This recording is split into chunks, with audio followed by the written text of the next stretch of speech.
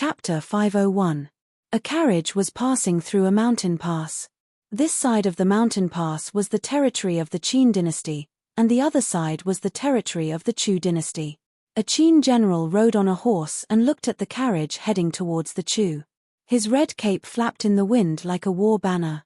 In the previous chaos in Changling, we lost to the Chu and were forced to give up Yangshan commandery.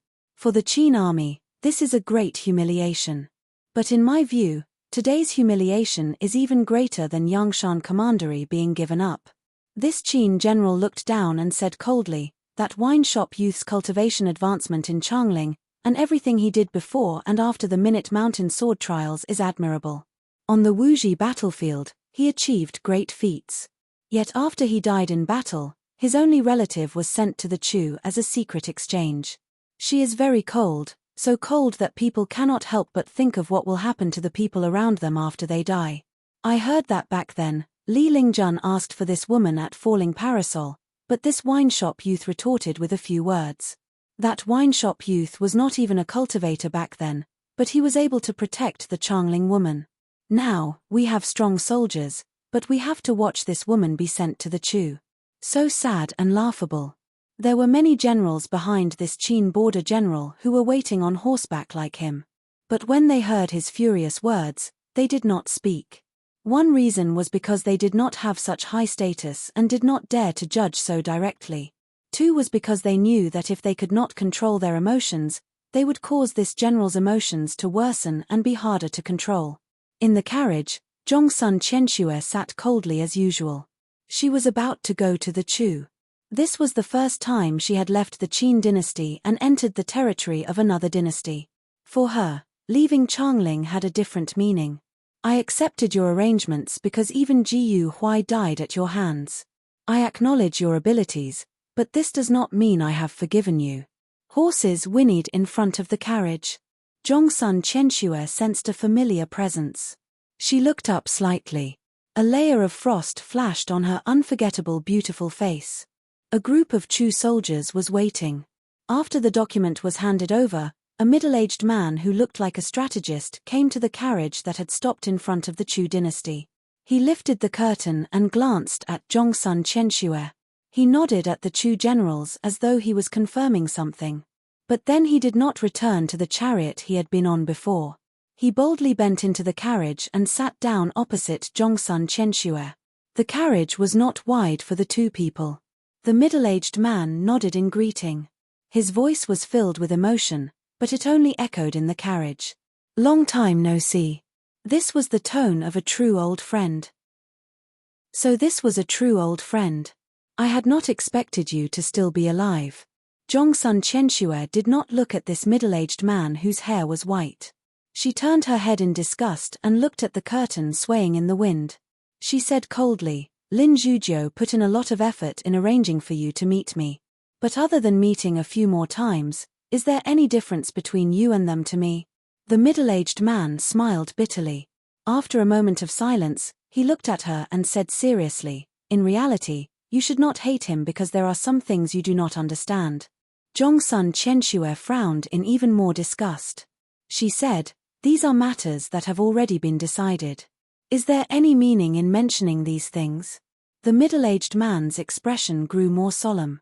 He nodded and said, even if these are matters of the past, everything has right and wrong. Lin Zhujiu had me come to see you, not because I once studied with you and am your senior sect brother, but because you should know that I never lie. Zhongsun Qianxue was silent. Because she knew this man spoke the truth. This man also came from the old nobility and had once shared a master with her.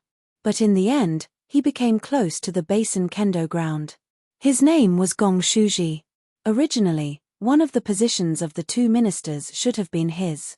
Not because of his birth and cultivation, but because of his straightforwardness. He always spoke of right and wrong, and never lied. You do not know everything about what happened in the past, or rather, it is one-sided. Gong Shuji looked at the silent her and slowly said, it was his idea for the Shong family to lead the reform. But the Shong family offended the interests of most of the nobility. In order to temporarily avoid chaos and calm some people's anger, the Shong family was made the scapegoat. This had nothing to do with him. At the time, he was in the Chu. When he received the news and returned, the Shang family only had an orphan girl left. Because of this, he was on the verge of breaking with Yuanwu. The world thought that he would do anything to achieve his goal, but in reality, his mistake was to believe Zheng Xiu. Gong Shuji looked at Zhongsun Qianxue, whose lips were tightly pressed together. He slowly said, that year, when he fought with the Wei, he had Zheng Xiu stay in Changling to restrain Yuanwu. In reality, at that time, he and your family, including the other families, had almost finished their discussions. They had discussed what each family would do in Changling in the future, and made them marquises. As long as the Qin dynasty can continue to expand, the land will not be completely sealed. Gong Shuji looked at Zhongsun Qianxue, whose eyelashes were starting to flutter. He took a deep breath and slowly said, but he did not expect Zheng Xiu to stand with Yuanwu. He did not know that 4 great families were destroyed in one night. This was the key to his complete break with Yuanwu. The last thing he and Zheng Xiu planned was for the Basin Kendo ground to peacefully leave Changling. But he had not expected Yuanwu and Zheng Xiu to attack first. Zhongsun Qianxue's lips were pressed into a line, but the corners of her lips trembled. You say that he did not know anything about these things? If you do not even believe what I say, there is another person who can prove it. Gong Shuji looked at her, who finally spoke and said seriously, Yi Xiao knows that these matters have nothing to do with him. Zhongsun Qianxue looked up. This is already a matter that has been decided. Is there any meaning in mentioning this? She slowly said this again.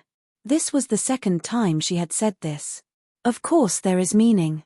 Gong Shuji looked at her and said softly, he was in a hurry to return to Changling because he feared you would risk your life to fight Zheng Xiu, but in the end, he did not expect Zheng Xiu to be so cold, and use the lives of so many people to force him to appear.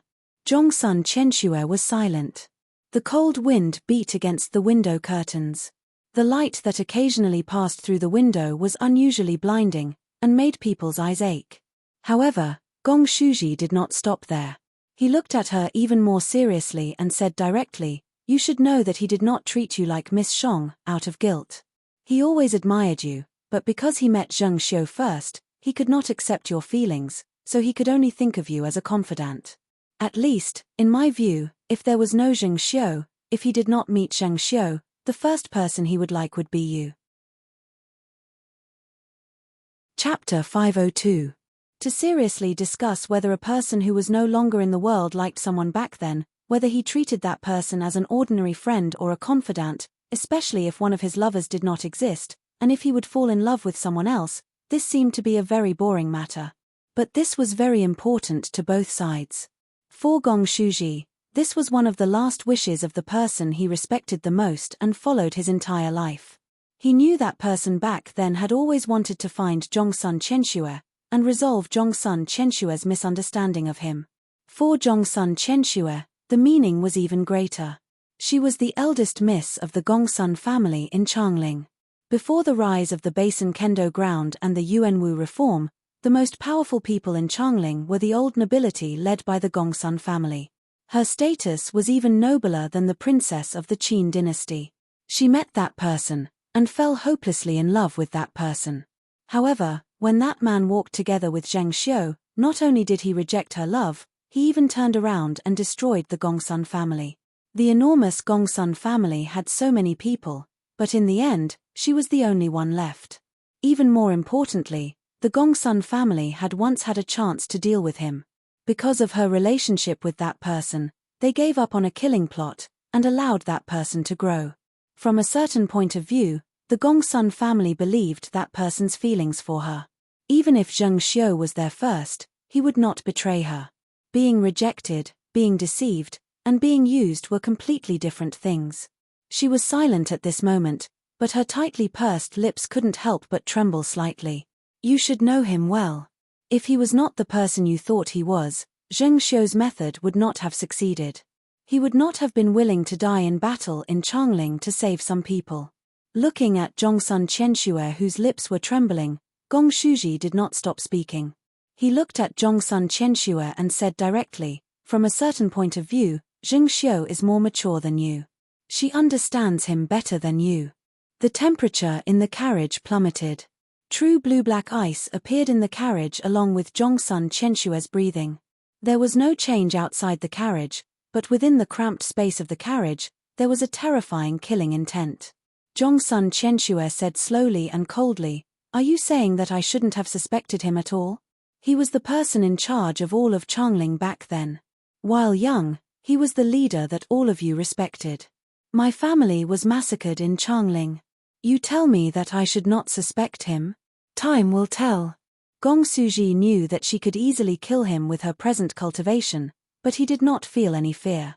He looked seriously at her and slowly said, "At least, when he died in battle in Changling, you should have understood.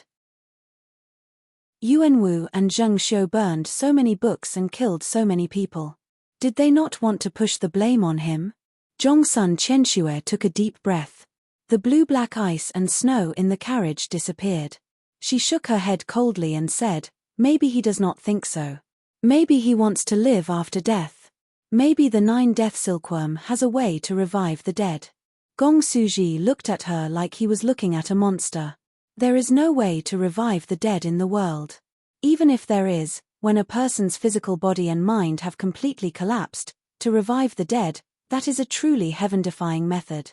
I fear this is no different from ascending to the legendary realm 9. Who can guarantee that nothing will go wrong? If one cannot guarantee that nothing will go wrong, who will die first and then live, and use their own life as a bet? After a pause, he could not help but have some disdain at the corners of his mouth. If it was Zheng Xiu or Yuan Wu, they would naturally endure, and find a perfect opportunity to counterattack and take revenge. Zhongsun Qianshue was silent for a long time and said, "Just like how he trusted Zheng Xiu, after many years, the only thing I learned is to not easily trust anyone. I want to see Yi Xiao. As long as you are willing." Gong Suji nodded again and said sincerely, "He should want to see you more." Zhongsun Qianshue's expression recovered its usual coldness. Hearing the sound of the carriage wheels, she turned to look at the fluttering carriage curtains and said softly, "So the Basin Kendo ground has not truly disappeared in these years. You can be in the Chu, and have the Chu and Zheng Xiu reach an agreement to send me safely to the Chu like a trade item. This means that all of the Chu dynasty belongs to the Basin Kendo ground." Gong Suji laughed. "You can say that." His smile was slightly bleak and without pride. He knew very well what price the Basin Kendo ground had paid. Minute Mountain Sword Sect, above the snow line. Bailey Sushua's figure was colder than an unmelting glacier. Jing Liuli stood below him, her body trembling slightly. Bailey Sushua also had a leaf in his hand. This leaf was also dark red, like it was made from dried blood, and also had many profound lines. Jing Liuli could not comprehend the meaning of these profound lines, but she had studied seal lines like this before, so she was familiar with the special presence these lines gave off. This could only be the ultimate skill of Minute Mountain Sword Sect. Shun Xian had sent this leaf to Minute Mountain Sword Sect before returning to the Imperial Palace. The heaven-replenishing divine art had landed in Shun Xian's hands. She found it hard to believe that the wine shop youth she had followed for a long time had died, but she believed that if he had not died, he would not have let the heaven-replenishing divine art land in Shun Xian's hands. Then what did Shun Xian mean by sending a leaf that represented the heaven-replenishing divine art in secret? Her emotions were too agitated and she couldn't figure it out. Ding Ning is not dead. Bailey Sushua's first words caused her to stop breathing, and she raised her head in disbelief. He is from the Basin Kendo ground. Bailey Sushua's words caused her body to stiffen even more. Then Bailey Sushua looked at her and said, "Shun Xian chose the Basin Kendo ground." Jing Liuli still could not understand and looked dazedly at Bailey Sushua. Bailey Sushua looked expressionlessly at the red leaf in his hand, and watched it turn to ice in the cold. The heaven-replenishing divine art has been changed. Hearing his words, Jing Liuli finally reacted. She struggled to breathe and said in a trembling voice, "This is the heaven-replenishing divine art that Ding Ning changed. He deliberately let this heaven-replenishing divine art land in Zheng Xiu's hands." Bailey Sushua looked at her and did not answer. But Jing Liuli, who was very familiar with him, saw the answer from his eyes. An indescribable feeling of ecstasy suddenly rose in her heart. "Master!" She hesitated for a moment and looked at Bailey Sushue, asking, "Back then, what happened between you and that person from the Basin Kendo ground? Why do you hate him so much?" Chapter 503. This was a secret of the past. Everyone wanted to know what kind of conflict had occurred between Bailey Sushue and that person back then, so much so that person could not enter Minute Mountain Sword Sect to take a look. But almost no one dared, and no one had the chance to ask Bailey Sushue in person. There were many guesses in the cultivation world about the conflict between Bailey Sushue and that person. Most people felt that the most likely guess was that Bailey Sushue had fought that person before. Because when that person first became famous in Changling, he sought out powerful swordsmen to challenge. Now, duels were common in Changling, and even not accepting a challenge was thought to be a sign of weakness. Most people guessed that that person had challenged Bailey Sushue, and Bailey Sushue had been defeated and humiliated. So when that person wanted to enter Minute Mountain Sword Sect to take a look, Bailey Sushue closed the gates and refused to see him. That person was never able to enter Minute Mountain Sword Sect. Even Jing Lioli guessed this. Because when she asked, Bailey Sushue was silent. She could not help but ask, "Master, did he really challenge you?" A hint of a smile appeared at the corners of Bailey Sushue's mouth. When he smiled, the corners of his mouth were curled up and filled with pride. But his eyes were filled with emotion and disdain. He shook his head and said, "I did not fight him. I closed the gates and refused to see him because he was too stupid." Too stupid? Jing Lioli looked dazedly at him. She could not imagine. The entire world knew that person in the past was a peerless genius. No matter if it was his comprehension of cultivation, or leading an army in battle, no one could compare to him. In her view, even her master, whom she respected to the extreme, did not seem to have the right to say that person was too stupid. Stupidity is stupidity. There is nothing to talk about in the past. Bailey Sushue turned around and did not speak. Jing Lioli looked at Bailey Sushue's back. She thought that he was looking silently at the ice and snow on the mountain peak. She did not know that he was looking at Changling, and the invisible imperial palace. The sunlight fell into the cold palace deep in Changling's imperial palace. The blood-like acacia vines slowly retracted back to the beam and intertwined on the roof of the palace. On the torture bed below, a mangled figure, or rather, a lump of mangled flesh and blood, was constantly twisting and writhing, letting out mournful moans. The yellow-robed cultivator regretfully pulled out the thin needles in Shenxian's flesh one by one. He did not even wipe away the blood before putting them into a metal box. The two recording officials were not like this yellow-robed cultivator who could never leave this cold palace. They bowed respectfully to Shenxian on the torture bed. As they retreated out of the palace, the two officials congratulated Shenxian softly. "Congratulations, Official Shen." When the two officials left, two more quickly walked in. One was an old medical officer who started to treat Shenxian's injuries as quickly as possible. One of them was a clothing official, carrying all the cleansing items and a brand new set of official robes. The smell of blood in the cold palace was washed away, and it was filled with the unique smell of some rare spiritual herbs. The painful groans in Shenxian's mouth slowly disappeared, and turned into heavy breathing. "Official Shen, bear with it. Your suffering is over, and the good is coming. Glory and wealth are in the future.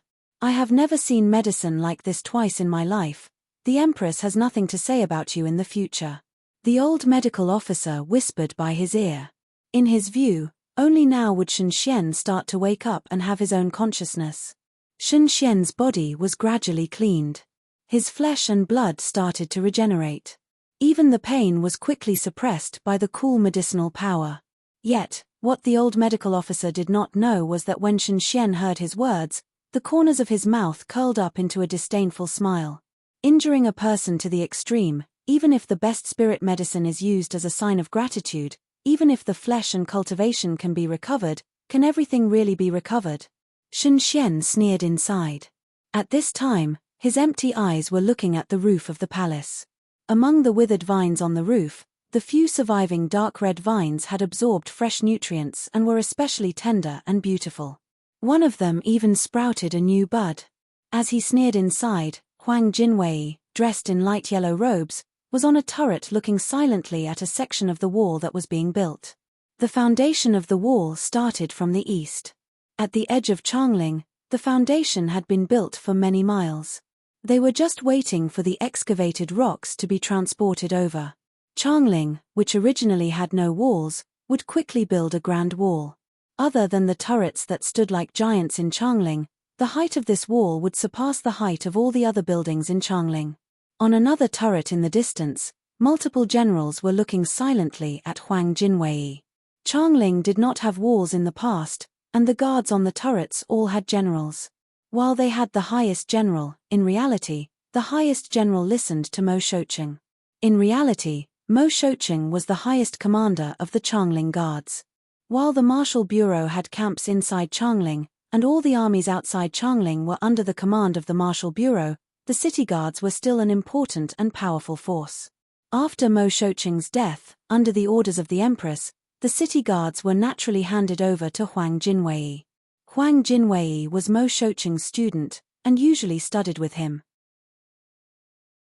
None of the generals of the city guards had any objections to him taking over Mo Shoucheng's position. Yet what they found hard to understand was that Huang Jinwei had originally been a bureau chief. When the city walls were built, and the city guards were handed over to him, Huang Jinwei's power naturally surpassed the other bureau chiefs and marquessate establishments. What they found even harder to understand was the new news coming out of the imperial palace today. The cruel official Shen Xian, who had been in charge of the great floating water prison, was going to become the secretariat director of the Qin dynasty. For ordinary middle and low-ranking officials, the word secretariat director might not mean much, but for these high-ranking officials who had experienced the changes of the past and the Basin Kendo ground, the words were too shocking. The world knew that the Qin dynasty had quickly grown strong because of the Basin Kendo ground. The Basin Kendo ground had pushed the Qin dynasty reform. But most people only knew that the ones in charge of the reform were the Shang family, and did not know that other than the Shang family, there was also the Li family. The Li family changed the law, the Shang family changed the ancestral law. The Li family's heavy punishment and some of their ideas surpassed imperial power. Even more importantly, the secretariat director was one of that person's ideas, and an official position above the bureaus. These high-ranking generals who guarded the city could not understand why the Empress would activate the secretariat decree again. But they were certain that if this news was true, then in the future, Changling would have two more leaders who were close to or even equal to the two prime ministers. One was Huang Jinwei, whom they were following right now. The other was Shen Xian, who had walked out of the great floating water prison. Fighting in the north and south, hoping to be made a marquis. In the end, he is not as good as a cruel official who walked out of the torture room. One of the city guards shook his head with a cold smile. He said this because he thought of the Tiger Wolf Army General Liang Lian who had died. His mood right now was slightly discontent, and represented the mood of most of the generals. What we think is not important. Another general next to him glanced at him and said with slight disdain, I am just curious about the Holy One's mood. What does the Holy One think about her actions? Chapter 504. All of the city guards were silent and did not speak. Everyone in the world knew that Zheng Xiu was the most powerful mistress of the Qin dynasty. She could even be said to be the person in charge of Changling right now. Everyone knew that after Yuanwu ascended the throne, he spent most of his time in seclusion. Almost all political matters were left to the two ministers and Zheng Xiu to handle. Yet, all of the Qin people's attitudes towards Zheng Xiu were subtle. Her cold governance of the Qin dynasty caused the Qin dynasty to be unprecedentedly orderly and powerful in these years. Yet, her coldness always caused people to feel displeasure, just like her previous attitude towards Mo Shoucheng. More importantly, she still had that person's mark on her. In the view of these guards, even if she betrayed that person in the end and chose Yuanwu, she had once been that person's woman. For many years, the Holy One they were loyal to had chosen to forget and erase. Yet, some of the things she did caused people to think of that person again. The Holy One's intentions were unfathomable. Yet for these people who did not like Zheng Xiu, they knew that the strength of the Qin dynasty was due to the close relationship between the Holy One and the Empress. The Holy One's cultivation was strong, and the Empress' governance was peerless. For the enormous Qin dynasty, what was most important was the Holy One's attitude and thoughts towards the Empress' actions. Shen Xian, Secretariat Director. In the authoritative and dark imperial palace, the Yuanwu Emperor sat on the couch in his cotton robes. He looked coolly at the scroll of documents in front of him, calmly shook his head, and then closed his eyes. Closing the eyes was the start of a new round of cultivation. The meaning was to not see, to not see. Towards everything Zheng Xiu did, he was still the same as before, allowing Zheng Xiu to do as she pleased and not see. The imperial palace was very quiet. But the people walking inside looked at the seclusion room the emperor used to cultivate, the ministers' pavilions, and the empress' study in the inner palace. They all felt great terror. They all felt that something major was about to happen. Yet, nothing happened. Everything was as calm as usual. The table and chair that the empress sat on moved forward a little, closer to the mysterious courtyard and the spirit spring that was surrounded by white spirit energy. All the petals of the spirit lotus in the spirit spring had already withered, forming a tight lotus seed pod. The swirling white spirit chi seemed to be gathering towards the lotus seeds in the lotus seed pod. Every immature lotus seed was like an individual cultivator, exuding an indescribable spiritual aura. The Empress' perfect face gave off a porcelain-like glow. Her gaze seemed to be cast calmly into the blurred light moving through the courtyard, but in the world of perception, it was a stormy sea. Her perception had already reached a high altitude in the starry sky that she normally couldn't reach. The life bond sword that came from the Jiao sword furnace and had been forcibly taken by her passed through the thinnest air with great difficulty. It seemed to have truly left the world, turned into a star, and slowly moved through the silent starry sky. Her perception entangled with this sword, striving to make this sword accept the refinement of the star fire that she could not touch in the past. This was a brand new exploration for her, and also a great risk. The small sword that carried her will was like a little boat in the ocean, in danger of capsizing at any time. With each new thread of starfire that landed on the small sword, the energy on the small sword would give off a thread of smoke. The sword would tremble violently, and the pain would be transmitted back to her perception and affect her body. This lifebond sword of Jiao Sai, after being refined day and night, almost became her lifebond sword. The pain of the lifebond sword was true pain. However, she did not feel the slightest bit of pain. This was because a great joy had always filled her entire body, her entire spiritual world. When each thread of energy on the small sword was burned and seemed to be in danger, starlight would be gathered from all directions by her will, and enter the small sword. The starlight turned to energy, and merged with the remaining starfire on the small sword, settling into the small sword. Occasionally, fragments would fall off the surface of the small sword, but the entire sword did not shrink. This small sword seemed to be reborn from the inside out. At this time, she also felt she was being reborn. She was a proud daughter of the heavens, but when she left Jiaodong Commandery, she encountered that person. No matter how good she was, she could not surpass that person. When that person disappeared, Yuanwu would pass realm 8. No matter if it was in the past or now, she carried the mark of that person or Yuanwu, and felt she was always in their shadows. Now, she had the Jiao sword furnace sword that could endure her will and the refinement of the starfire. She also had the heaven-replenishing divine art to take her into a new world. Her mind was as free as when she first entered Changling. When the small sword broke through the limits of her perception, and the surface peeled off like a cicada, welcoming new life, Shen Xian, dressed in a new official robe, was slowly walking out of the cold palace. His official robe was a deep purple that Changling had never seen before, and the patterns on his robe twisted like chains. The wounds on his body had formed scabs and fallen off, but his skin was still uneven, like there were many withered vines hidden under his skin. The new flesh was still itchy, but breathing in the fresh air, Shen Xian inexplicably smiled. He welcomed his new life. Yang Shangju. A rebellion started by an outer king had been completely quelled. Many troops from other counties had begun to withdraw, and the people began to busy themselves with their livelihoods. The people of Shangju had seen too many bloody incidents like this. As long as it was not carried out in their own small courtyards, most of the major incidents would just become a topic of conversation after a meal. Corpses were still being cleaned out of the streets that had been most damaged in the battle. A general wearing bronze armor sat tiredly on a collapsed wall. He looked at the corpses of his subordinates that were being cleaned out. The bitterness and helplessness in his eyes grew thicker and thicker. Nearby, there were many patrolling imperial palace guards. When they looked at this mountainous general, their eyes were filled with admiration and awe. This general was the famous general of the Yang dynasty, Fan Yuchi, the general of the Yang North Army.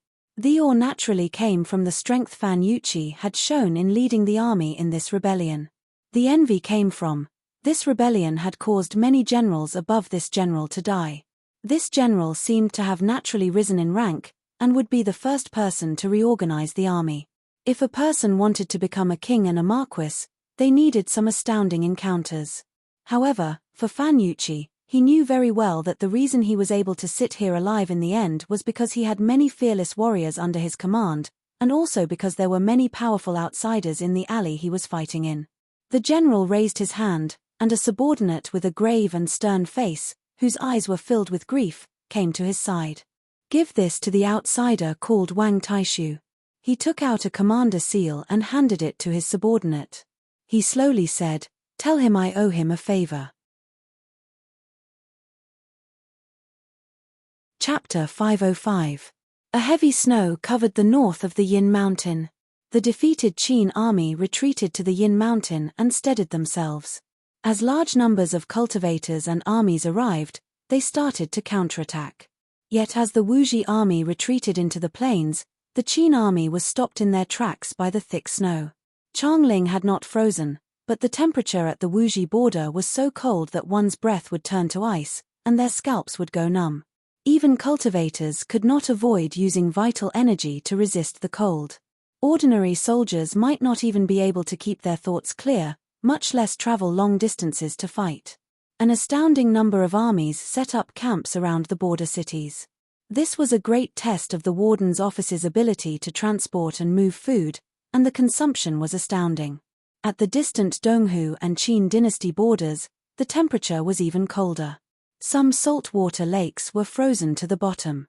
The wind that blew up pieces of ice and created a patch of white. This kind of wind was called the white hair wind. It caused needle-like pain when it blew on people's faces, and blocked their vision. When the wind blew, it was easy for people to get lost. Occasionally, there would be lakes that were not frozen to the bottom. They were deep freshwater lakes. The water in the depths of the lakes was close to freezing but not frozen. Large numbers of fish would gather there as though they were hibernating. One of the elite border armies of the Qin army was stationed by a lake like this. They relied on fishing in the winter to solve their food problem. Multiple flying swords flew in and out of the ice, giving off terrifying vibrations. Large pieces of ice were cut open, and then shattered into pieces by the powerful sword energies. Enormous winches were set up next to these cut ice caves. They used ropes to drag fishing nets in. The enormous fishing nets would be dragged under the ice for more than 2 hours. With each net, there would be thousands of catties of fish. No one knows what she is thinking. If she started a war with Wuji just to force so many cultivators into the border army, then the price she paid is too great. So many armies are stationed at the Wuji border. Does she want to wait until spring to fight? She destroyed so many cultivation places and drained the pond to fish. We'll have to wait until at least the end of April before the snow melts outside the pass. In the next half a year.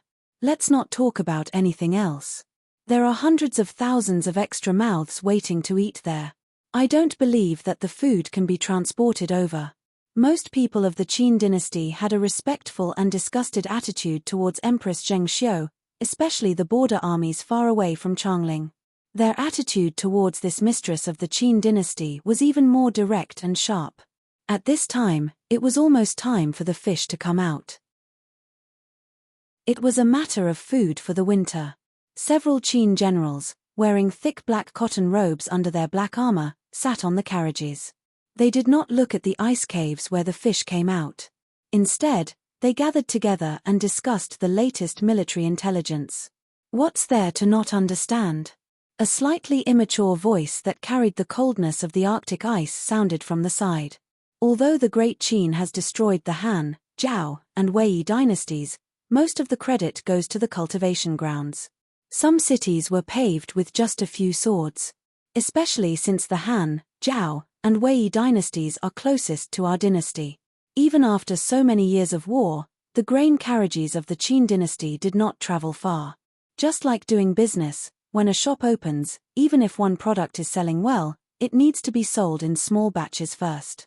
Then we will see if the goods and the workshops can keep up. In the words of our trade, it can be turned.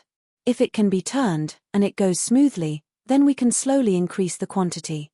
Often, we need to do a few big deals before we can see if the workshops, workers, and shopkeepers can keep up with the bigger deals. If the Qin dynasty's army only goes to the border, and the warden's office cannot keep up, then when the Qin dynasty's army goes further into the Chu, Yang, and Qi, how can the transportation keep up? Zheng Xiu is not stupid. Fighting Wuji is just practice. If it goes smoothly, it will go smoothly against the Chu, Yang, and Qi. The generals sitting together were startled at first, then they all raised their heads and looked at the young general who was commanding the carriages at the side. One of the generals picked up a wineskin that was still warm in his bosom and threw it over. He was the first to laugh and scold, "Xie Changsheng, you actually compare war to business." However, this description is very apt and very reasonable. I think the Empress is really like this. You are right. How is she stupid? In terms of intelligence, all of us added together can't even compare to one of her fingers. The young general's face was young, but he had a disdainful expression. This Xie Changsheng was the famous Xie Changsheng of the Guanzhong Xie family in Changling. Xie Changsheng raised an eyebrow, opened the wine bag and took a drink. He said, "This wine is too bad. I will get some good wine in the spring." If there was no war at the Donghu border, there would be few people for hundreds of miles. Fish and meat were easy to get, but wine was rare.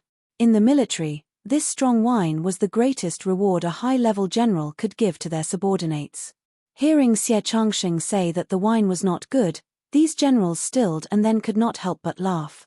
At this moment, the white hair on the surface of the lake suddenly stirred, as if there was a different sound of wind. The general's breathing immediately stopped, but in the next moment, there were several short whistles. The general's expressions relaxed slightly, but they were puzzled. Looking in the direction of the sound, the vital energy of these generals flowed, and their eyesight increased greatly. 3 figures slowly appeared in the white wind. The 2 at the front were hunched over by the thick white fur blanket they wore. Behind them was a slender figure who seemed to be wearing an ordinary fur robe. Do not worry, it is also someone from Guanzhong. Xie Changsheng's cultivation was naturally not as good as these generals, but he only saw the general appearance of the slender figure. He sneered and said, "Guanzhong." The generals gradually saw that the slender figure was a young man about the same age as Xie Changsheng. They were even more confused. However, when the young man came closer, they felt a chill in their hearts. They felt that the sword intent this young man cultivated was somewhat extraordinary. Originally, Ding Ning was the last disciple of White Goat Cave, but he forced his way in and became Xue Wangshu's last student. Xie Changsheng adjusted his collar, threw the wine bag back and said, "Shen Yi." These generals immediately reacted. "Xie Changsheng, you are here as expected. Searching for someone in this kind of weather, you think you are a Realm 7 cultivator? You are not afraid of being frozen into ice." When the 2 young people met, one was overjoyed, the other sneered. Seeing Xie Changsheng's attitude, Chen Yi suddenly became sluggish. "What are you doing here?" Xie Changsheng turned his head and did not look at him, only at where the fish had come out. White energy shrouded the ice caves where the nets were, and there was the sound of large fish splashing through the water. Shun Yi froze for a moment and said in a trembling voice, "Senior sect brother Ding Ning, if you have come just to tell me that your senior sect brother died in battle at the Mountain of Ancestors, then I can only say that you are too stupid." Xie Changsheng's expression darkened and he interrupted him. "Since I can come to the Donghu border army, do you think I do not know what is happening outside?" Chen Yi raised his head, his eyes seemed to be a little red from the wind, but he stubbornly looked at Xie Changsheng and said, "I didn't come here to tell you this, I just have a few words to say to you alone." Xie Changsheng frowned but did not say anything. He only nodded at the generals and walked downwind. It wasn't until he was surrounded by a vast expanse of whiteness and the cold wind whistled past his ears that he turned around and stopped, looking at Chen Yi and saying, "Speak. Can you not hate the Empress?" Shen Yi looked at him and said seriously. Xie Changsheng's frown deepened. "What idiotic things are you saying? Your actions do not just represent yourself, but will drag down the entire Xie family." Shen Yi looked at him and said slowly, If my senior sect brother wants to kill the Empress, and even the Holy One, what will you do? He is dead, and you are telling me if. Xie Changsheng laughed coldly, very loudly. He did not care if others heard because his words did not need to be kept secret. "Because my senior sect brother also asked me this." Shen Yi looked at him and said softly, "He also told me, if news of his death spread, do not believe it."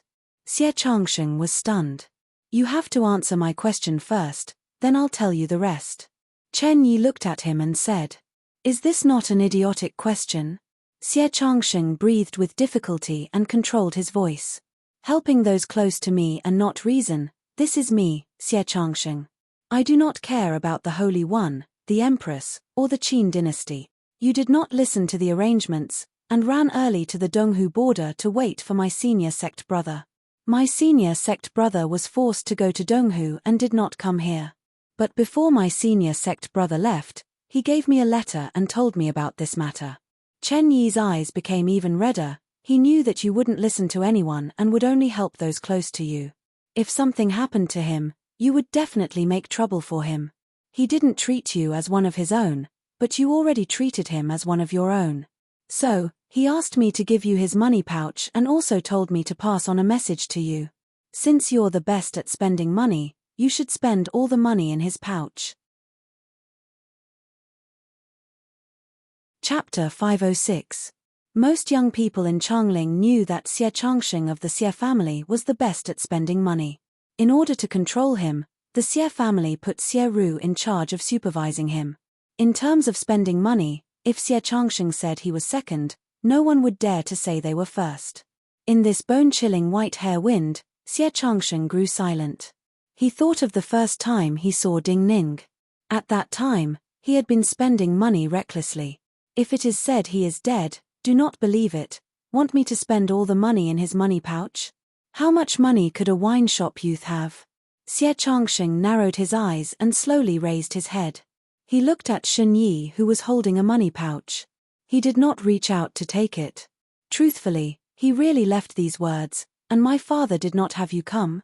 He purposely used me to spend money to forget that he is dead. Old wind means an old friend in the wind is coming." Chen Yi looked at Xie Zhongxing and inexplicably said something that didn't seem to make sense. Xie Changsheng stilled and his body started to tremble indiscernibly. In the last communication with him, Ding Ning had left the words old wind. He had never understood it. But now, Shen Yi was standing in the wind, looking at him and telling him the meaning of Ding Ning's words. Shen Yi looked at him and said, "Senior sect brother had me tell you these words. Previously, I did not understand the meaning at all. But today, I am here to see you. Did senior sect brother predict that I would come to see you at this time before he left Changling? No one could truly see the secrets of the heavens. The only possibility was that he predicted he would not be able to resist coming to the Donghu border. As to the old friend in the wind coming, at the Donghu border, once winter came, the white hair wind would not stop. This was not a heavenly secret. If Ding Ning had planned this, then what was in this money pouch?" Xie Changsheng did not speak. He reached out to take the money pouch in Shen Yi's hand and opened it. There weren't any real coins in the pouch, nor were there any pearls or gems that were equivalent to coins. There were only some very old jade slips, cowhide, silk paper, and other things. They were all stamped with a unique seal or sealed with lacquer or lead. When Xie Changsheng saw a few of the items, he gasped for breath violently. Because the temperature in the white hair wind was too low, the intense inhalation caused him to cough violently, causing his face to distort. These things were worthless to most people because most people didn't even know what they were. Yet as the only son of the wealthiest Xie family in Guangzhou, he knew this was proof. Banks and gambling houses were some of the oldest businesses. Many private banks and gambling houses were not famous, but they were very old and kept a large amount of wealth in secret. This was especially true for some private banks. They didn't have any amazing wealth themselves and only kept some things for others. In order to keep it strictly confidential, even they themselves didn't know what kind of treasures were stored in their own warehouses. Because of his business dealings, Xie Changsheng knew almost all the public and underground banks. But there were some banks that even the Xie family had never worked with before. It was not that those banks were not good enough, but because those banks did not accept ordinary business. Only when the amount of wealth reached a certain level, and the annual payment was astounding, would those banks manage and keep it for them. In other words, while the Xie family was wealthy, they could not afford this kind of price. So even without the phrase "an old friend in the wind has come," just by looking at the things inside, he was certain that this was not something that his father had thought of to appease him. Every piece of proof in this money pouch represented astounding wealth. The wealth inside might be even more astounding than the entire Xie family. Xie Changsheng coughed violently and put the cold money pouch against his chest. During this process, his movements were slow and he did not speak, but his mind was in turmoil. When the reform was completed, and the Yuanwu emperor ascended the throne, no merchant could accumulate such astounding wealth. Only the old aristocratic families before the reform possessed wealth that was even more astonishing than the treasury of a dynasty. Moreover, those old aristocratic families were the best at dividing and hiding wealth. So this could only come from the old nobility. Changling's old nobility? So you were never an ordinary person. Xie Changsheng felt the coldness from the money pouch on his skin and shook his head in self-mockery. He thought slowly inside. Then, he raised his head and stared at Chen Yi with a cold expression, seriously asking, "Not only me, but your Chen family is also not small. The question you asked me before, I'd like to hear how you answer it." The extreme cold made people's thoughts slow. Shen Yi stilled for a moment before remembering what the question was. He said, "Before senior sect brother left, he had Yi Zhengnan ask me the same question. My answer is that if I am senior sect brother for a day, I will be senior sect brother for life, regardless of him or Zhong Yi. If you are senior sect brother for a day, you will be senior sect brother for life. Like me, you help your family and not reason." Xie Changsheng smiled scornfully and said, "You really do not fear being a burden to your father. The adults will naturally make their own choices. If they don't agree with what I'm doing, my family will sever all ties with me long before I do anything." Chen Yi looked at him and said, "So I only need to consider my own thoughts." Xie Changsheng's scornful smile completely disappeared. He looked at Shen Yi for a long time in the wind and then bowed to Shen Yi. He said, "I always thought that you were useless, or at least mediocre. Adding on that you like my sister, I thought you were not worthy of my sister. A toad wanting to eat swan meat, so I always found you irritating. But today, I know you are not useless, and have areas worthy of respect. No wonder Shui wanted to take you as his last disciple. Now that I think about it, I was stupid. If I had known, I do not know if he would have accepted you as his disciple." Chen Yi subconsciously hurriedly returned the greeting, but when he thought of Shui Wangshu, Ding Ning and Zhong Yi, he inexplicably choked up, unable to speak. "I do not know what you think." Xie Changsheng straightened his clothes and tightened his collar with a black scarf. Then, he slowly said, "No matter how certain others are, I didn't believe that he was dead. Especially after hearing about his arrangements, I don't think he is dead." Shen Yi's heart inexplicably warmed, but his eyes were still dim. "The fish is about to come out. What a coincidence. You can make it to a big feast." Xie Changsheng turned his head. The wind in front of him made him narrow his eyes. He was best at spending money, and he had never felt that spending money like flowing water was wrong. But to spend such an astonishing sum of money, how to spend it was a problem. If even Zheng Xiu thinks you are dead, but you are not dead, then where did you go? He slowly said in his heart. "You were never an ordinary person. Everyone in the world thought you were dead, but no one thought you were here with me. In a spacious tent, an old woman who was meticulously boiling butter tea raised her head and looked at the young man who was quietly sitting across from her, waiting for his tea to be served. The furnishings of this tent were very simple. It would appear very ordinary if placed alone in the wilderness.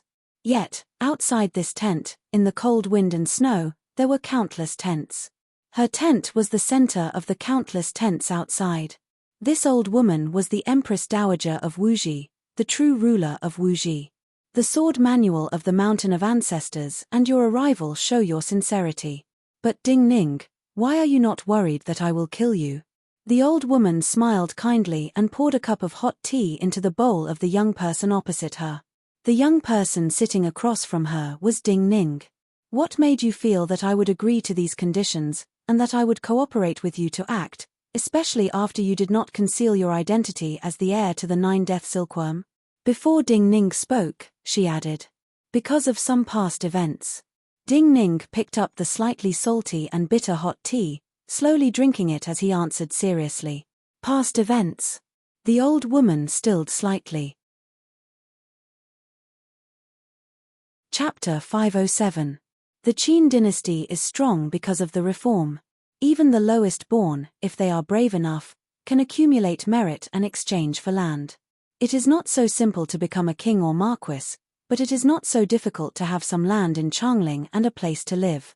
Ding Ning looked at the slightly murky tea and said calmly, in a certain sense, this reform gives everyone in the Qin dynasty an equal chance. For all those of low birth, this is hope. The old woman nodded and listened intently. She had enough patience and knew that Ding Ning would not waste words for no reason. So for many Qin people, it is not important who is the emperor. What is important is whether they have good days, whether they are proud as Qin people, and who can maintain such hope. So there are not many Qin people who want to kill that person. Ding Ning smiled self-deprecatingly and said, in the end, even though Yuanwu and Zhang Xiu promised great benefits, and Realm 7 cultivators gathered in Changling to kill him, most of the Qin people were old nobles who were dissatisfied with that person and the Basin Kendo ground. Most of them were cultivators from other dynasties and countries. The old woman shook her head and sighed emotionally. That person probably did not expect that after fighting for the Qin dynasty for his entire life, in the end, it was in the Qin dynasty that countless cultivators from enemy dynasties came to kill him. Because that person was too strong, in the eyes of all the enemies of the Qin dynasty, he was the greatest threat. So at the time, Wuji's Realm 7s came out in full force. Ding Ning finished the tea in his hand and looked up at the old woman. He said calmly, at the time, the strongest cultivators of Wuji entered Changling under your orders and died in Changling. In terms of losses, Wuji lost more than a dozen peerless experts. I fear they were the greatest losses of all the dynasties back then. The old woman was slightly surprised and her eyes widened slightly. I had not expected you to know these old matters.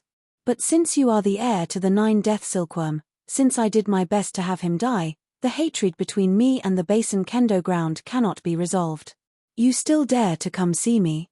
Acting according to the situation back then was that everyone in the world wanted him dead. If this hatred could not be resolved, then would the Basin Kendo ground kill everyone in the world for revenge? Ding Ning took a deep breath and said slowly, he chose to enter Changling and knew he was going to die. This hatred started because of Yuanwu and Zheng Xiu, so they should end it. It is good that you can think this way. The old woman looked into his eyes and said sincerely, if Yuanwu and Zheng Xiu had not created such a chance for the people of the world, who in the world could have killed him? After a pause, the old woman smiled self-deprecatingly and said, but if we really talk about hatred, so many people died for him. How can it be settled clearly? Back then, everyone in the world knew that Zheng Xiu wanted to use the dynasties to kill him.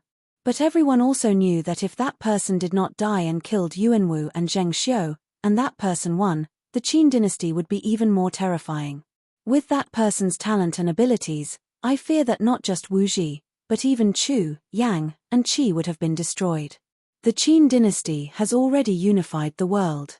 So the dynasties were willing to be used by Zhang Xiu. When she spoke to this point, the old woman paused again and revealed a bitter smile as if it was difficult for her to speak. Those cultivators who I thought were unusually strong back then could not even block one blow from him. Wherever his sword passed, it would be defeated with one blow, and those who faced him would be killed with one blow. But those grandmasters, those experts, in order to use up his vital energy, still went to their deaths, and the corpses piled up into mountains. So many grandmasters of my dynasty that even I found stunning were killed with one blow like ordinary soldiers in front of him. Every time I mention this old matter, I still feel cold inside. Ding Ning maintained his silence and did not speak. The old woman sighed emotionally. Every time I think of this old matter, I also feel respect for that person. But he had to die back then because it was his fault that gave the people of the world a chance to kill him. Ding Ning said coolly, just like his tone with Zhongsun Qianxue in the wine shop. But the general trend is that Yuanwu must die. This is why I dared to come see you. Mister, your arrival itself represents the greatest sincerity. So I am willing to pay a certain price to cooperate, and have the world think that you are dead. The old woman suddenly nodded to Ding Ning, and even her address became respectful. It is so pleasant to talk with Mr. I want to hear more of Mr.'s opinions. Before ascending the throne, Yuanwu seemed to give everyone the feeling that he was the most mediocre of that group. Ding Ning looked at her and said, but everyone was wrong. To be able to arrange and complete so many things in secret, such as destroying the Basin Kendo ground, this is enough to show his ambition. Even if he pretends to be mediocre now, it means that he has greater ambition. Even more importantly, his cultivation speed is not fast, but he has reached Realm 8. The old woman who was listening was shocked and said, Mister, you mean that Yuanwu may reach Realm 9? He does not need to reach Realm 9. Even if he is just one step closer to Realm 9. Ding Ning laughed disdainfully. The Qin dynasty's fleet has been searching for spirit medicines overseas. If there are some that can make his vitality stronger, and his vital energy stronger, no one in the world will be able to kill him. You should know that he is the emperor of the Qin dynasty now. If he really reaches that step, the cultivators of the other dynasties will not be able to safely enter Changling or the center of the Qin dynasty's army. Countless cultivators will safely come to his side and gather to kill him. The old woman was silent for a moment and thought seriously. Then she said, in the future, will the Basin Kendo ground promise Wuji? Ding Ning looked at her and said, the Basin Kendo ground has never broken its promises, and never betrayed its friends. As long as Wuji is in the hands of our friends, we will be at ease. The old woman said with slight difficulty, Wu Lianzi is too young. You can teach him. You have a long time to teach him. Ding Ning bowed seriously to her. When she raised her head again, he had already reached out and grabbed her wrist. The old woman stilled slightly but did not refuse or stop him. She realized something when she heard the countless tiny noises. Her body trembled. The illnesses in her body that could affect her life and death, especially the area that even the best doctors in the world could not treat, were disintegrated by the small things and disappeared. A youthful vitality returned to her body. Chapter 508. Donghu has been very ambiguous these years. Even in the previous war, Donghu was not determined to send troops, Ding Ning said slowly with a calm expression. The old woman took a deep breath and nodded. She said, the emperor is trash. Hearing such a simple comment, Ding Ning could not help but laugh. Then he immediately became serious. Back then, many people from Donghu went to Changling. In the end, one person survived. The old woman stilled slightly. Ding Ning took back his hand, took out a piece of wood from his sleeve and handed it to the old woman. Give this to that person. He will have the Donghu emperor listen to some of our suggestions. There were some faint sword marks on the ordinary piece of pine wood, but there was a certain meaning flowing between these simple sword marks that caused the old woman to feel pain in her eyes. Mister is so strong, you really have the style of your teacher. She stilled for a moment and looked up at Ding Ning. Happy birthday. Ding Ning reached out to pour himself a cup of butter tea, bowed slightly and said, thank you, mister, for your blessing. The old woman smiled emotionally and returned the bow. The night wind suddenly turned cold. Su Qin started to cough. He looked at the stone steps in front of him, and then at the room high up. He laughed self-mockingly. This was Celestial Seal Sect. For the rebellion that had swept through the entire dynasty, Celestial Seal Sect had been the center of the whirlpool. Yet after the rebellion, Celestial Seal Sect was the calmest and had suffered the least losses. Even those people who had participated in the rebellion expressed opinions different from the sect master, and even tried to trap the sect master on the mountain. The sect master of Celestial Seal Sect did not pursue them, as though nothing had happened. Just as he was laughing emotionally and self-mockingly, clear footsteps sounded behind him. He turned around. A Celestial Seal Sect teacher's footsteps were dotted with stars as though he was walking on starlight. "You have come to kill me." Su Qin's face paled slightly, and his self-deprecating expression deepened. "Did Zheng Xiu send you to kill me?" This Celestial Seal Sect teacher smiled scornfully and said, "Just now, you are looking at the mountain. You must be sighing at the spirit of important people. How can someone like you guess the thoughts of these important people?" Su Qin also smiled and said, "It's best that they're not here to kill me. When I look at the mountain, I'm not sighing at the spirit of the great figures. Instead, I'm thinking about when I can become such a great figure." This Celestial Seal Sect teacher smiled until his eyes narrowed. "Those who are too ambitious will easily die early." Su Qin smiled and said, "But I'm not dead yet. The Empress is very dissatisfied with you for killing Zhong Yi, but she is satisfied with your performance so far." This Celestial Seal Sect teacher put away his smile and looked up coldly. "So she gave you a chance." After saying this, he took out a yellow cloth bag from his bosom and handed it to Su Qin. Su Qin's eyes flashed with an unusual light. Yet when his hands touched the yellow cloth bag, a powerful force charged into his heart and lungs. With a pop, a mouthful of blood shot out of his mouth. Starlight flashed. Only the back of the Celestial Seal Sect teacher remained. His disdainful voice continued to come from the mountain path. "While she gave you a chance, and I cannot go against her will to kill you, you dare to speak to me with such an attitude. I can easily teach you a lesson like teaching a dog, adding injury to injury." Su Qin started to cough violently, spitting out purple-black blood clots.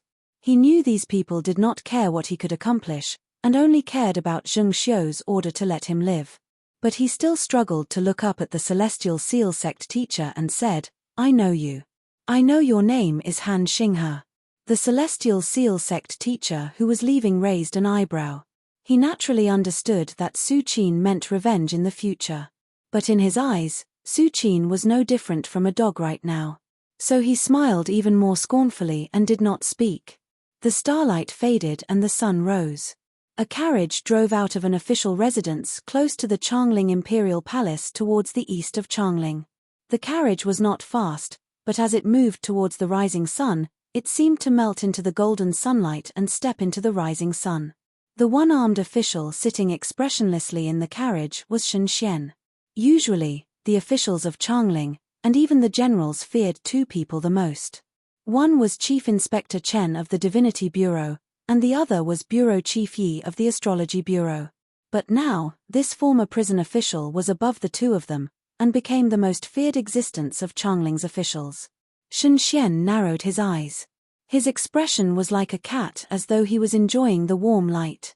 After traveling under the rising sun for a long time, the carriage finally turned around and arrived in front of a small courtyard. There was no rain. But multiple black umbrellas were open, blocking the sunlight and the faces of the cultivators under the umbrellas. They blocked his carriage. Shen Xian patted the window for the carriage to stop. Then he said, "I want to see Bureau Chief Yi. This is Bureau Chief Yi's private residence. She does not receive guests." A very rude voice came from under the black umbrella. Shen Xian was expressionless as he repeated, "I want to see Bureau Chief Yi." The voice under the black umbrella clearly contained a sneer. "But Bureau Chief Yi does not want to see you." Shen Xian said, "You should know my present status. In Changling, I have the right to see anyone at any time. If you stop me again, do you believe that I will kill you?" There was no response from under the black umbrellas because a voice sounded from the small courtyard behind. "You want to see me so much, you really dare to do this. You think I do not dare to kill you?" This voice was domineering and unreasonable. Yet in Changling, Yi Xileng did not seem to be reasonable. Shen Xian stood and walked off the carriage. His gaze passed through the gaps between the murderous black umbrellas in front of him to look at the tightly closed door.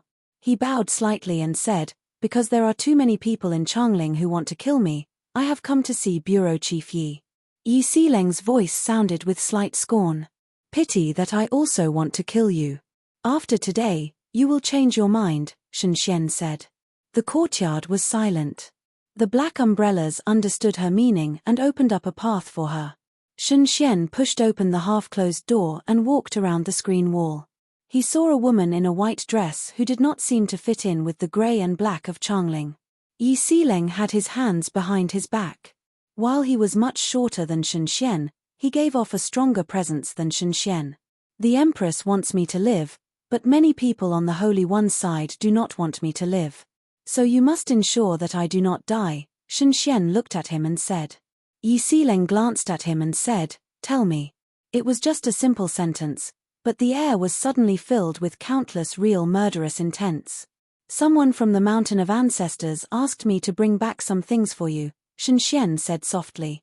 Shen Xian said softly and then closed his eyes. This small courtyard was surrounded by water canals and was filled with water vapor. When he closed his eyes, even more water vapor suddenly appeared at the same height as his body. There was a kind of boundless wind and rain aura forming.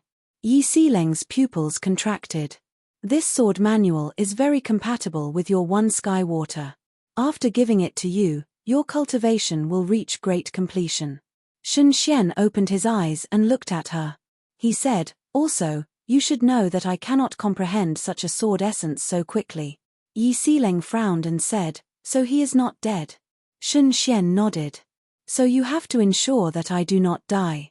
Yi Xileng was silent for a moment and then suddenly laughed. He said, "I had not thought that I would stand with someone like you." Shen Xian said sincerely, "I also did not expect this." Chapter 509. Heavy Snow.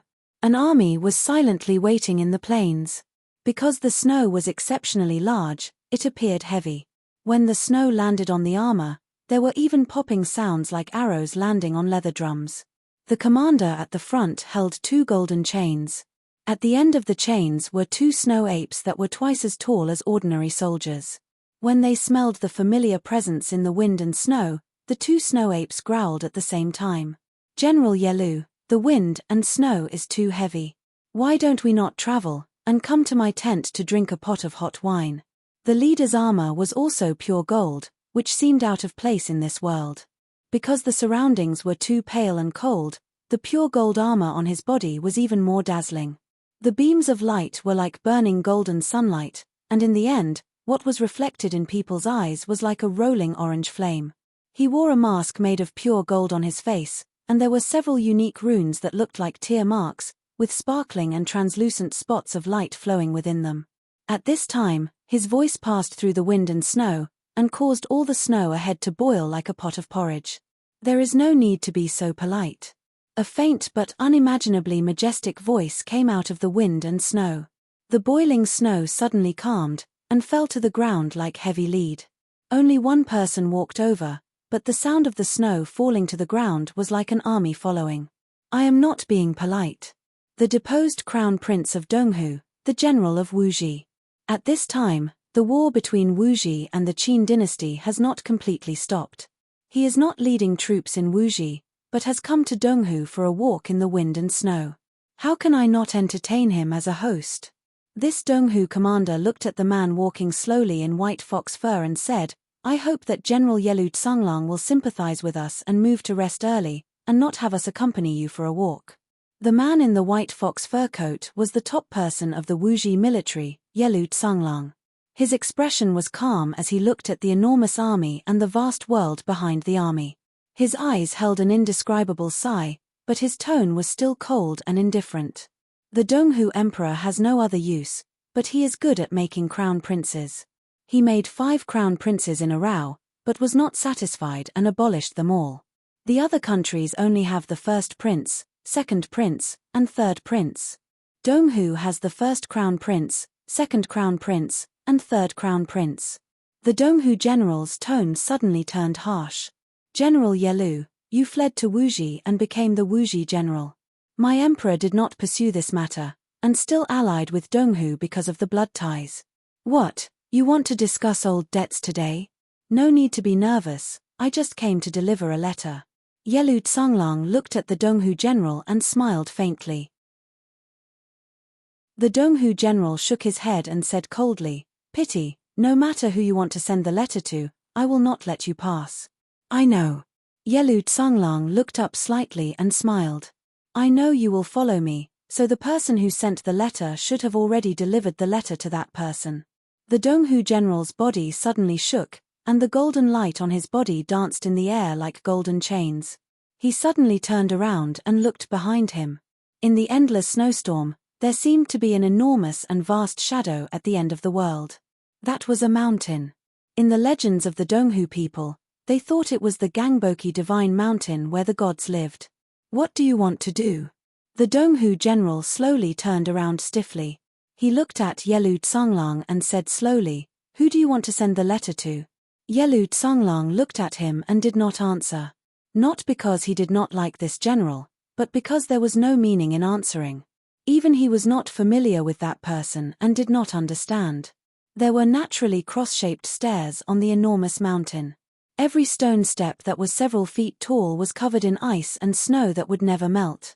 The meridians that looked like blue and black gems carried an ancient and strange power.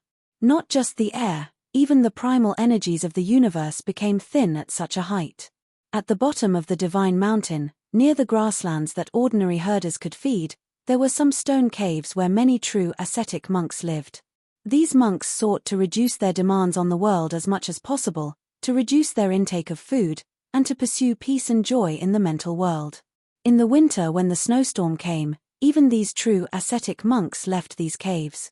But in a stone cave halfway up the mountain, there was still one ascetic. This stone cave was not deep.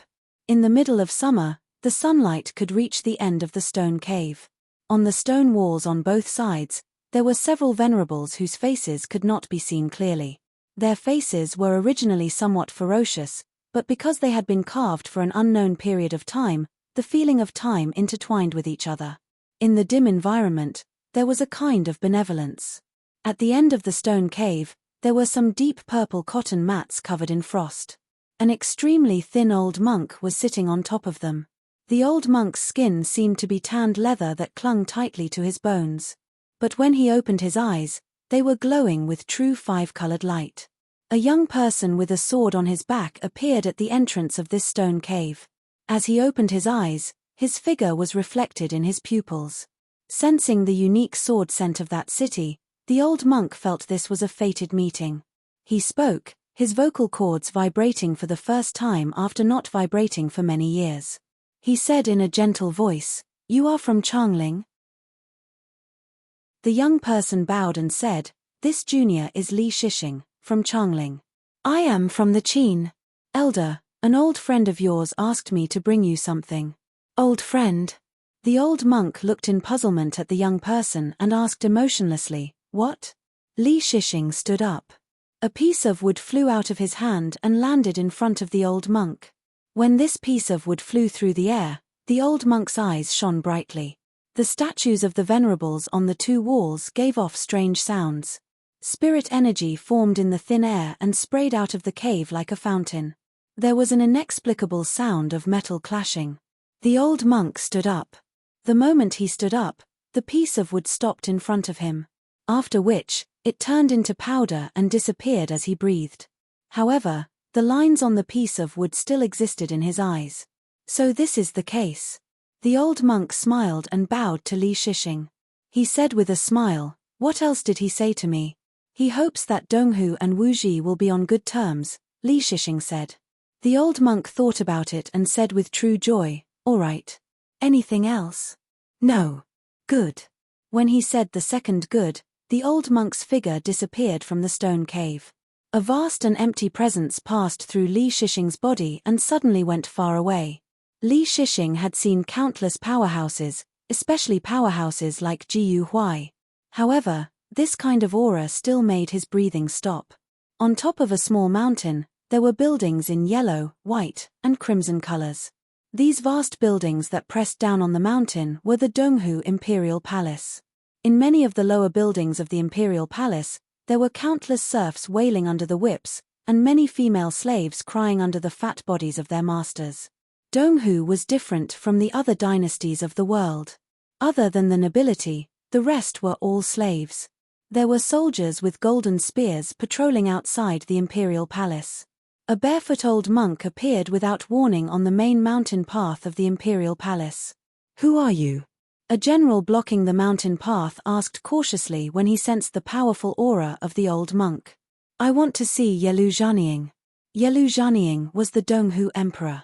The general wanted to ask more questions, but the monk didn't stop walking. The general shouted and could not help but attack. Golden flows immediately flowed on the mountain path. Countless soldiers flooded in from all directions of the Imperial Palace. A wooden staff appeared in the old monk's hand. The wooden staff was black, like a burnt poker. When the wooden staff appeared, his footsteps slowed down. All of the terrifying aura on his body disappeared. It was as if he was an ordinary monk who didn't know how to cultivate at all. But the terrifying presence was gathered in the wooden staff in his hand. He simply reached out with the wooden staff without any finesse, and hit the people or weapons close to him. None of his attacks missed, and no one could withstand one of his attacks. No matter if it was a Realm 3 or 4 low-level cultivator, or even multiple Realm 7 generals, there was no difference in front of his wooden staff. With just one strike, their flesh and blood flew, and they died. "Who are you?" No one could stop this old monk's attack. This old monk passed straight into the Imperial Palace and appeared in front of the Donghu Emperor. Amidst the Donghu Emperor's terrified voice, the old monk simply reached out with the wooden staff and knocked on the Donghu Emperor's head. With a pop, the Donghu Emperor's head exploded like a paper lantern. The entire Donghu Imperial Palace was deathly silent, like the wind and snow had stopped. The old monk turned and walked straight down the mountain path he had come from. The sword essence on the wooden seal reminded him that the true meaning he lacked the most in his cultivation was directness. If he could cross the river barefoot, why would he need to step on a floating reed?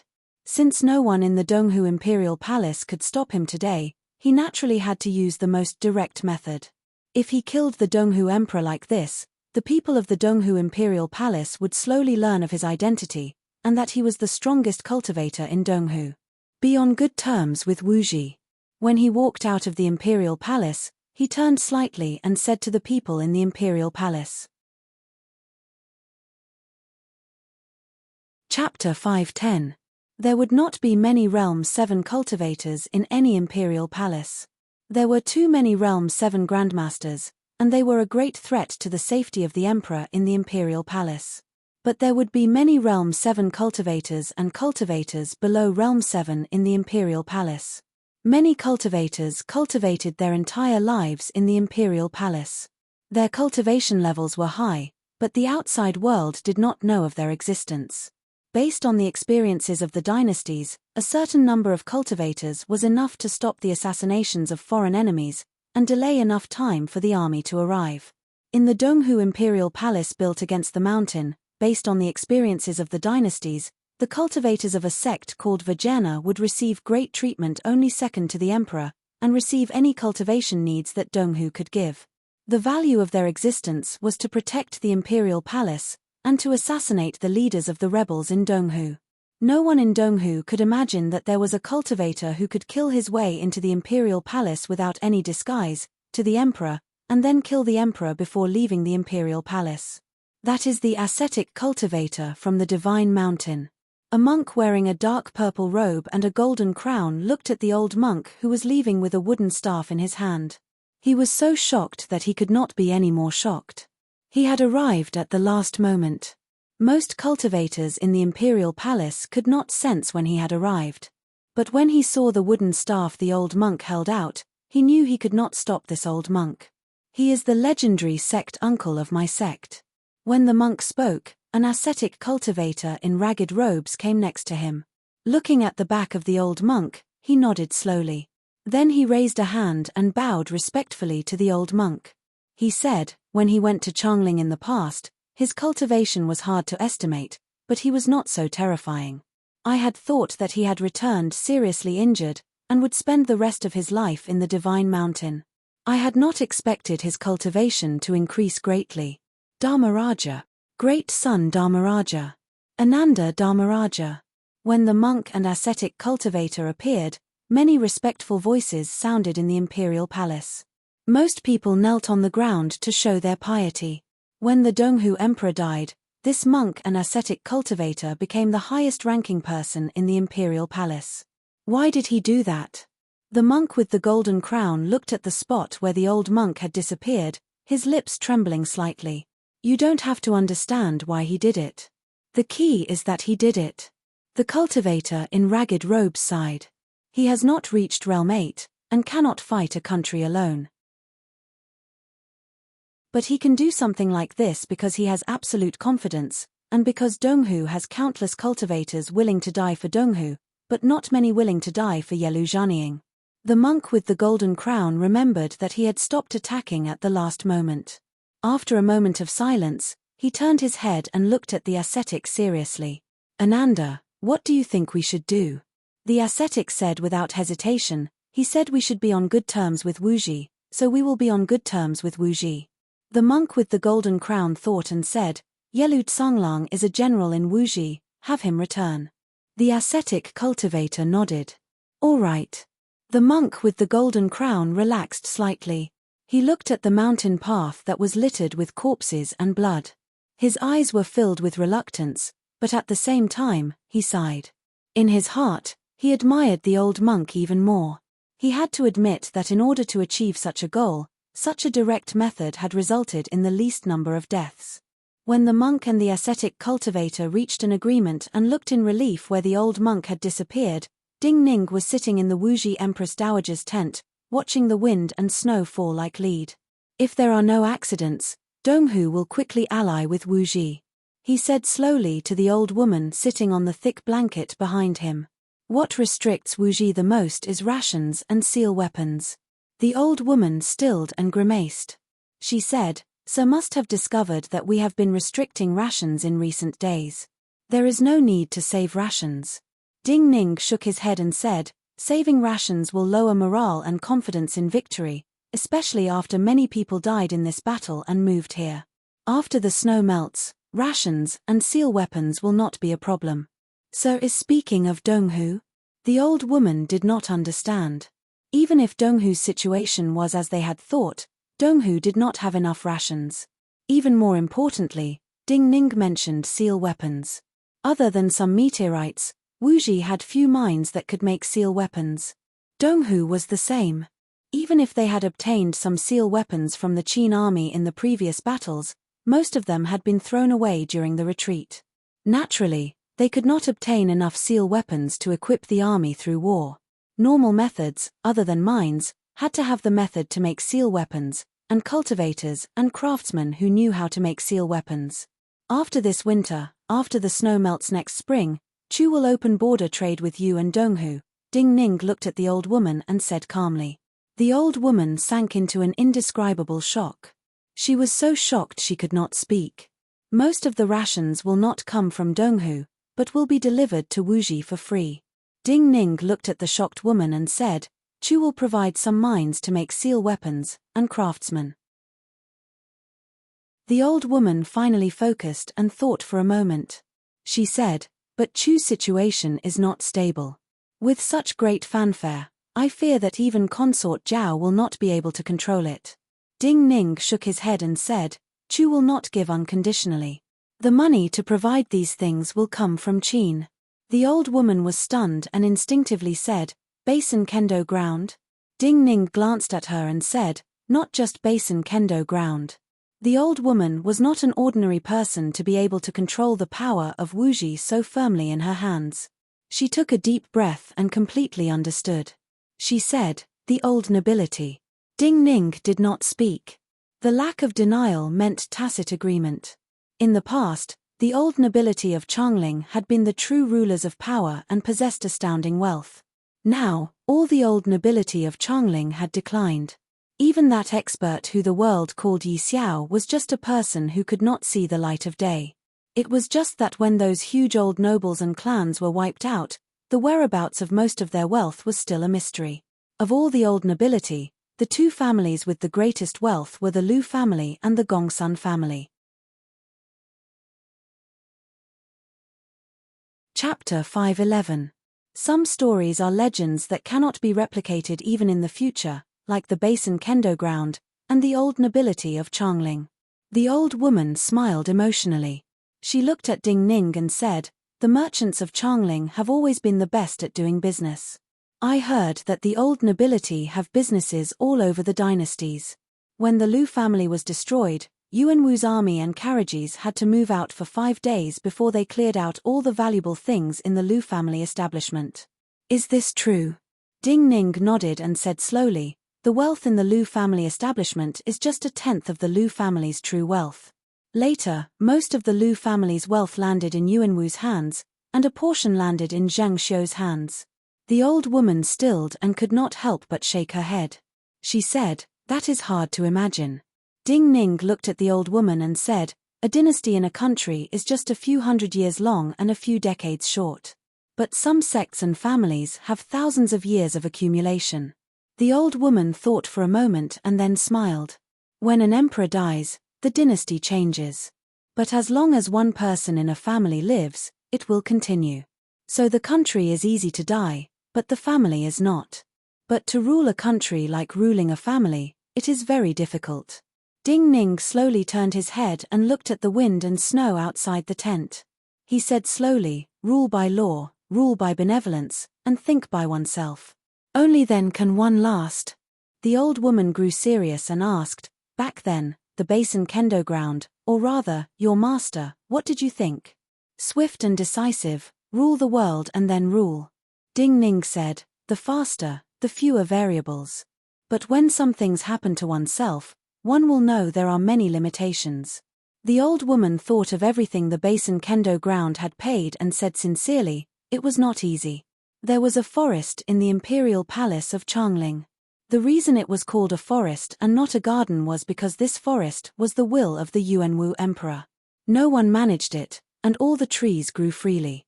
The Yuan Wu emperor's cultivation grounds were behind this forest, and opposite him, separated by this forest, was the pavilion where the two ministers usually took care of court matters. At this time, the forest was desolate, and appeared even more winter. Emperor Yuan Wu was still dressed in cloth robes as he sat on the ground. Opposite him were two old people. One was dressed in black robes, his face thin and cold. The other seemed old, but his face was young, and even handsome. His presence was gentle, and he gave people the feeling that he was easy to talk to and make friends with. These were the two ministers who were higher than the bureau chiefs. In the tone of many Guangzhou people, other than some matters controlled by the empress in secret, everything that could be put on the surface in the Qin court was coordinated and handled by these two people. Originally, most of the emperor's matters were handed over to these two people to handle. Naturally, these two people were the emperor's true confidants.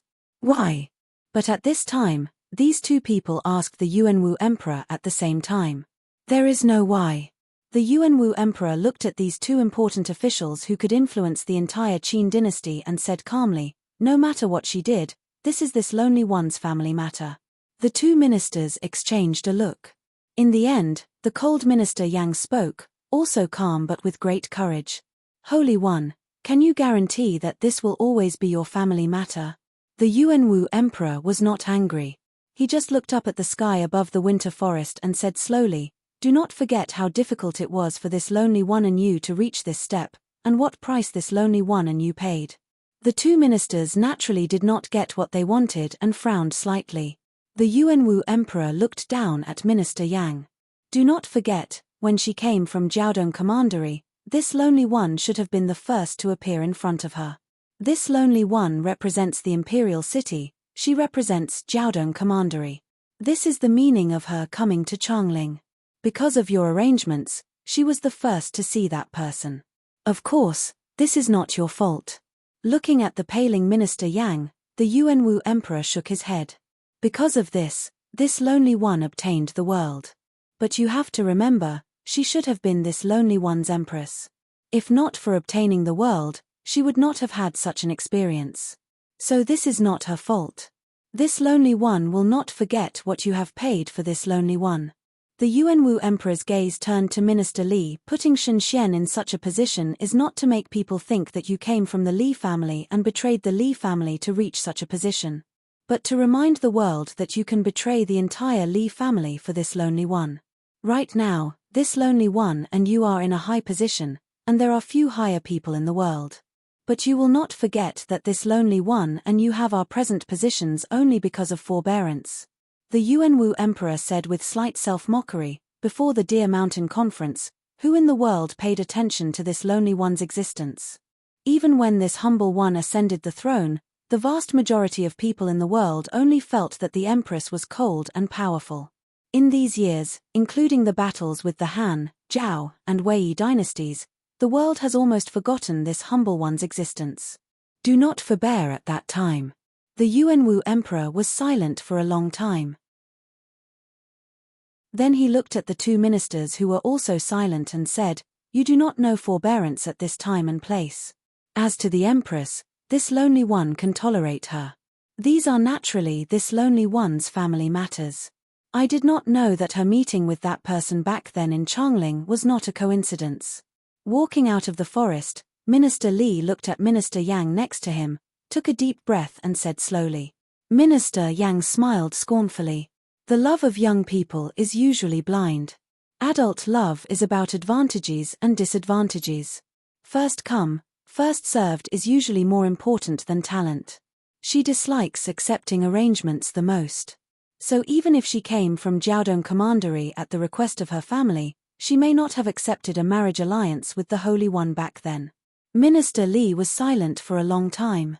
He knew that this matter that even he didn't know was the greatest secret of all that had happened back then. In this matter, his colleague's arrangement may have been the most correct one back then, and the best move. Because in the end, he achieved his goal, and brought Jiaodong Commandery and Changling together. But even more importantly, this woman who did not know of such an arrangement became the empress. Even more importantly, her strength far surpassed everyone's imagination. Do you really think that this will always be a family matter like His Majesty said? Prime Minister Li raised his head and asked Prime Minister Yang. Minister Yang smiled coldly. If you believe, why ask me? Minister Li shook his head and did not speak. Chapter 512. Many things in the world were coincidences, but many seemingly coincidental things were inevitable. On the outskirts of Changling, as a carriage moved on the road, a yellow-robed swordsman stood silently in a small house by the road. He grew more excited, and his breathing sped up. His attention and perception were not on the carriage at all, but on the coachman driving the carriage. He knew that the carriage driver had been wearing yellow robes like him. If that person had not suddenly left, he would not have been able to wear such yellow robes and walk in the imperial palace of Changling. That person had been with the empress ever since she came to Changling from Jiaodong Commandery. He did not understand why the other had suddenly betrayed the empress and left. He only knew that the other was more experienced than him, and knew more. He had tried his best to investigate, but there had been no news, and he could not find the other's whereabouts. Only today did this person show some flaws, and his whereabouts were confirmed. Knowing too many secrets that one should not know, the only result was death. This yellow-robed successor from Jiaodong Commandery had no sympathy for his predecessor. He did not want to have any conversation with the other. He only wanted to confirm the other's identity, and then kill the other in the quickest and cleanest way. To confirm the other's identity, he did not need to confirm it while the other was alive. That was why when he was certain that the people in this carriage already had no chance of escaping, he began to breathe wantonly. The small sword hidden in his sleeves released a vibrating noise, turning into a streak of bright light, shooting out from the hole in the roof above. This bright sword light did not directly attack the coachman on the carriage. It was just a signal. The winter forest on the two sides of the road suddenly frosted. Two flying swords clearly stronger than the yellow-robed person's flying sword, one red, one white, fell towards the carriage driver at the same time. The two horses at the front of the carriage sensed the threat of death, and neighed furiously, their hooves flying. But they were stopped by the enormous power coming from the front of the carriage. They stopped where they were, their hooves creating waves of mud as though they were digging the ground. Time seemed to have frozen in the space around the coachman. The speed of the flying sword, which carried a biting cold killing intent, made the coachman's movements seem to be in slow motion. Facing the two small swords, one red and one white, the driver only made an extremely simple movement. He took out a small brass mirror from his bosom, then stimulated his Zhen Yuan with all his strength, pouring it into the mysterious runes on the small brass mirror. In the next moment, the small brass mirror gave off tiny sounds like small fish jumping into the water. Countless crescent moon-like yellow light bloomed from the small brass mirror and gently supported the two small swords. Then, the two small swords full of killing intent were completely restrained. The two small swords floated around the coachman, trembling but unable to enter or retreat. The yellow-robed swordsman in the small room walked onto the path. Seeing the two trapped flying swords, there was no shock on his face. The other had followed the Empress for a long time, and it was not strange for him to have powerful seal weapons on him. Also, these two small swords were only to bind the other's footsteps here. In the end, there would be stronger cultivators who would kill the other. He just had to be present to witness the process of the other's death. His gaze naturally looked towards the winter forest to the left. There was a swordsman there who was fighting with all his power, trying to take back his trapped flying sword. The entire winter forest was trembling, countless branches snapping. Even the withered leaves on the ground were thrown into the air and sprayed out of the trees like a fountain. A woman's figure suddenly appeared among the withered leaves. Among the top cultivators of Changling, there were very few women, but as long as they were women, they were usually terrifying. The woman who appeared now was the master of Changling's endless palace, Pan Ruoy. Pan Ruoy glanced at the carriage driver. Dozens of withered leaves flew into the air, accelerated, and started to burn in the air, turning into lines of fire. These lines of fire did not land directly on the carriage driver, but in the surrounding world, cutting off the connection between the small mirror and the primal energies of the universe. The small brass mirror suddenly dimmed. The two small swords continued to move forward. At such a short distance, no cultivator could dodge the stabs of the flying swords in time. This carriage driver's life was about to end here. But at this time, a wild presence suddenly descended on this path. Pan Ruoy's breathing suddenly stopped. Her eyes widened and her face was filled with disbelief. The lines of fire suddenly went out.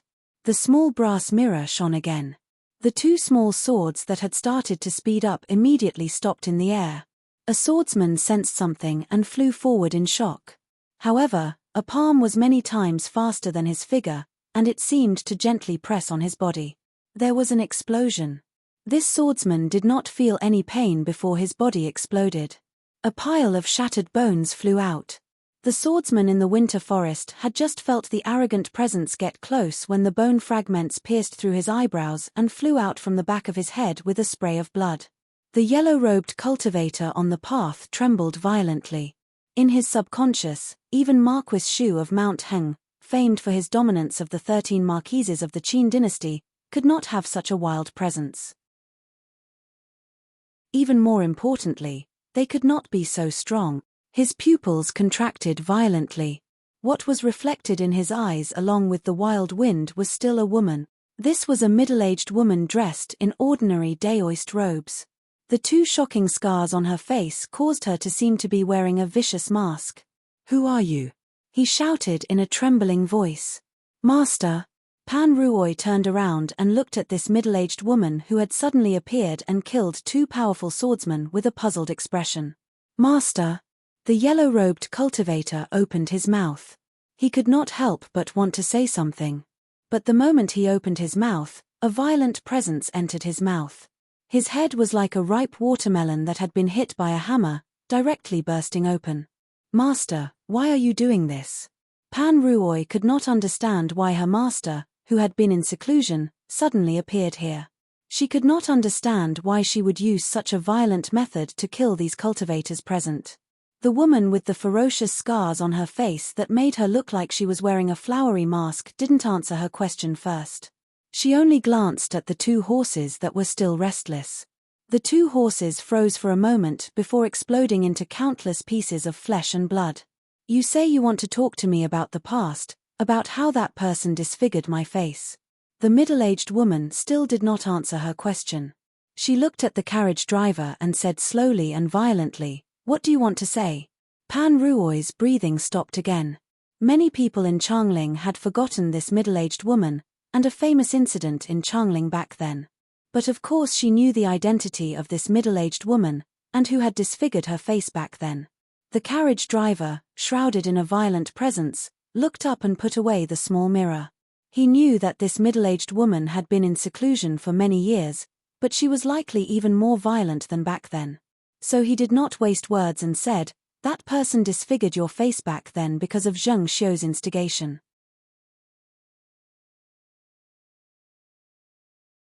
Chapter 513. The middle-aged woman laughed. "This joke is not funny." She looked at the carriage driver with a smile. The scar on her face was a sword wound. It looked shallow, but because of the tearing of the sword energy and the sputtering of the energy, it had ripped off much of her skin, and even cut off the possibility of her flesh and skin growing back together. For some unknown reason, other than this sword wound, there were many crisscrossing shallow scars. It looked like someone had used a sharp blade to repeatedly cut her face. What she said now was not funny, but she was smiling. When she smiled, the many scars on her face were pulled together like an exceptionally malicious flower, blooming with countless negative emotions. Therefore, she gave people the feeling that she was exceptionally rebellious, ruthless, and ferocious. A wave of wild power landed on the carriage driver. This man, who had once been the yellow-robed envoy of Jiaodong Commandery, who had followed Zheng Xiu from Jiaodong Commandery to Changling, knew that he would be torn to pieces by this power at any time. But his smile was calm, with a hint of the gloom of the winter sun. "This really is a very unfunny joke." He looked straight at this middle-aged woman, slowly and seriously saying, "However, the truth is precisely like this. Even though you and Zheng Xiu are like sisters, the reason why that person came to disfigure your face was because of her instigation." The middle-aged woman's smile disappeared. She looked at the man with a condescending gaze, as if she was looking at an ant indifferently. All the beings on this path seemed to have fled in terror, and was exceptionally silent. Pan Ruoi's face grew paler. She looked at the shocking scars on her master's face, and thought, if this man was speaking the truth, what would her master do? The middle-aged woman seemed to spend some time to remember many things. Then she said coldly, "When he came to find me to compete in swords, he and Zheng Xiu had not met." "You speak the truth." The man on the front of the car nodded and continued, "You haven't even met, but to her, you're already a threat. You are a descendant of the Chen imperial house. While the Chen country no longer exists, your status and the factions behind you are no less than the daughters of the old nobility of Changling. Even more importantly, none of the daughters of the old nobility of Changling had your talent and beauty in the sword." The middle-aged woman's eyes flashed with a strange luster, as if a certain memory had brought light to her. At the same time, she said in a strange tone, "But I have a very bad temper." For some people, having a bad temper can be seen as hating evil and being straightforward. The man on the front of the car said, "Especially for those unruly geniuses, this might instead become a point of attraction." After a pause, he continued, "Geniuses are often not ordinary people. They have many different aspects." Dust rose from the ground. The middle-aged woman suddenly sneered viciously, her robes flapping. "So you mean, when Zheng Xiu just arrived in Changling, or before she arrived in Changling and met me, she thought I was a match for her?" The man on the front of the carriage said respectfully and seriously, "Yes." Then before the middle-aged woman could speak, he added, "You do not know her experiences growing up in Jiaodong Commandery, so you cannot understand." The middle-aged woman's eyes narrowed slightly. She asked directly, "Why did you betray her? In Changling, even if you are her servant, your actual status is no less than the bureau chief's. So you have such questions because you do not understand Jiaodong Commandery, her experiences growing up and her family. The man on the front of the carriage took a deep breath and said slowly, "You do not understand these things, so I cannot explain." "You better speak quickly," the middle-aged woman said coldly. "I do not have much patience." Jiaodong Commandery is an old nobility, but when the outer king rose, they were unable to enter Changling. While they had strength, they were always pushed aside. In the eyes of the old nobility of Changling, they were just country people. Jiaodong Commandery knows this. The man on the front of the carriage nodded and said, "Strength and status are not proportional, so abnormal ambition naturally grows." Jiaodong Commandery's thoughts are not just to enter the ranks of Changling's nobility, but to completely suppress the old nobility who once looked down on and laughed at Jiaodong Commandery. Just like how the rise of the Basin Kendo ground depended on a few great people, the rise of Jiaodong Commandery needs people like Zheng Xiu. Jiaodong Commandery is very lucky in this generation. You only know that the Zheng family produced a talented cultivation genius like her, but you do not know that there is more than one. In her generation, adding on the concubine, there are 4 extremely talented cultivation geniuses. Jiaodong Commandery spent 15 years, and in the end, they raised Zheng Xiu like raising a GU. Now, the people of Changling, and the entire world, say she is cold. But if you know how she left Jiaodong Commandery alive, you will know that if she is not so cold, then the one who left Jiaodong Commandery and came to Changling is not her. The middle-aged woman's brows furrowed slightly. Pan Ruoi's breathing sped up. She could not help but look at the man on the carriage and say, "You mean, she actually had multiple siblings with astounding talent, but her family forced them to kill each other to cultivate. In the end, everyone else died, and she was the only one alive. Some died directly by her hands. Although some didn't die directly by her hands, there wasn't much of a difference." The man on the carriage looked at her and nodded. Then he said, "When her family elders used all kinds of extreme methods to choose a person who could enter Changling, they also taught them how to choose their subordinates, and how to control their loyalty." Control the loyalty of subordinates? Pan Ruoi could not help but repeat. She felt the words were very awkward. The man on the carriage said, "Because in her view, there is nothing between her and her subordinates that can be trusted and unchanging. So even loyalty, in her view, is control. For her, family is one of the most important means of control. So in order to get a subordinate who is capable and loyal to her, what she did was kill my original family, and then tried to give me a new family." Pan Ruoi's breathing paused. She suddenly thought of a possibility and could not speak. The man on the front of the car slowly continued, "Before I was even a cultivator, I was just an ordinary scholar. Then, when my family went on a trip, we encountered bandits. My entire family was killed, only I was saved by her family. Then many years later, I woke up from the nightmare, and had a woman I loved, and a new family. But she did not expect that many years later, when I came to Changling, because of a small matter, I finally found out that the bandits who killed my family, including my new family, were all her arrangements. My new family members are nothing more than her subordinates." When he said this, the man on the carriage smiled bleakly. He looked at Pan Ruoi and said in a deeper voice, "You may not believe it, but back then, in order to complete the studies her family arranged, she searched for a subordinate like me and sent people to kill my family. She was just 7 years old, just a 7-year-old child, and she was able to do something like this."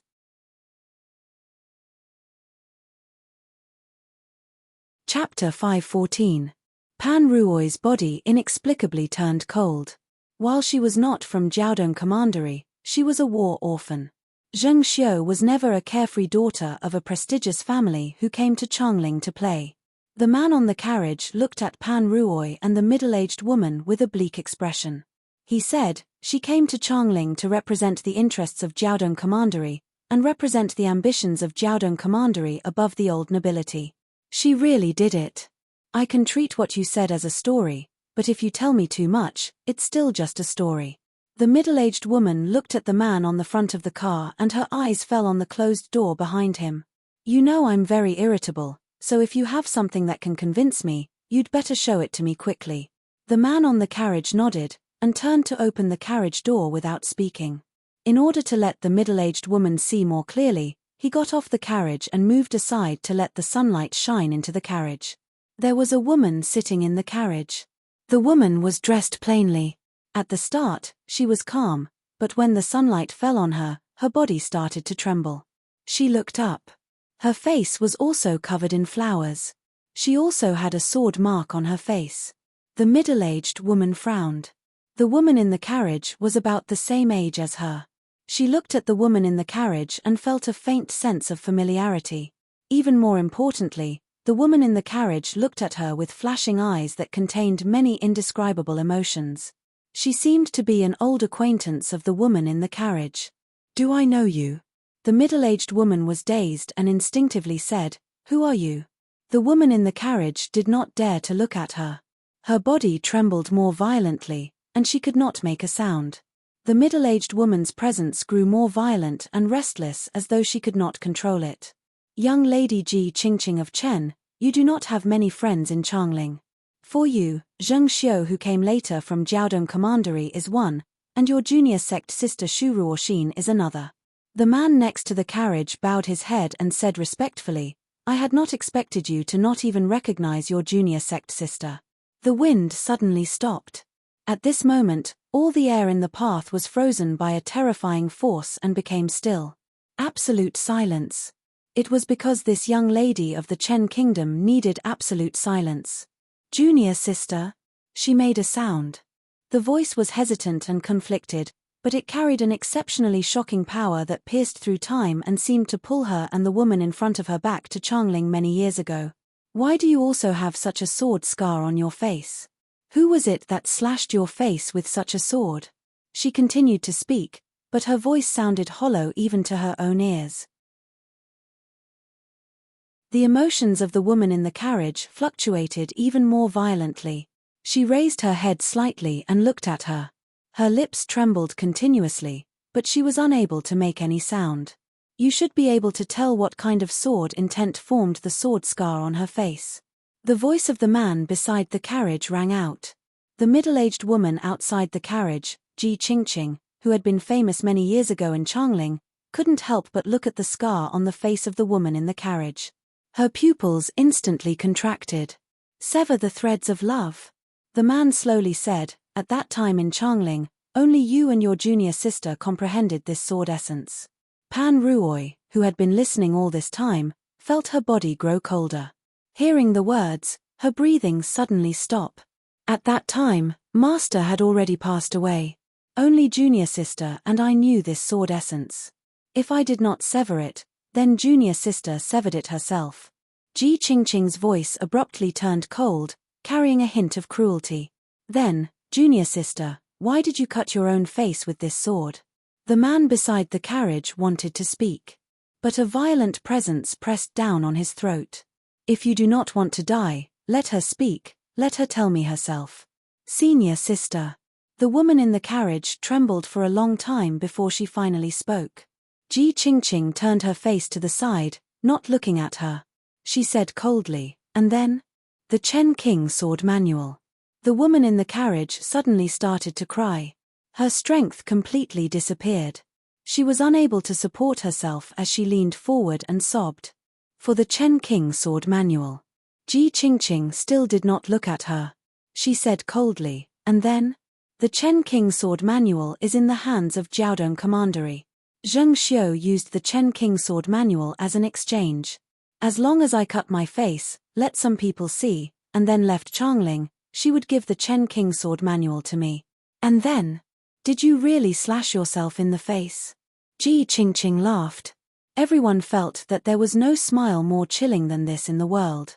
"Then you let the people of the Basin Kendo ground see the sword wound on your face, and let the Basin Kendo ground, especially Wang Jingmeng, think that I cut your face?" The woman in the carriage sobbed but nodded. Ji Qingqing's smile grew. Then she tried to send some news to Wang Jingmeng's ears. "She made him feel that I was jealous of junior sister's talent and beauty, and forced you to leave Changling. Adding on that my personality is rumored to be very bad, he believed the words of others and believed them." Her voice echoed in the passageway. No one answered. "For a sect sword manual, is it worth it?" Her laughter grew louder, and she looked at the woman in the carriage with a disdainful gaze. The Chen King Sword Manual is strong, but it is not the legendary 9-Death Silkworm, not the legendary Lonely Mountain Sword Hoard. Even if you obtain it, you will not be invincible. At most, you will be able to suppress me. Junior sister, what are you fighting for? Still no one answered. The woman in the carriage sobbed and did not know how to answer. The man beside the carriage knew that if he answered for her, he would really die in the next moment. Junior sister. Her smile became even more sarcastic and ferocious. Since you've completed such a deal with her and obtained the precious treasure of your sect as you wished, why would you come here for a servant of hers and cry in front of me like a dog? After saying this, the man beside the carriage loosened his throat. The violent murderousness left his throat and landed on the woman in the carriage. The woman in the carriage stiffened and then spoke. She wanted nothing to go wrong, and did not want people to know of this matter. So she wanted me and the Chen King Sword Manual to disappear together, and not leave Changling. In the end, she did not die. I let her live. The man beside the carriage said simply, she owes me a life, so she appeared in front of you with me. Wang Jingmeng is not a pig. Just based on some words, he wants to kill me. Ji Qingqing snarled viciously. Because more than one person gave him such a false impression, the man beside the carriage said slowly. Also, while he had not met Zheng Xiu at the time, Ji Yuhuai and Zheng Xiu had met, and Ji Yuhuai was his trusted friend. But Ji Yuhuai is already dead. Death means there is no proof. Ji Qingqing took a deep breath and slowly exhaled. Then she put away her smile and looked coldly at the man. A servant who worked for Zheng Xiu for many years like a dog but wants revenge, a junior sister who looks worse than a dog. If you can betray me for the sect's secret manuals, then why can't you lie to me because of other temptations? The man beside the carriage did not change his expression. He looked up at this powerful and violent woman and said, because there is one more person who can prove it, and that person you can definitely trust. Ji Qingqing said with an indifferent expression, who? The man beside the carriage said seriously, Bailey Sushue.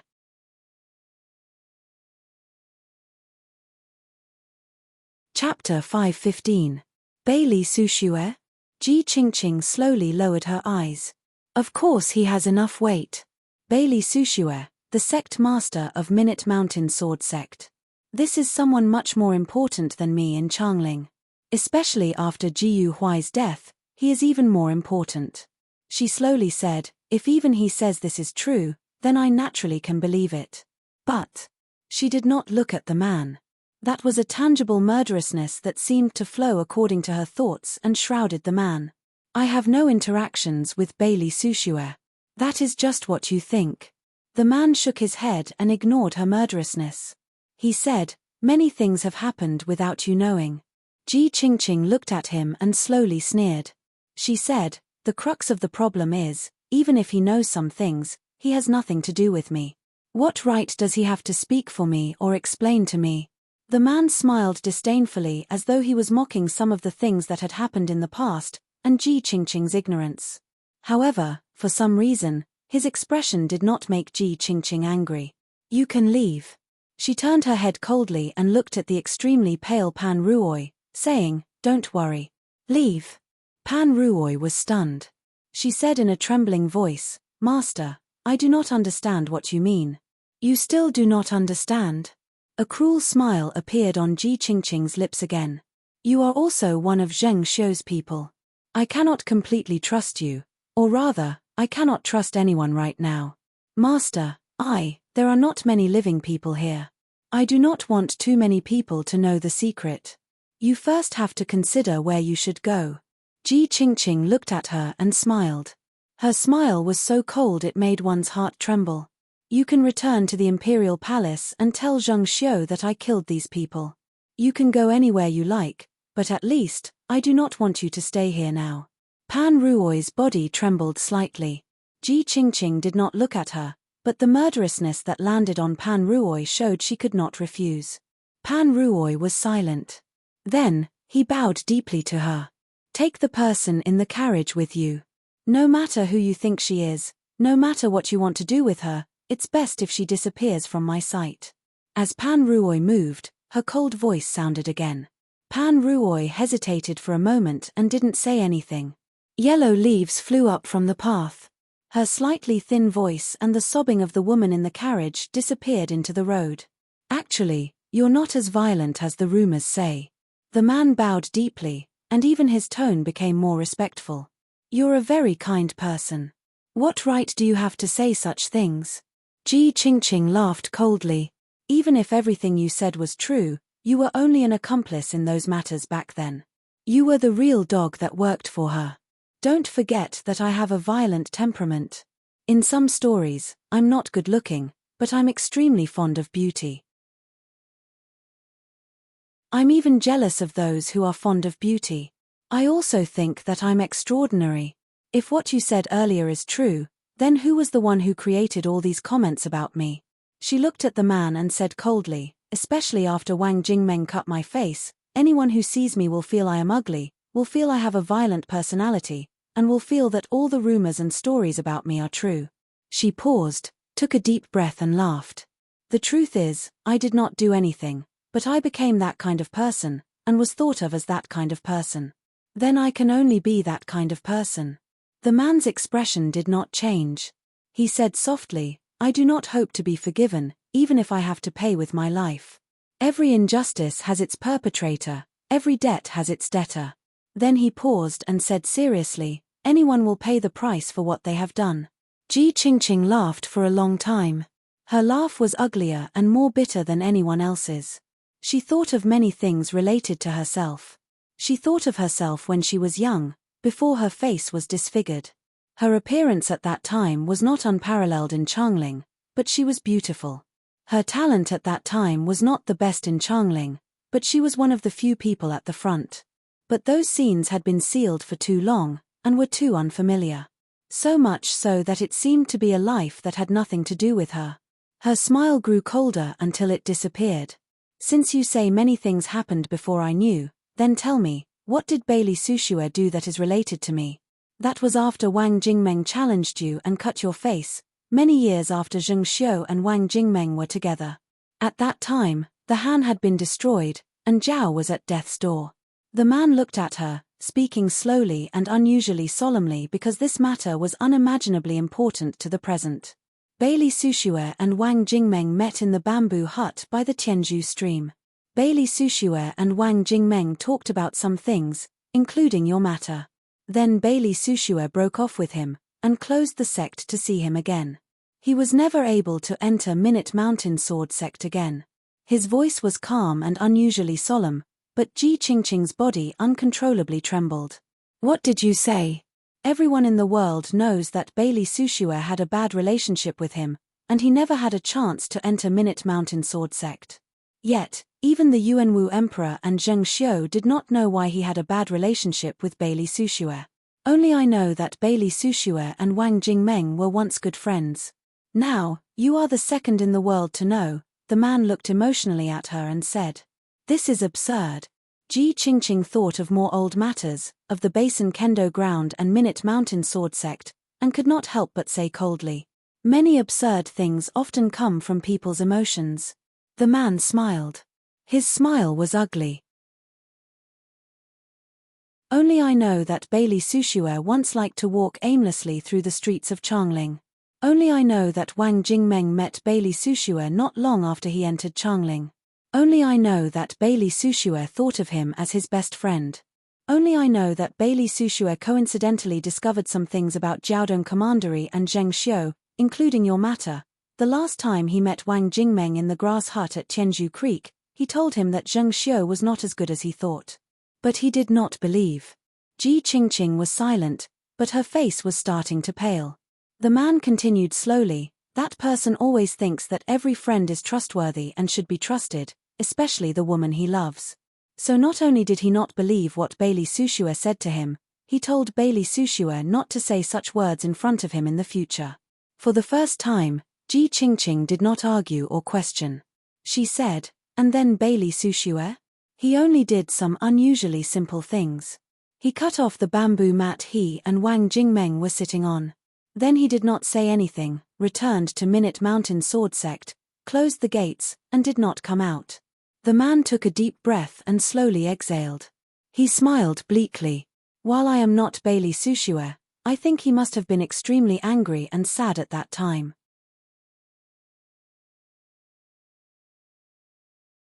Chapter 5:16. Friendship could not defeat love, sadness or not, that was someone else's matter. Ji Qingqing was silent for a long time. Then she looked up at the man and said slowly, "You mean, if I see Bailey Sushue, I will know this is the truth. Actually, when you saw your junior sister, you already had an answer." The man looked at her and said, "You just want to understand many things." Before Zheng Xiu reached Changling, she felt I was a threat. She had to make me a non-threat to her, and even be used by her. Ji Qingqing said with slight scorn, "Back then, there were many female cultivators more famous than me in Changling. I had not expected her to think so highly of me. Jiaodong Commandery is ambitious. While they have the convenience of being directly connected to the sea, and are rich in production, and are in a remote place that the old nobility cannot control, the old nobility have accumulated power, wealth, and connections to the 6 dynasties in Changling and Guangzhou. They have enough capital to treat Jiaodong Commandery as a country bumpkin." The man said softly and humbly, "If Jiaodong Commandery wants to compete with the old nobility, they have to be special. What Jiaodong Commandery relies on is not power and wealth, but scheming and trust." "Scheming and trust?" Ji Qingqing frowned slightly. The man nodded and said, "This scheming and trust is not scheming and trustworthiness, but strategists and information. Jiaodong Commandery has many retainers and strategists. Most of them only do one thing, collect information, and spy in secret." After a pause, he said, "Not just in Changling, Jiaodong Commandery has many spies in Guangzhou, the other dynasties, and even some barbarian places. They give them great rewards. Each year, many young children and young people that Jiaodong Commandery trains are sent to different parts of the world. Even now, it is still so. In the decades when the old nobility looked down on them, all Jiaodong Commandery did was wait for a person like Zheng Xiu to appear, and weave an invisible net." Ji Qingqing's ruthless mood subsided somewhat. She began to think carefully. The accumulated power and schemes of a great clan and a county over several decades had landed on her. This was not something that could be described as personal grudges. Some of her resentment simply had nowhere to go. More of it was fear and coldness. Even if he understood everything, it wouldn't be easy for him to take revenge. At this time, this man who had followed Zheng Xiu for almost 20 years said something that chilled her heart even more. Some things seemed to be coincidental, but in reality, before she left Jiaodong Commandery, it was fated. Originally, in the arrangements of the retainers of Jiaodong Commandery, Zheng Xiu should be with Bailey Sushue, and not Wang Jingmeng. Ji Qingqing's body shook slightly and she suddenly laughed. Jiaodong Commandery wants to replace the will of the heavens and arrange everyone's lives. The man ignored the coldness and disdain in her words and said calmly, while Wang Jingmeng had shown his abilities at that time, in the view of Jiaodong Commandery, Bailey Sushue had an advantage over Wang Jingmeng and Yuanwu. In their view, Bailey Sushue's talent was no less than Wang Jingmeng's. Minute Mountain Sword Sect was in Changling, and Jiaodong Commandery could use him. But the only thing they did not expect was that Bailey Sushue did not like Zheng Xiu, and that person almost single-handedly made Basin Kendo Ground the leader of the world. Ji Qingqing was silent for a moment and said, "Simply speaking, Jiaodong Commandery wanted Zheng Xiu and Bailey Sushue to be together. They did not expect Bailey Sushue to feel that she was not a good person, and she turned to Wang Jingmeng. In the end, Yuanwu benefited."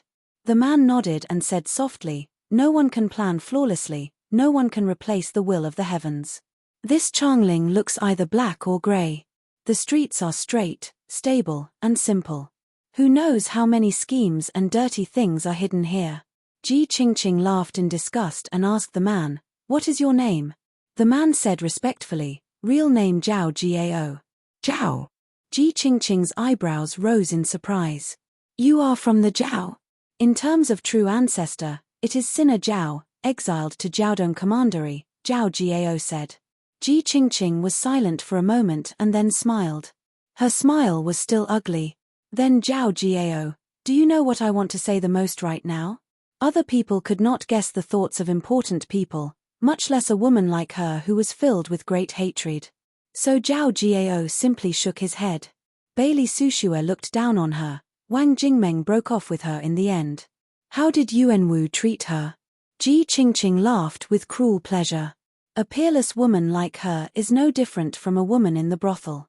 In the end, she could not obtain the true companionship of a man. Zhao Jiao was silent. The thoughts of a woman and a man were different.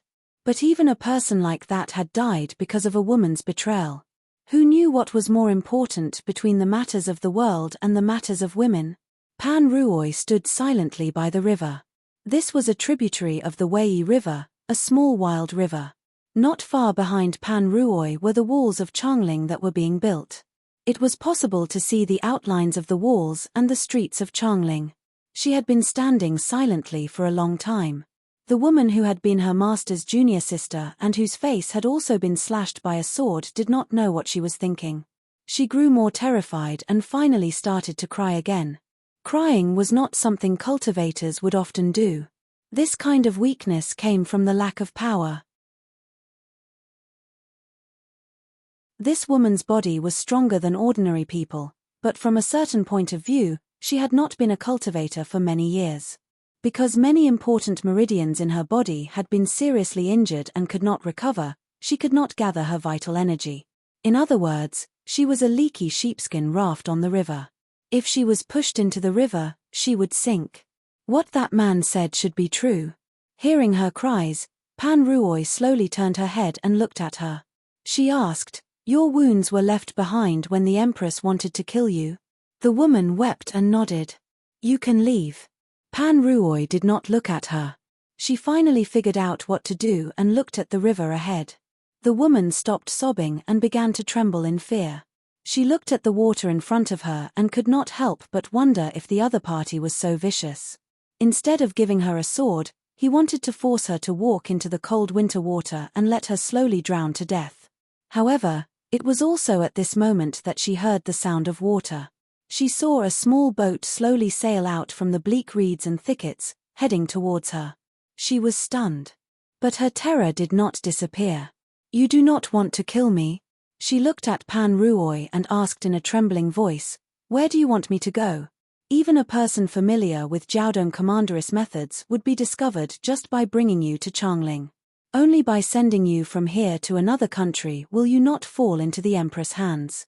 Pan Ruoi looked at the small boat and said softly, "Do not worry, I will let you leave safely. I will have arrangements. Send me away." The woman was stunned again. Only when the boat was in front of her did she react. She could not help but look at Pan Ruoi and ask, "Then you?" Pan Ruoi smiled bitterly. Thinking of the result of her previous hesitation, she said softly, "Since I am sending you away, I will not return to Changling." The woman got on the boat, and the sound of water rose. The small boat gradually left the shore. The woman's face had been hidden under the boat's canopy, but half of her face came out of the darkness. Her tears had not dried, but she had true gratefulness. In reality, I was not able to take the Chen King Sword manual out of Changling. You must return to Changling once.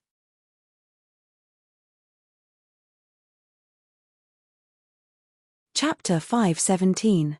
The turrets of Changling flashed with faint light. Deep in the imperial palace, the Empress looked up slightly. Her perfect features rippled with a layer of light. Her beautiful eyes grew more and more empty. She did not see the turrets, but the past and Changling. She had failed to do another thing. It seemed that ever since Zhao Zhon of the Zhao Sword Furnace was discovered to be hiding in Changling, and Yi Xileng had returned in the storm, all the past events that had been silent in the mud floated up again. They did not just appear in her mind, but also in the world. The hazy light shone down in the courtyard. The white lotus seeds in the spirit spring gave off an even more blurry light. In a moment of realization, the person seemed to walk out of the light. "What kind of person do you want to become?" She vaguely remembered him asking her. She did not answer, and asked in return, "What kind of person do you want to become?" "The first sword of the world," he said proudly. She panicked slightly.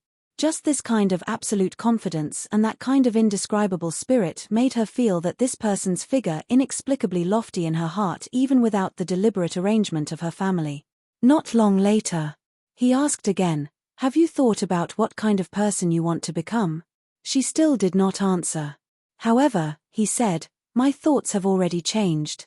By the Wei River, she looked up in shock at him who was facing the river with his sword on his back. She asked, "What?"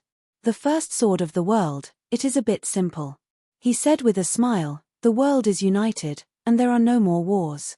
It is more difficult. What kind of person do you want to become?" The last time he asked, he was on the mountain of corpses piled up by the experts of the dynasties. He pointed his sword at the imperial palace, and she did not show herself in the depths of the palace. His voice broke through the clouds. She was silent. "What kind of person do I want to become?" The empress repeated softly. The emptiness in her eyes disappeared, and her eyes became as beautiful and cold as her face. "I have not thought about what kind of person I want to become. I just do not want to become the person you all want to be." She lowered her head slightly and said softly, "The first sword of the world, if I want to be, then do I have to give up?" Hejian, an important town by the Wei River. Located south of Changling, it was equivalent to one of Changling's satellite cities. The rise of this place originally came from the fact that there was a dock here for repairs for merchant ships. The Tung oil workers here were also quite famous. Only after dozens of coats of oil were the ships able to withstand the erosion of the cold and summer, and even the erosion of the sea. It was already the middle of winter, and the river was frozen. There weren't many merchants coming and going. Only the residents of the town were here, so it seemed rather desolate. Creak. The door of an extremely ordinary small shop along the river was forcibly pushed open. A seemingly thin body, with a domineering aura and coldness, was forcibly stuffed into this room that was piled with many sundries. Entering without an invitation is extremely rude. There was a bed next to the wall of this shop. A man was sitting on the bed. Both of his pants were empty, but his hair was extremely long, falling all the way down his back to the bed behind him. He didn't even raise his head, only saying this one sentence. Even her gaze was hidden in her messy hair, like the edge of a sword hidden in its sheath. "I apologize." The figure who forcefully pushed open the door and entered simply said 2 words. Half of his figure peeked out from behind the door. Comparing the two, he looked young and immature. The tall figure at the back naturally gave off an iron-blooded and cold aura unique to cultivators in the army. This young person who had entered the room first said he would apologize. The tall figure behind him moved, and multiple mica knife coins landed in front of the man on the bed. "The gift is too great." The long-haired man looked up slightly, and frowned. "It is not strange that the gift is great, but it depends on whether Sir will give me a path." The young person stood straight, not advancing or retreating. He blocked the door like he was blocking the wind and said, "If you do not give me a path, I can use money to pave a path." The long-haired man couldn't help but laugh. He said, "How much money do you have?" "Pave a path." The young person did not move, and only said 2 words. The tall figure behind him moved again. Pieces of mica knife coins landed in front of the long-haired man, but they layered over the floor of the long-haired man's room. Not even a crack was left. The long-haired man couldn't help but change expression. "I know people call Sir Sick Sun, and people call you Ghost Sunday. You have other names. You lived in Fish Market before, and even the remnant sword that Li Daoji asked for back to White Goat Cave came from you. But none of this is important. I only know that Sir is talented, and I have great wealth." The young person looked at the starry eyes in the long-haired man and said, "Sir can pave a path with money." The long-haired man did not disguise his shock. He took a deep breath. There was a tearing sound in the room. "Who are you?" "Xie Changsheng." "The Guanzhong Xie family?" The young person did not answer, and only raised his head proudly. Multiple pieces of frost fell from his hair, spinning in the dim yellow light and falling to the ground. As he raised his head, his face became clearer in the dim room. The long-haired man laughed inexplicably and said, as expected, "It is Xie Changsheng. The rumor that the young master of the Guanzhong Xie family is the best at spending money is true. Xie Changsheng still did not speak. The long-haired man put away his smile and said, I have moved through many dynasties, and have never seen someone so generous in using people, and such a simple, violent, and effective method, but I am just a cripple, and my cultivation is not high. What do you want to use me for? The reason that Jiaodong Commandery has been able to stand for so long, and even the old nobility have fallen, but Jiaodong Commandery has grown in prosperity, is because of countless retainers and strategists. Xie Changsheng looked at him and said, Sir is crippled because of jealousy. While your cultivation is not high, I know that Sir has fled to many dynasties, and knows many things. Even more importantly, Sir knows which people are useful, and how to recruit them. There are many powerful cultivators from all the dynasties and places. But it is a problem to get them to be of use to me, and help me. At this time, Xie Changsheng bowed seriously to the long-haired man.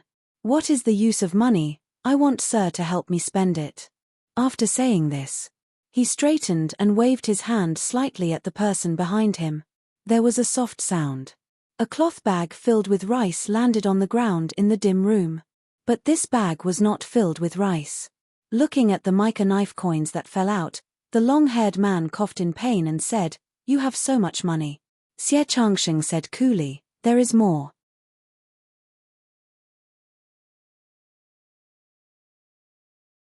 Chapter 518. What are you thinking about? In the largest tent of the Wuji camp, the old woman was personally brewing tea as she looked at Ding Ning, who was silently watching the wind and snow. While she was the ruler of a country, and the difference in age between them was that of a grandparent and a grandchild, this old woman who held supreme power in Wuji still treated Ding Ning as a teacher. I am thinking about how to not rush for success. Ding Ning turned his head and said with a faint smile. The old woman asked seriously, Rush for success? Ding Ning looked at her and said, Back then, Changling was in too much of a hurry. Right now, Changling is also in a hurry. The old woman nodded. Ding Ning said, The qi is weak, and at most can produce some grandmasters. The Yang's rebellion has just been quelled, and your Wuji cannot fight. But the Qin has sent large amounts of grain to the Yin mountain border. So in the coming spring, they will attack the Chu. The old woman's expression changed slightly. She grew silent, and her hands trembled as she made tea. She knew that this was the conclusion Ding Ning had reached after analyzing all the military intelligence in the past few days. While even she could not believe that Changling dared to use military force, the more she interacted with Ding Ning, the more she knew that Ding Ning's judgment had a basis. They were going to attack the Chu in the spring. She thought about it carefully. The Yang and Qi were not strong at this time. Even if the Qin dynasty would be in a more difficult situation because of the attack on the Chu, the Yang and Qi dynasties would not be much better off. War and nurture war. The Qin army and the entire Qin dynasty are skilled at this. Ding Ning was still thinking about the grain transport route of the Qin army on the previous military map, and the movements of the marquises of the Qin dynasty's 13 marquises. He took a deep breath and slowly exhaled. Unless the Chu Gold Dagger army can move to the Wu Mountains in time, the Chu will lose. The old woman also took a deep breath. She made a cup of tea and pushed it in front of Ding Ning. She said, Xiangyang's Gold Dagger army is at the northernmost part of the Chu border. They will not be able to reach the Qin and Chu border in the spring. Ding Ning drank his tea in silence. At this time, it was his turn to be silent. The old woman sighed softly, using power and wealth to bewitch the powerful officials of the foreign court, provoking chaos in other courts to weaken the strength. She followed the people of the Basin Kendo ground to conquer the world, and learned a lot of tricks. If one thought about it carefully, everything made sense. Li Lingjuan's return to Chu, the old emperor's death and the new emperor's ascension was followed by a wave of rebellion. Whether it was the ascension of the new emperor or the instigation of the rebellion, it was all her doing. It was as if she was playing chess with her left hand and right hand, but she was playing on someone else's chessboard. Fortunately, Consort Zhao's methods were beyond my expectations. But this year, there was a drought in the territories of the barbarians north of the Chu. The barbarians had entered the Chu lands in the autumn and winter to pillage. She might have predicted that the Chu army would go to quell the bandits, so she first attacked Wuji and then turned to attack the Chu in the spring. As for the chaos in Yang and Qi, it was just adding flowers to brocade. Such a method was really far-sighted. Only someone like you, sir, is worthy of being her opponent. Ding Ning finished his tea. He was not humble and said calmly, she did learn a lot. She learned quickly. Even if the Qin dynasty suffers great losses, as long as the enemy dies, she can still achieve her goal. The old woman grimaced and said, other than the gold dagger army returning, is there any other way? Ding Ning shook his head. No. Then we can only fight for time. The old woman thought and said, I fear it is not hard to have the gold dagger army return immediately. What is difficult is how to delay the Qin army. In the past, he was too anxious for success and made many mistakes. Some of the mistakes were caused by him and the Basin Kendo ground, but some were forced on him and the Basin Kendo ground. Ding Ning looked at the old woman and said, there are some things in the past that have not been dug out. The old woman stilled slightly and said, then dig out those things. That is not what I am worried about. Ding Ning looked at the wind and snow outside the tent and said slowly, the present Zheng Xiu is not acting like the Zheng Xiu of the past. Even when she used forceful means to force the Changling cultivation places to listen to the court's orders, and then when she attacked Wuji, it was crazy in the eyes of most people. But now, it seems that each step is going according to her plan. Her reaction is so calm that it does not seem like the real her. She has not even started a true counterattack. This means that she is not in a hurry. This means that she has a hidden pawn that makes her feel at ease, a trump card. Ding Ning grew silent. The wind and snow outside the tent made him think of the true coldness of this Jiaodong commandery woman. What else do you have, that even I don't know about? An ice-cold voice slowly echoed in his heart. While Ding Ning was looking at the snow, in the Chu imperial palace, there were also people looking at the thin snow between the eaves. The capital of the Chu dynasty, especially the buildings of the imperial palace, were exquisite and thought to be the best in the world.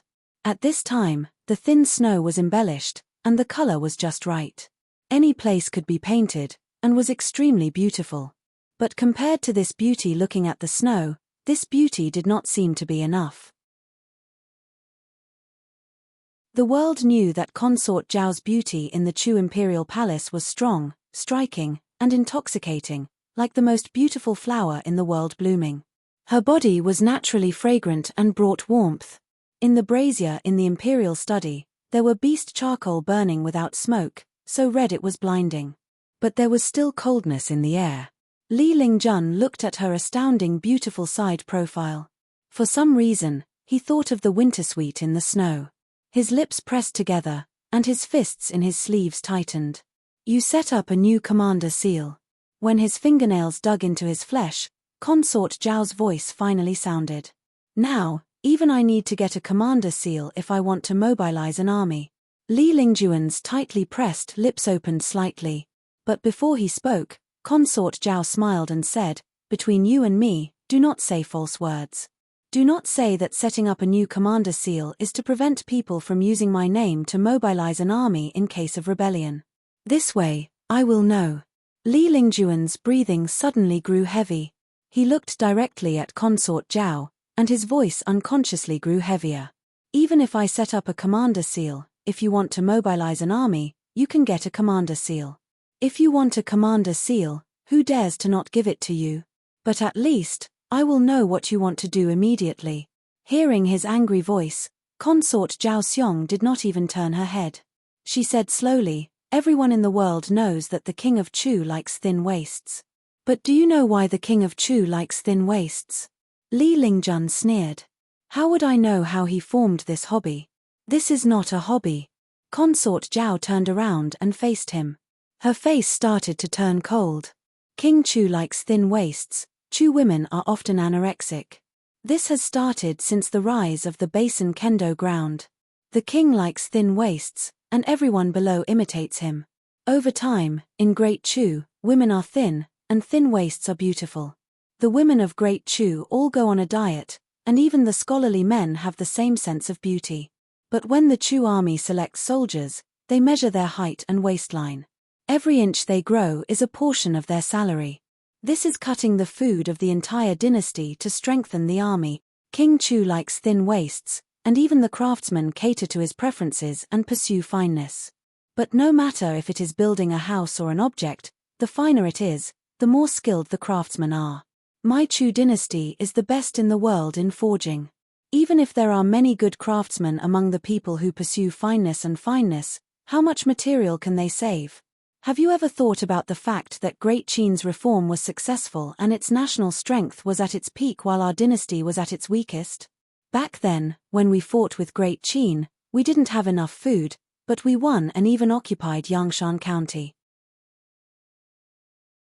Every household was given very little food, but not many women and children starved to death. The materials used to make those weapons are even more valuable. If a military seal weapon is made more finely, how much money can be saved? Every action of the king has meaning. Consort Zhao looked at Li Lingjun and sneered. You set up the commander's seal. What is the meaning of having an extra method when moving troops? Li Lingjun's face paled. He said coldly, You say I am not good enough to be king. You just lack a sense of security, and have not stood on the throne. Consort Zhao put away her coldness and looked at him with sympathy. She said softly, What are you worried and afraid of? You are worried about me? Do you still not understand what my relationship with you means? That is your protective seal. Consort Zhao shook her head and laughed self-deprecatingly. You are always worried that I will depose you in the future. But you and I have this kind of relationship. If I depose you, if our relationship is known to the world, who will allow me, this Demonis, to become emperor? You and I have the same fate. Your worry for me is meaningless. Consort Zhao looked at Li Lingjun, who was looking down, and slowly said, Ever since you ascended the throne at Deer Mountain, there have been no less than 17 rebellions of various sizes in the Chu. 11 of them were because those people felt that you and I were not united enough. These rebellions could have been avoided. No matter how disloyal those people were, they were still people of the Chu. Even if they had to die, they would die on the battlefield. I do not care what kind of agreement you had with Zheng Xiu, but since you have come here, since you are the new emperor of the Chu, you are the true king of the Chu. I have never seen a person who does not want to be a king and wants to be a servant. After Consort Zhao said this, she did not say anything else and just looked at him silently. Li Lingjun's body trembled violently. He could not think of what he should say. If there are no surprises, the roads in spring are good for marching. The Qin will attack the Chu, Consort Zhao said. What? Li Lingjun exclaimed, and even stopped breathing. If you want to know, then I will let you know. I need to urgently move Xiangyang back. Consort Zhao looked at him and said slowly, You just need to think carefully about what is meaningful as a king.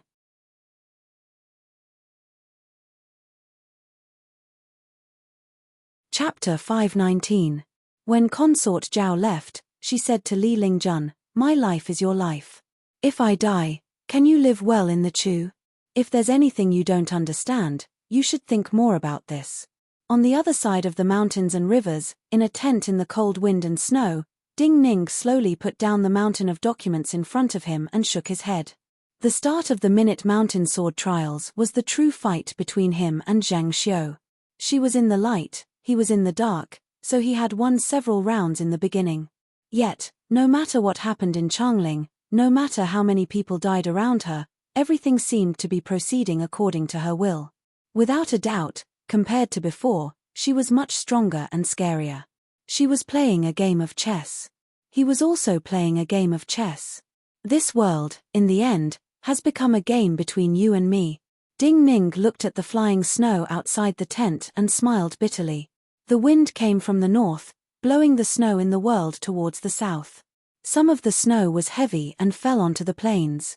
Some of the snow was light and carried in the cold currents, turning into clouds and flying over Yin Mountain. As Ding Ning smiled bitterly, a cloud slowly floated past the thousands of Wuji tents. Heavy snow fell and then it continued to head south. Time passed. When this cloud left the Wuji plains and floated behind Yin Mountain, Changling had gotten rid of the old year and welcomed the new year. In a courtyard that was a little too cold. Hearing the sounds of burning bamboo in the streets of Changling, Shenxian put a piece of persimmon into his mouth and slowly chewed. Persimmon had the same sound as matter, and persimmons were originally fiery red. In Changling, persimmons were not just sweets to relieve the bitterness when drinking tea, but also meant that everything was going well. Persimmons were going well, everything was going well. But how could everything in the world be going well? A mountain was located by the river. Half of the mountain was covered in white mist, but above it was clear. This mountain seemed to be floating on water and above the mist. This mountain was not far from Changling. But other than a small number of cultivation geniuses that the people of this mountain deliberately chose, the other people of Changling would never be able to enter. This mountain was the location of the Lingshu Sword Gate. The world knew that Minute Mountain Sword Sect and Lingshu Sword Gate were the two strongest cultivation places in the world. But compared to Minute Mountain Sword Sect, Lingshu Sword Gate was even more mysterious. A man with disheveled hair was carrying a paper bag of persimmons as he slowly climbed up the mountain along the stone path. The mountains were quiet, but there would occasionally be some disciples forging swords by the mountain stream. When they saw this man with loose hair who seemed to be walking through the streets of Changling to visit friends, they were slightly shocked. They had never seen this man before. However, the man with long hair didn't seem to be surprised at all. He just nodded slightly at them and continued to walk up. On the side facing the Wei River, there was a rock that looked like a natural Buddha. There was a stone hut below. The walls and the roof of the stone hut were covered in moss. Some of the moss even had strange golden flowers growing on it. The decorations inside the stone hut were very simple, but there was an exquisite tea table and all the tea utensils. Hearing the footsteps of the disheveled man, a purple-robed man in the stone hut started to make tea. This purple-robed man had an ordinary appearance and figure, but his skin flashed with a transparent light as though he was disappearing in the air as he breathed. Senior Sect Brother. The purple-clothed man first nodded his head in greeting when he saw the man with loose hair walk in. He respectfully greeted him. However, the trace of joy between his brows swiftly turned into some coldness. He looked at the bag of persimmon in the hands of the man with loose hair and said, "Senior, what is the meaning of this? We only meet once a year." "Of course, it is to congratulate," the disheveled man looked at him and said. The purple-robed man frowned and said, "But Senior Sect Brother, you should know that I do not like to eat persimmons, or even see them." The disheveled man sat down across from him and said gently, "Why?" The purple-robed man's expression immediately turned ugly. He said, "Senior Sect Brother asks while knowing the answer." "Of course, it is because of Junior Sect Brother Ming." The disheveled man took the initiative and started to make tea. He said slowly, "In the chaos of Changling, Wang Jingmeng fought his way into Changling. Junior Sect Brother Ming wanted to go help him, but you did not want him to go." The purple-robed man took a deep breath and looked up at the disheveled man. His frown deepened. The disheveled man did not avoid his gaze and said slowly, "You did not want Junior Sect Brother Ming to go because you thought that Junior Sect Brother Ming would not be of any help and would definitely die. Secondly, you and Wang Jingmeng had a grudge. So you poisoned Junior Sect Brother Ming. You used the heart-devouring powder just to make Junior Sect Brother Ming unable to fight and give up. But you did not expect that Junior Sect Brother Ming knew he was poisoned and still went. Junior Sect Brother Ming liked to eat persimmons the most. You put the poison in persimmons back then. You wanted Junior Sect Brother Ming to live, but he died fighting the poison. So you feel guilty and do not like to eat or see persimmons. It is not that you do not like to eat or see, but that you cannot eat or see." The purple-robed man bowed his head slightly and said, "Senior Sect Brother is benevolent. Why are you bringing up the past after so many years? You didn't let Junior Apprentice Brother Ming go because you didn't want him to die. However, we swordsmen only seek pleasure. We don't fear death. If we don't go when a friend is in trouble, that would be unrighteous. If you did not have a grudge against Wang Jingmeng, you would not use such a method to stop Junior Sect Brother Ming if he wanted to go." The disheveled man looked seriously at him and said, "But if your grudge against Wang Jingmeng did not exist, what would you do?" "What?" The purple-robed man suddenly heard the meaning in the disheveled man's words. He suddenly looked up and exclaimed softly, "You always thought that your uncle was killed by Wang Jingmeng, but what if he was not killed by him, but someone else?" The disheveled man said. The purple-robed man's body froze slightly, his eyes filled with disbelief. "I knew of this back then, but during the chaos in Changling, when junior sect brother Ming died, I was cultivating in the Eastern Sea. When I returned to Changling, Wang Jingmeng was dead, and the Basin Kendo ground no longer existed. This matter has become an old matter, and it is useless to mention it again." After a pause, the disheveled man continued, "Also, I think you may not believe what I say alone." The purple-robed man inexplicably felt cold. The wind blew at the golden flowers blooming on the moss outside the stone hut. Then even the light shining into the stone hut seemed to sway. "Your uncle raised you, and taught you cultivation. But the one who killed him was not Wang Jingmeng, and it was not Wang Jingmeng's intention. The one who killed him was Bai Qi, just like the destruction of the Li family. This was Zhang Xiu and Yuan Wu's intention, but in the end, they put this matter on him," the disheveled man said calmly. The purple-robed man's breathing grew difficult. He looked at the disheveled man and slowly said, "I cannot completely believe senior sect brother. While I believe in senior sect brother's character, you were too close to the master of the last flower sword back then. Other people do not know, but I know that if senior sect brother had been in the sect back then, you would have gone to Changling like junior sect brother Ming. Of course I cannot convince you alone.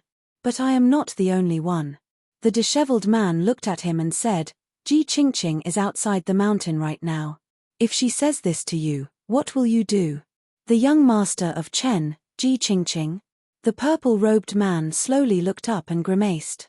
In the next moment, he took a sip of tea and then asked, "If so, why did senior sect brother mention the past so seriously today? This is a personal grudge.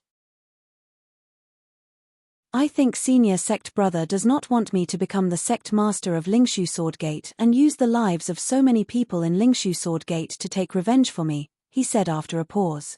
"Zheng Xiu wants An Baosha to be the sect master." The disheveled man said solemnly, "They have arranged for An Baosha to enter Illusory Sword Valley. So this is 3 against 3.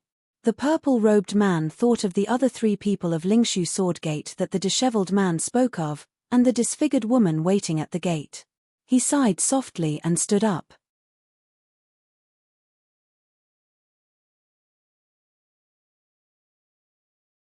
Chapter 520. In the morning light, Lingshu Mountain did not seem to be affected by the winter outside.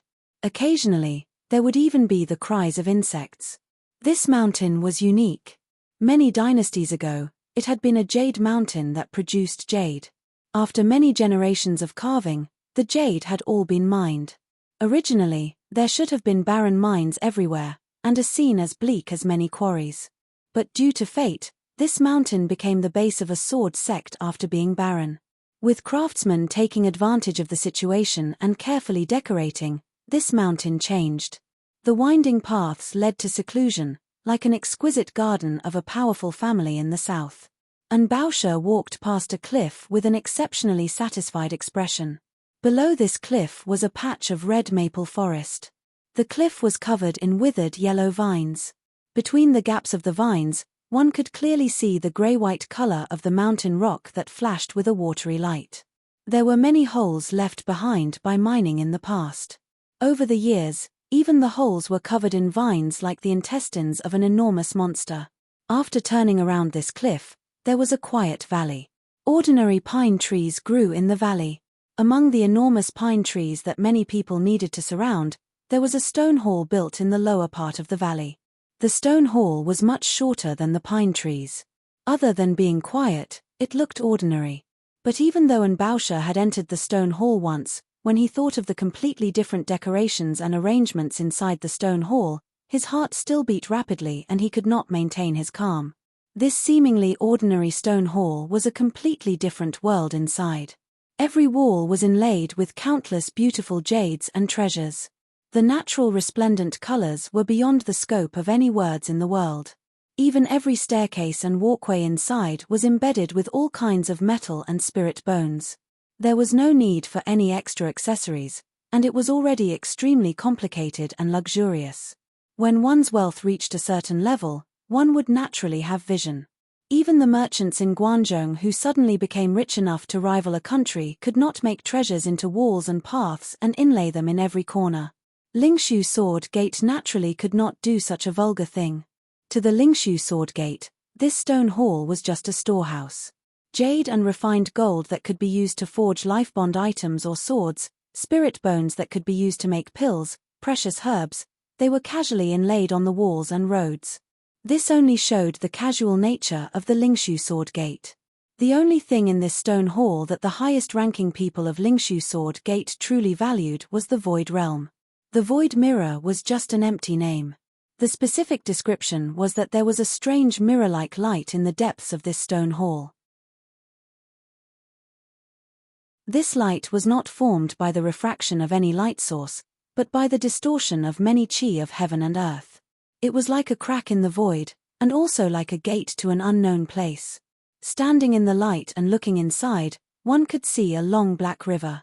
Occasionally, water would splash out from this light, forming a pool below. The water in this pool was also black and had an amazing effect on the cultivation of the natal item. This pool was the sword washing pool of Lingshu Sword Gate. In the past countless years, only the sect master of Lingshu Sword Gate qualified to enter the depths of this stone hall and use the power of this sword washing pool. The most important sutra of Lingshu Sword Gate was originally a void method. The void method could not be understood. For ordinary cultivators, it was hard to imagine. But for an Baosha, the basic principles were simple. The elders of Lingshu Sword Gate had used astounding sword essence to forcefully open a path to a certain place, and then used formations to attract primal energies of the universe to maintain it. So that black river appeared to be behind the light, but in reality, it could be infinitely far away. It could be in the cold starry sky that people could not reach, or deep in the earth. All primal energies of the universe had paths to flow. The elders of Lingshu Sword Gate had forcefully twisted and created a path for the primal energies of the universe in the space where the Black River was located to flow directly into the sword washing pool. The basic principles were not hard to understand. What was difficult was to understand how to form that bright sword essence and guide the primal energies of the universe to maintain this door like a void. But this was still too far away for an Baosha. If he could understand the profundity, and create a small world with one sword, he would be at least Realm 8, or even close to the legendary Realm 9. He was very satisfied to be able to use the sword washing pool. The last time he entered this stone hall, relying on his talent that surpassed the other geniuses of Changling, he had chosen a fine jade as a sword from this stone hall filled with treasures, and forged it into his natal item. This fine jade had been produced by Lingshu Mountain in the past, and was the core of this mountain. The most powerful life bond item was not the material itself, but the most compatible. His sect was here, and the method he cultivated came from here. It was the most compatible with the energy of this jade. After the tempering of the sword cleansing pool, the jade sword that gave off faint white light resting in his energy sea was better than the life bond item of ordinary cultivators after years of hard work. Jiyu Huai was his master. Ever since he displayed astounding cultivation talent, and was called one of the two freaks of this generation of Changling cultivators along with Jing Liuli, it had been Jiyu Huai who had taught him personally.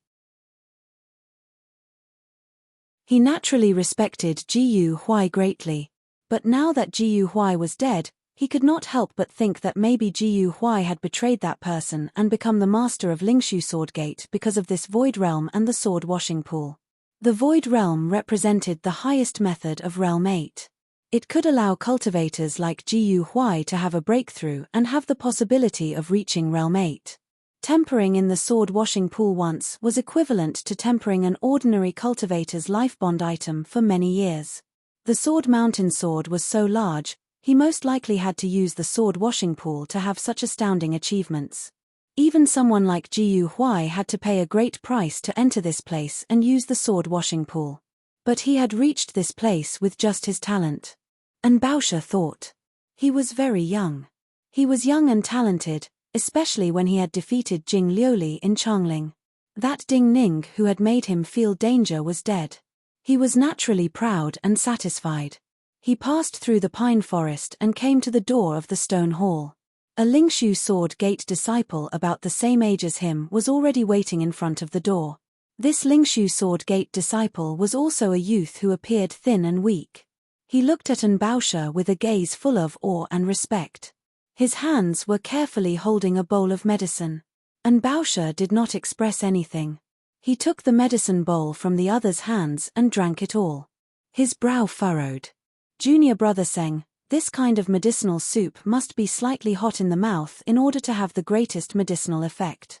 This requires you to deliver it to me within 37 breaths. What you need to control is the time it takes to take out the medicine and deliver it to me. Your cultivation talent is already very poor. If you cannot even do such a simple thing, what achievements can you have? He looked down at this Lingshu Sword Gate disciple, sneered, and said mercilessly. The youth he called Junior Sect Brother Zheng had his hands trembling when he frowned. Hearing such a reprimand, the blood drained from his face and his face turned snow-white. Baosha did not care about his emotions. He coldly threw the medicine bowl back to the other's hand and prepared to enter the hall. At this time, he smelled a clear scent of blood. He suddenly turned around and saw a middle-aged man with loose hair that he had never seen before walking out of the pine forest. The loose hair man's robes were dyed red with blood. There was a terrifying wound near his left heart that had been torn by energy, but this wound had been bound by the loose hair man's own energy. The flesh slowly shrunk, and even the blood stopped flowing. To be able to use vital energy to heal such a terrifying wound, this represented a terrifying level. Baosha was stunned. He bowed and asked, "Mister, you are?" The loose hair man nodded in return and said coolly, "Qi Jinshan." This seemed to be a very tacky and ordinary name. But in the ears of Baosha and the other Lingshu Sword Gate disciple, it was like thunder. "Sect Uncle Qi?" Baosha said in disbelief. The loose hair man nodded and said, "Yes, I have come to kill you."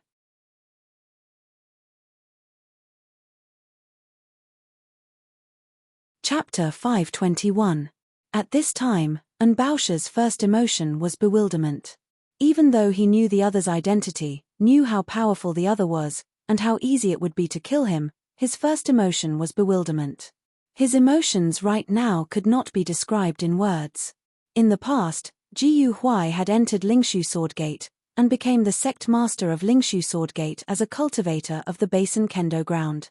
Lingshu Sword Gate had 6 people, in terms of cultivation and reputation, who had the chance to become the sect master of Lingshu Sword Gate.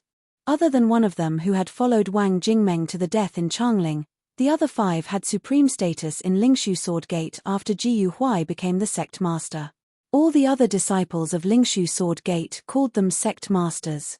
These were the 5 sects of Lingshu Sword Gate. Compared to the sect master, they only lacked the word master. This meant that while they did not manage the affairs of the sect, they had a status infinitely close to the sect master. For example, this Qi Jinshan. The other disciples of Lingshu Sword Gate had to call him Sect Master Qi when they saw him. Baosha only called him Sect Uncle because he was Jiyu Huai's disciple and had a special status. But most of these 5 sects had been in seclusion, especially this Sect Master Qi. He had been cultivating overseas before the chaos of Changling. After Jiyu Huai became the sect master, he had returned to the mountain but remained in seclusion. Not just him, even the cultivators of the previous generation who had cultivated in Lingshu Sword Gate for decades had never seen this sect master Qi. Baosha thought that he had become the next sect master of Lingshu Sword Gate based on his talent. He even thought that he would lead Lingshu Sword Gate to a higher position in the world. In his subconscious mind, he should be the pride of the 5 sects. A few breaths ago, he had been in high spirits and felt that he had reached the top. But now, this sect master Qi who had never appeared in front of him and said he would kill him. The shock and confusion caused by this great disparity made him feel even more bewilderment than terror. Why? He looked at the wound on Master Qi's heart and the blood on his clothes that had not completely dried. He started to understand that if the other could come here, it meant that no one could stop the other from killing him. Yet he was even more confused. Why is it like this? He reflexively said. In these 10 years, you have never seen me, but I have seen you many times. Qi Jinshan looked at him calmly and said, "You are too close to her, too similar. You cannot be the master of Lingshu Sword Gate. However, I know that she will not give up, and you will not give up either. Why should I give up?" And Baosha suddenly understood something and became angry. "This is just a dispute between you and her. Why do you have to put it on me? Furthermore, with my talent, am I not qualified to be the sect leader of Lingshu Sword Gate?" He didn't finish his sentence. His next words were, "Other than me, who can cultivate faster than me, who has a higher cultivation than me in the future, and who is more qualified to be the sect leader of Lingshu Sword Gate than me? Whether or not you can become the sect leader has nothing to do with the future, but the present." The reason he didn't finish his words was because Qi Jinshan had already calmly said these words, as if he had predicted his next words in advance. Too much confidence will lead to arrogance and stubbornness. Qi Jinshan looked at the trembling Lingshu Sword Gate disciple next to Baosha and said coolly, "Whether or not you can become the sect leader has to do with virtue and human nature. What right do you have to judge my virtue?" Baosha's hands clenched into fists. He felt humiliated and wanted to shout, but his body quickly turned cold because he realized the other did have the right. The other had been Master Qi, and had almost the same status as the sect leader.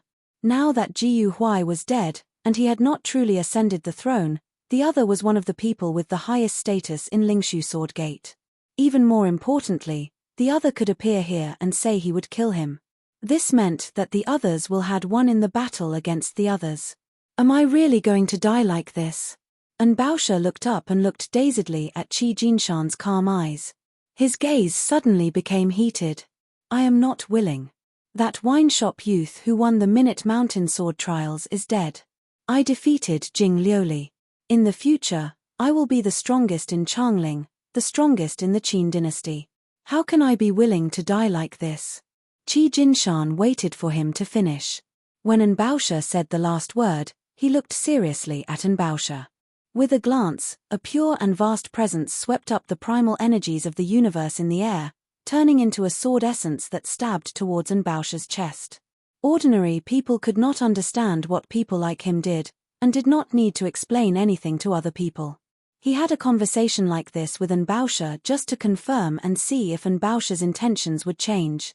From a certain point of view, this was the last chance he was giving Baosha. Especially at this time, when he sensed Baosha's murderous intent, he did not hesitate. Compared to Baosha's cultivation, he was like a true immortal. He was so fast that he could predict what Baosha would do in the next moment. Baosha's murderous intent did not land on him, but on the Lingshu Sword Gate disciple next to him who was holding the medicine bowl and did not know what to do. Baosha's hand landed on the waist of the Lingshu Sword Gate disciple. A sword essence formed at this time. Before the Lingshu Sword Gate disciple could react, he felt a domineering vital energy surge into his body. In the next moment, he turned into a sword, into Baosha's sword, and stabbed at Qi Jinshan. Seeing the Lingshu Sword Gate disciple flying towards him, Qi Jinshan's expression did not change. He knew that Baosha did not dare to hope that this attack would pose any threat to him. He just wanted to use this disciple's life to delay for a moment. But since he had a feeling, he would not let Baosha succeed. He slowly stretched out his hand and placed his palm vertically in front of him. The head of the Lingshu Sword Gate disciple filled with berserk vital energy hit his palm, but he did not feel any impact, as though he had landed in a soft void. In the next instant, he realized that he was standing in front of Qi Jinshan. The violent true essence in his body had disappeared without a trace, and Qi Jinshan's hand was still resting on his head like a celestial being, not withdrawing. The sword essence that had formed out of thin air and stabbed towards Baosha's chest did not hesitate, and landed on Baosha's chest. Baosha's body furiously flew backwards. His body had already knocked open the half-closed door of the hall and flew into the extremely luxurious passageway behind it. When he sensed this copious and irresistible sword intent descending upon him, his eyes were filled with astonishment, and his face was extremely pale. The moment this sword essence stabbed into his body, his energy sea seemed to explode. With a speed he could not normally reach, he forced out his life-bond sword. A faint white jade sword appeared in front of his chest. There was a crack. The fine jade sword was directly shattered. And Bausha felt as though his chest had been hit by countless boulders. He spat out a mouthful of blood. His eyes were filled with terror. His body suddenly sped up like a bullet, and shot into the depths of the stone hall behind him. Even the most talented cultivator in Changling, there was an unimaginable gap between him and Master Qi. The other's casual attack had completely destroyed the life-bond sword he had just achieved, and destroyed most of his vitality, causing unimaginable damage. Even if the other did not attack, he feared he would die if his wounds were not treated. But he was still unwilling. As he flew backwards, he still reached out with a stubborn and almost violent hand. He grabbed 2 spirit medicines with extremely strong effects from the ground, and then slammed them into his mouth like he was shoving them into his stomach. Then, with a beastly howl, he turned his body and charged towards the sword washing pool.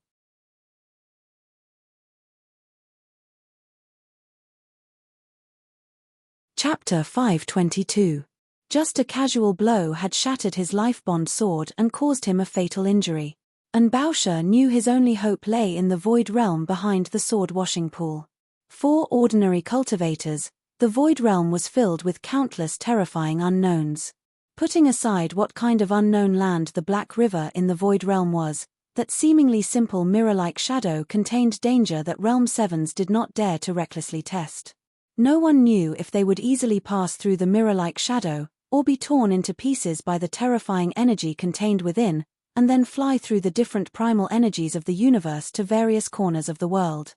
This was truly being torn into pieces and not being whole. The possibility of this far exceeded passing through safely. And Bausha understood this from the start. But for him, Master Qi was too terrifying, and this was his only hope of survival. Qi Jinshan frowned slightly. The moment his hand left the head of the Lingshu Sword Gate disciple, he floated into the hall like a weightless wisp of primal energies of the universe. The gemstones, spirit medicines, metal, and spirit bones embedded in the walls of the hall, and the metal and spirit bones on the ground were cut into pieces by his energy. Then they turned into crystal haze mixed with countless colors that stabbed towards Bausha, who was fleeing for his life. To Bausha, this was a casual blow, but to a grandmaster like him, a blow with true killing intent was his full power. The casualness only meant that his sword essence was complete. Bausha, who was more than a realm away from him, was able to block his blow. This was not just because he was seriously injured, but also because Bausha's strength surpassed his expectations. He naturally knew what Bausha wanted to do. Among the crystal haze, one of them did not try to capture Bausha's position, but purely pursued speed. It left his perception and landed in front of the void realm according to his memory. The void realm was just a blurry and translucent light standing in the air. It did not have any color, but inside the light, there seemed to be a black river flowing. However, as the crystal haze descended, hundreds of crisscrossing crystal lines suddenly appeared in front of the hazy and translucent light. Every crystal line felt extremely sharp, even straighter than the lines meticulously carved by the best craftsmen in the world. Bausha could smell the unique presence of the sword washing pool. He even felt that the water was about to ripple on his back, but at the same time, despair appeared in his eyes. When the crystal haze flew past him, his clothing tore apart. He knew that the other had sealed off his retreat, and the power of this crystal haze was not something he could resist. A mournful howl burst out from his mouth. The moment his body collided with the hundreds of crisscrossing crystal lines, he forcefully twisted his body. Using his feet as the tip of a sword, his entire body slammed into the crystal lines like a sword. At the same time, all the true essence in his body gushed out from his hands. In an instant, his 10 fingertips ruptured. His true essence was mixed with blood. It was as if he was holding 10 blood-colored ribbons in his hands. The 10 blood-colored ribbons flew out of their own accord, crashing into the crystal haze chasing after them. As they shattered, they forcefully swept up several pieces of crystal dust, crashing into the crystal wires with the tips of his feet. There was a loud bang. The pieces of crystal dust and the thin crystal lines collided, and gave off a boom like a giant ship crashing. The stone hall shook violently. The water of the sword washing pool splashed into the air. The treasures embedded in the walls of the stone hall fell like rain. Most of them were shattered by the powerful force. More than half of the crisscrossing crystal lines were shattered, but they were not completely destroyed. The crystal lines that were firmly fixed in front of the void realm cut through Anbausch's feet, then up, through his energy sea, and through his body. Anbausch's clothing had been torn apart long ago. Lines of blood seeped out of his white skin. He screamed in pain, and charged into the void realm covered in bloody lines. He originally wanted to risk his legs being crippled in hopes of being able to charge into the void realm with half his life. But his cultivation was too far from the others. Even if he used all his moves, he could not break through the others' sword energy. At this time, these sword threads cut through his body from head to toe. Because they were too slender, too sharp and too fast, his body didn't feel any true pain. However, he understood extremely clearly that these sword threads cut through his energy sea, cut through his body. In the next moment, those blood threads on his body would rupture into terrifying wounds. Then, his entire body would turn into pieces of flesh and collapse. For him, Ding Ning was dead, Jing Liuli had lost to him, and no other young genius in the world could match him. Especially under the will of the Empress, he was about to become the sect master of Lingshu Sword Gate. Falling from such a high position, and even losing his life in an instant, how could he not be in pain? As he screamed in pain, his body passed through the hazy light. Several waves of indescribable power instantly crushed his body. In the next moment, he heard countless sounds of glass shattering coming from his body. When true terror filled his heart, he only felt his body being tossed high up into the air, like a mountain rock being tossed into the clouds. Then, he did not fall back down, but continued to rise up at an astonishing speed. In the next instant, all of his consciousness disappeared. A layer of ripples appeared on the faint layer of light. Qi Jinshan's toes touched the water of the sword pool, and he stood in front of the void realm. The dozens of sword threads still stubbornly existed. Blood flowed on the threads and slowly dripped down. Qi Jinshan was silent. Behind this faint layer of light was a completely unknown world to him. Anbausch's body passed through the light and disappeared from his sight.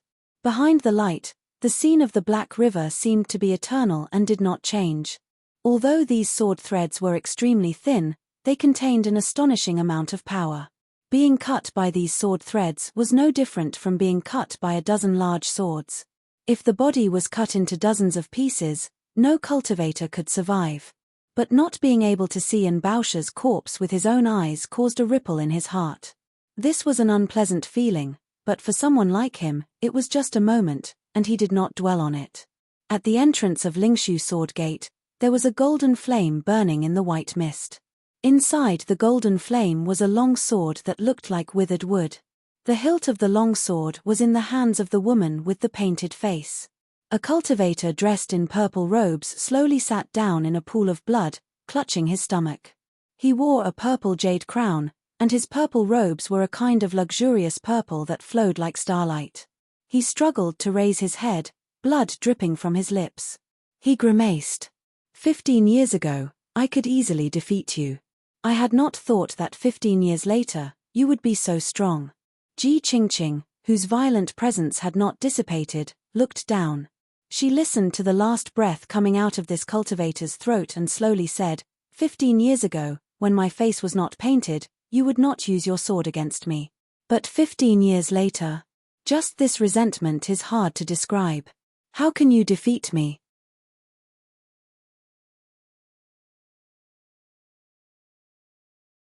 Chapter 523. When the cultivator in front of her breathed out his last breath, the woman's energy sea in her abdomen suddenly gave off light like a shining jewel that was about to burst out of her abdomen. But with a muffled grunt, the light was forcibly suppressed by her and disappeared immediately. She spat out 2 mouthfuls of black blood. The cultivator in the pool of blood in front of her was one of the 5 sects of Lingshu Sword Gate.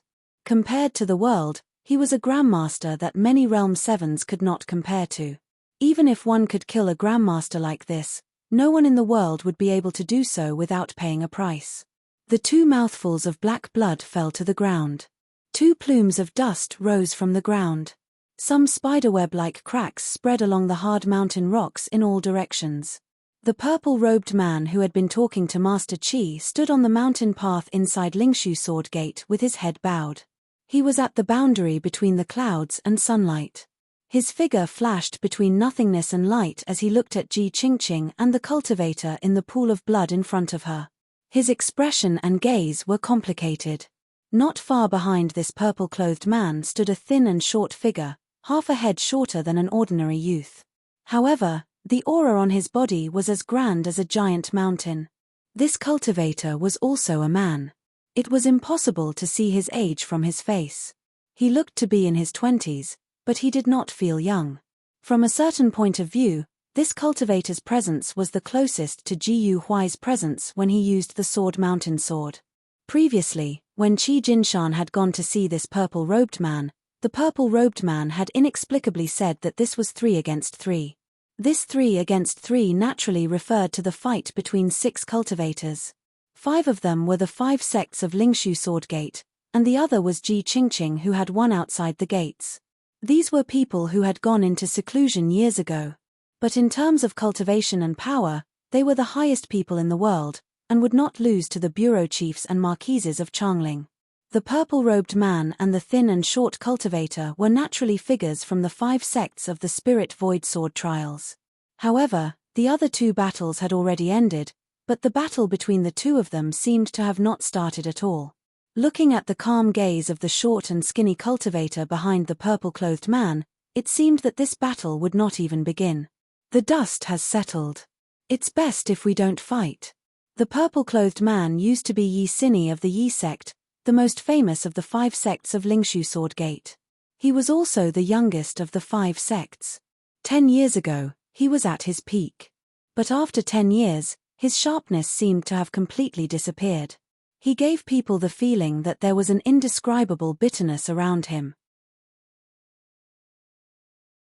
At this moment, he looked outside the mountain gate.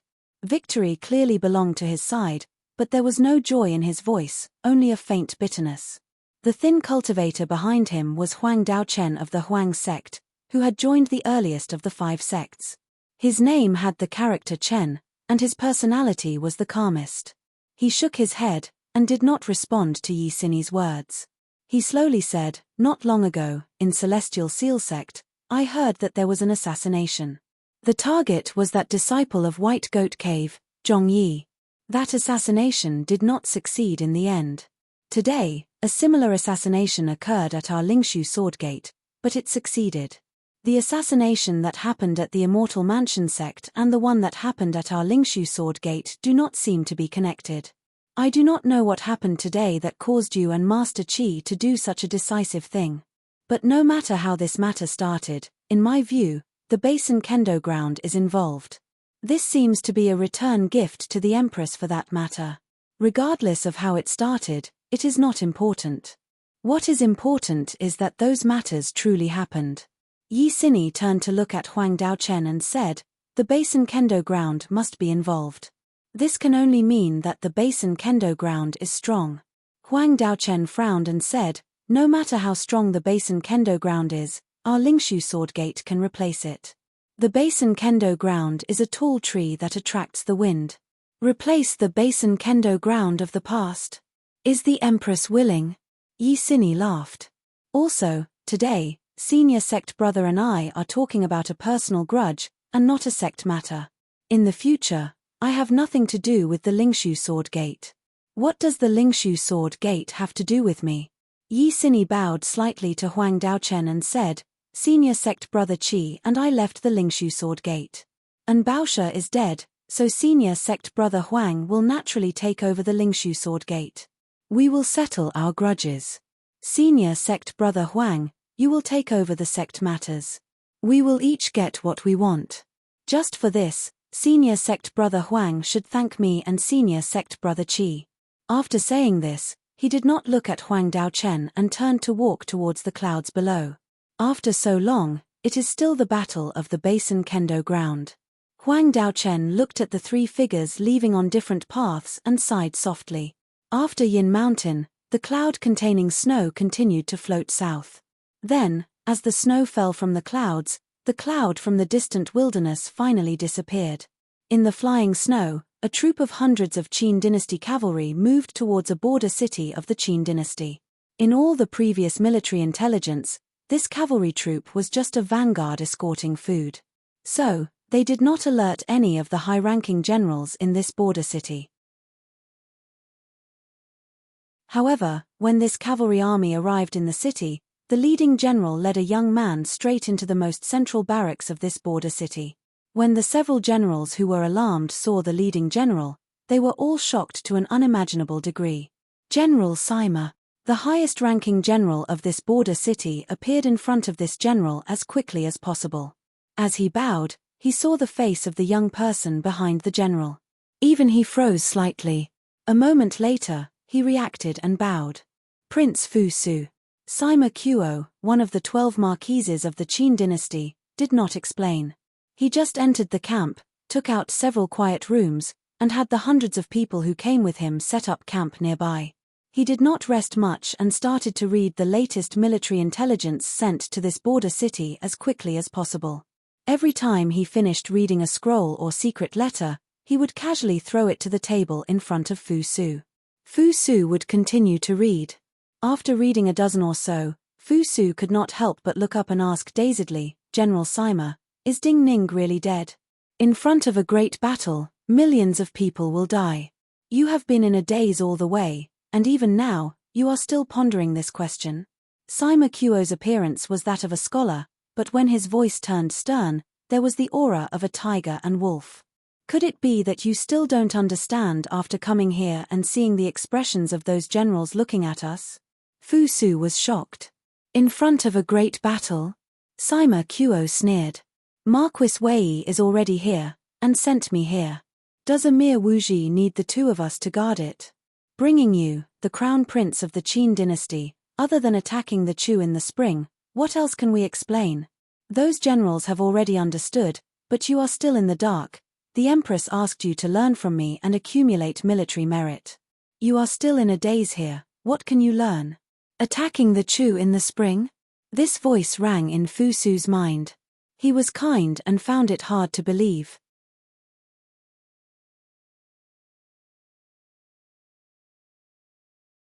Chapter 524. Sincerity was one aspect of kindness. Fu Su found it hard to believe that the spring invasion of Chu was not just because he had heard the news of Ding Ning's death along the way, but because the Deer Mountain Conference had just ended. The 4 dynasties had made an agreement at the Deer Mountain Conference. How could it be that this agreement did not exist now? Sima Qiu knew what he was thinking from his expression. He smiled coldly and said, "Not fighting when you say not to fight, much less an adult." Fu Su struggled to swallow. He looked up at Sima Qiu and said, "Breaking one's word, I do not know. Those are words written in the books, unless everyone in the world is a saint like that. Moreover, who knows how many of those books were burned before your father ascended the throne?" Sima Qiu said coldly and mercilessly. His status was high, and as the crown prince's tutor, he naturally knew what Zheng Xiu wanted him to teach, so he did not need to hide his words. After saying this, he lowered his head to look at the scrolls. His brow unconsciously furrowed slightly. He thought inside, Yuanwu and Zheng Xiu were not so simple and kind. Then who did this Fu Su resemble? Thinking like this, his attention was not on the scrolls in front of him. He glanced at Fu Su's profile out of the corner of his eye. Many scenes of that person in Chongling appeared in his mind, and he felt they were more and more similar. While the time did not match, was there really something else going on here? Sima Qiu's eyes narrowed slightly. He felt inexplicably cold inside. Even though the Empress had done many things in Chongling that the 2 ministers and the Holy One could not tolerate, the Holy One and the Empress still seemed to be close. But if they were normal husband and wife, would they still be so close after such things? A centipede dies but does not fall down, but how many waves can it make? While the scholarly Sima Qiu was thinking about the matters of the imperial palace, Wei Wujiu stood at the highest point of the city wall in the distance and spoke coldly and disdainfully in a border city near Wu Mountain. Wei Wujiu was the Marquis Wei mentioned by Sima Qiu. He was the oldest of the 13 marquises of the Qin dynasty. At this moment, his hair and beard were all silver white, but his figure was abnormally straight and tall. This kind of aura that was like an iron tower made people involuntarily think of the great general of the Tiger Wolf army, Liang Lian. Specks of snow accumulated on his black armor, giving him an aura as cold and aloof as 1,000 snowy mountains. Even if Lin Zhujiu escapes from the great floating water prison, what is the use of the remnant swords on the Basin Kendo ground? The air of the 9 Death Silkworm is different from the past. He looked at the Chu border in the wind and snow, the disdain on his face growing. So you do not need to make any useless considerations. The battle between the Basin Kendo ground and the Holy One, unless Wang Jingmeng comes back from the dead, I do not think the people of the Basin Kendo ground can pose any threat to the Holy One and the Empress. The person standing behind him was also wearing black iron armor, but he wore a cloak and a black cloth over his face so his features could not be seen.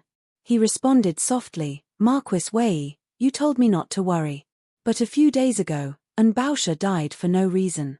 Lingshu sword gate split into 2 sides without warning. It is not enough to fight against Minute Mountain Sword Sect. The Holy One and the Empress' decades of hard work have all been for naught. As to Minute Mountain Sword Sect, no one can see Bailey Sushua's intentions. But at least, both he and Jing Liuli know who they favor in the Minute Mountain Sword trials. And Baosha? Wei Wujiu suddenly laughed and turned to look at this person. In all of Changling, the person with the greatest cultivation talent in the last century is naturally Wang Jingmeng. But after him, the one with the greatest cultivation talent is an Baosha, and not Bai Qi. As long as Bai Qi and his army are present, the changes in these sects will not affect the overall situation. What was the most powerful and terrifying thing about the Basin Kendo ground in the past? After a pause, he looked at this person and said, "Those people were not just cultivators, not just grandmasters, most of them were generals. But now, how much do the 13 marquises of the Qin dynasty, the Martial Bureau, have to do with the Basin Kendo ground? So do not think of leaving a way out for yourself. At this time, the Holy One and the Empress do not want to see a fence-sitter with an ambiguous attitude." In the end, this old Marquis looked at the masked person behind him and calmed down. He turned to look at the Chu and said softly, "I am old. Mo Shouqing's last glory was in suppressing so many cultivation sects. I have a few more chances to lead an army like this. My glory is this spring, in the Chu. Coming back from the dead." The man with the black cloth was silent, but these 4 words flashed in his mind for some inexplicable reason. A scornful smile appeared at the corners of his mouth under the black cloth. While this was impossible, wasn't what kept the Holy One and the Empress close to each other due to their fear of these words? Even though Wei Wujiu and him had a long conversation, his thoughts were still different from Wei Wujiu's. Coming back from the dead was naturally the most impossible thing. Unless he had not died at all. But why had he not died? When his consciousness returned to an Baosha's mind, he was bewildered, shocked, and puzzled. But he did not feel any joy. A strange buoyancy was supporting him. Even though it was an ice-cold water current, it did not drown him. He tried to open his eyes but was powerless. Then he could not see any color, only black. So he felt he had fallen into that strange black river. The water seemed to be flowing gently in one direction. The water that splashed into his mouth was bitter, so bitter that he vomited. Then, he instinctively felt that his eyes were blinded and he couldn't see anything. He could not see anything, but his senses grew clearer. He felt that the important meridians in his body, which were originally unobstructed, had been broken into many segments. Even more importantly, his energy sea was empty. There were multiple cracks, so large they seemed to come out of his body. His cultivation was crippled. His energy sea was broken. His body was crippled, leaving behind many wounds that could not heal. These were the hidden wounds that cultivators spoke of.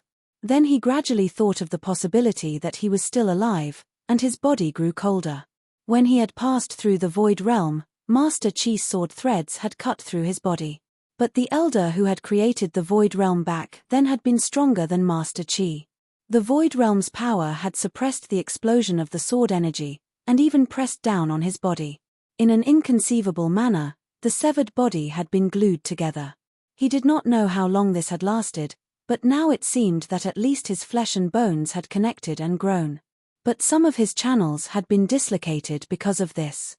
Something must have happened next that caused his body, which was weaker than an ordinary person, to have some life. This was a true miracle.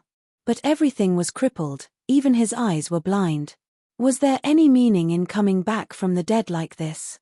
And Bausha wanted to cry. But he did not even have the strength to cry. He could not even make a sound. He just felt his body grow colder and more uncomfortable. He missed the days in Changling, especially the spring days when the ice and snow melted and the sun was warm.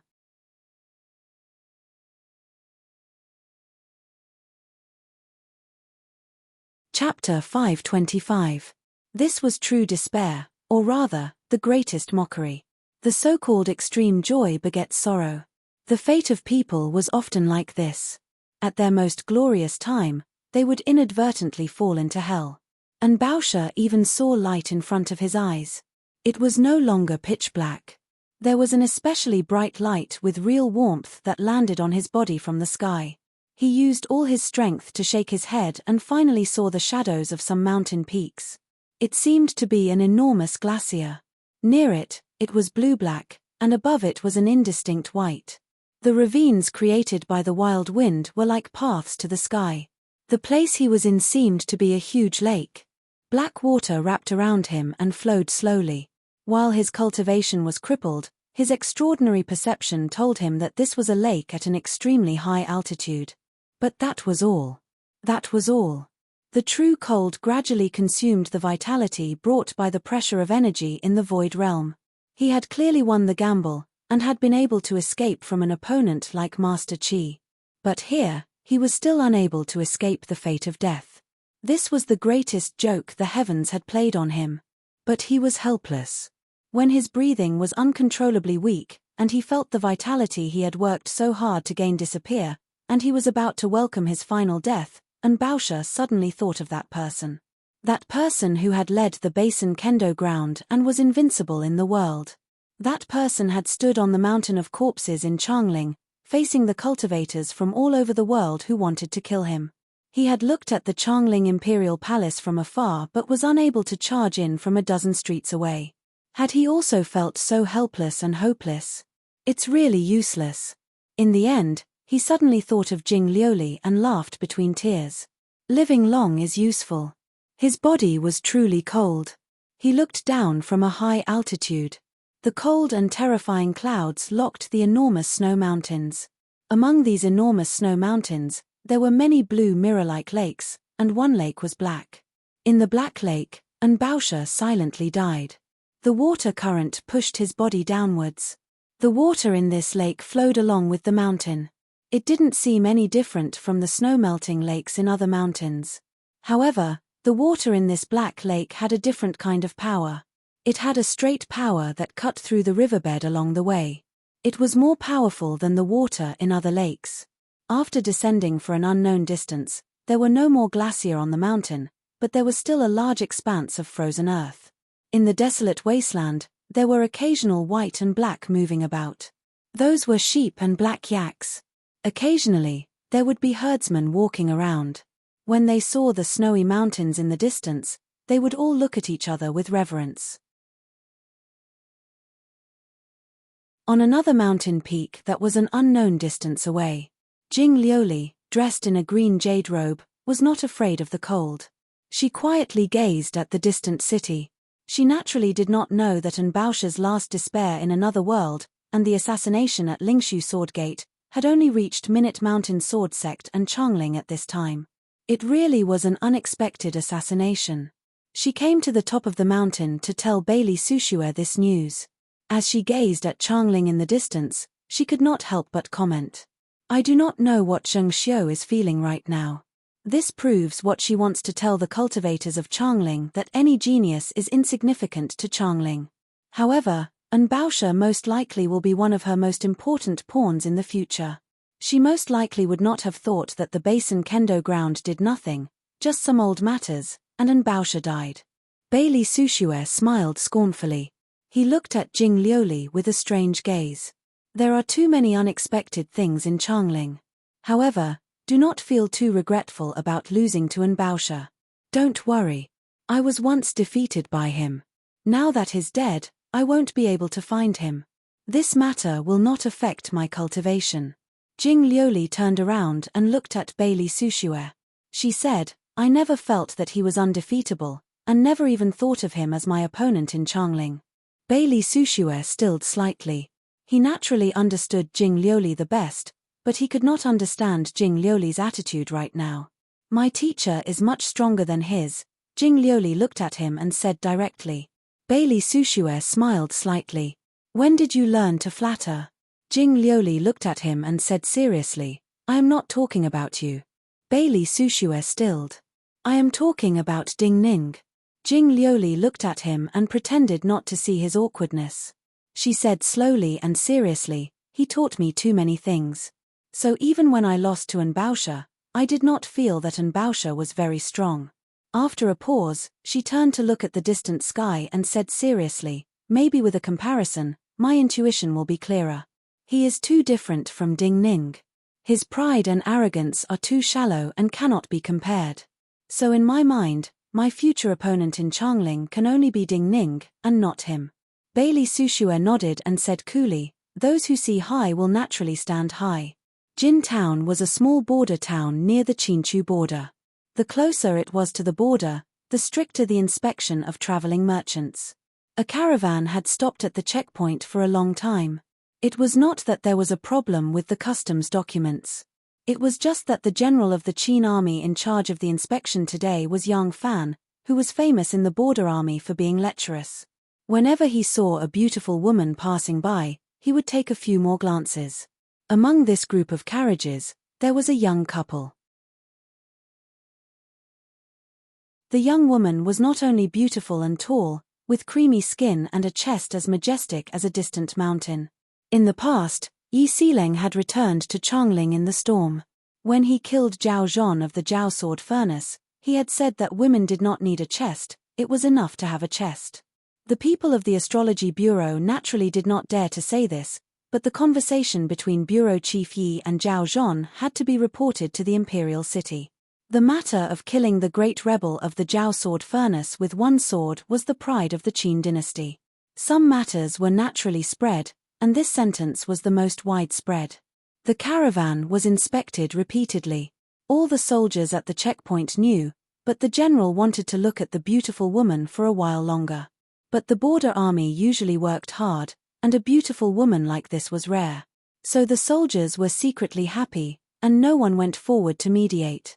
In the face of Yang Fan's unbridled gaze, the beautiful woman was dignified and magnanimous. She was somewhat patient. However, when the guard proposed to carefully search her husband in the carriage again, the seemingly sickly young man who was suffering from tuberculosis, she was clearly somewhat impatient. Her eyebrows rose slightly, but she was not angry. Instead, she smiled. Her smile was like thousands of peach blossoms blooming, warm and bold. How about we stop pretending? She didn't look at the border general who was extremely close to her, instead looking at the sickly-looking man in the carriage, saying this in a soft voice. Her voice was not loud, but for some reason, not just this border general, but everyone in a radius of dozens of feet suddenly felt their bodies stiffen. This border general who had been looking at her chest most of the time unconsciously gripped the hilt of his sword at his waist. The man in the carriage did not respond, and only sighed softly. The beautiful woman seemed very satisfied, and smiled even sweeter. What are you smiling at? The border general unconsciously took a step back and said coldly, previously, I sang a song in your Changling. Today, you are reluctant to part with me, so I will sing it again for you. The tall and beautiful woman raised her head as she spoke. High up in the sky, a sparkling and translucent water droplet fell silently.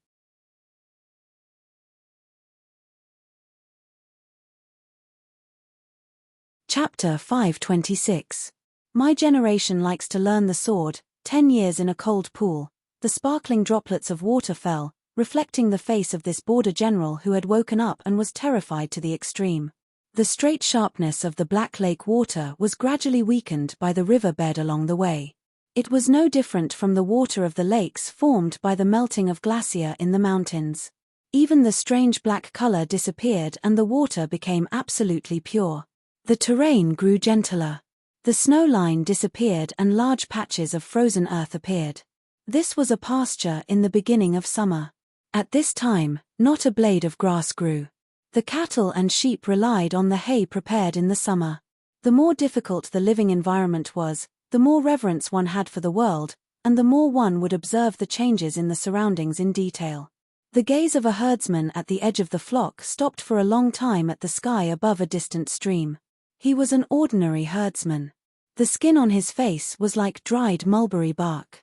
Because of the sun and cold of the plateau, it had become a unique purplish color accompanied by many signs of frostbite. There was a flock of vultures circling in the sky above him. The vultures circled for a long time but did not descend as though they were afraid. The vultures were like divine beings to the herdsmen of the plains. When they appeared in large numbers, they would accompany the aging and death of living beings. However, such a scene was too unusual for him.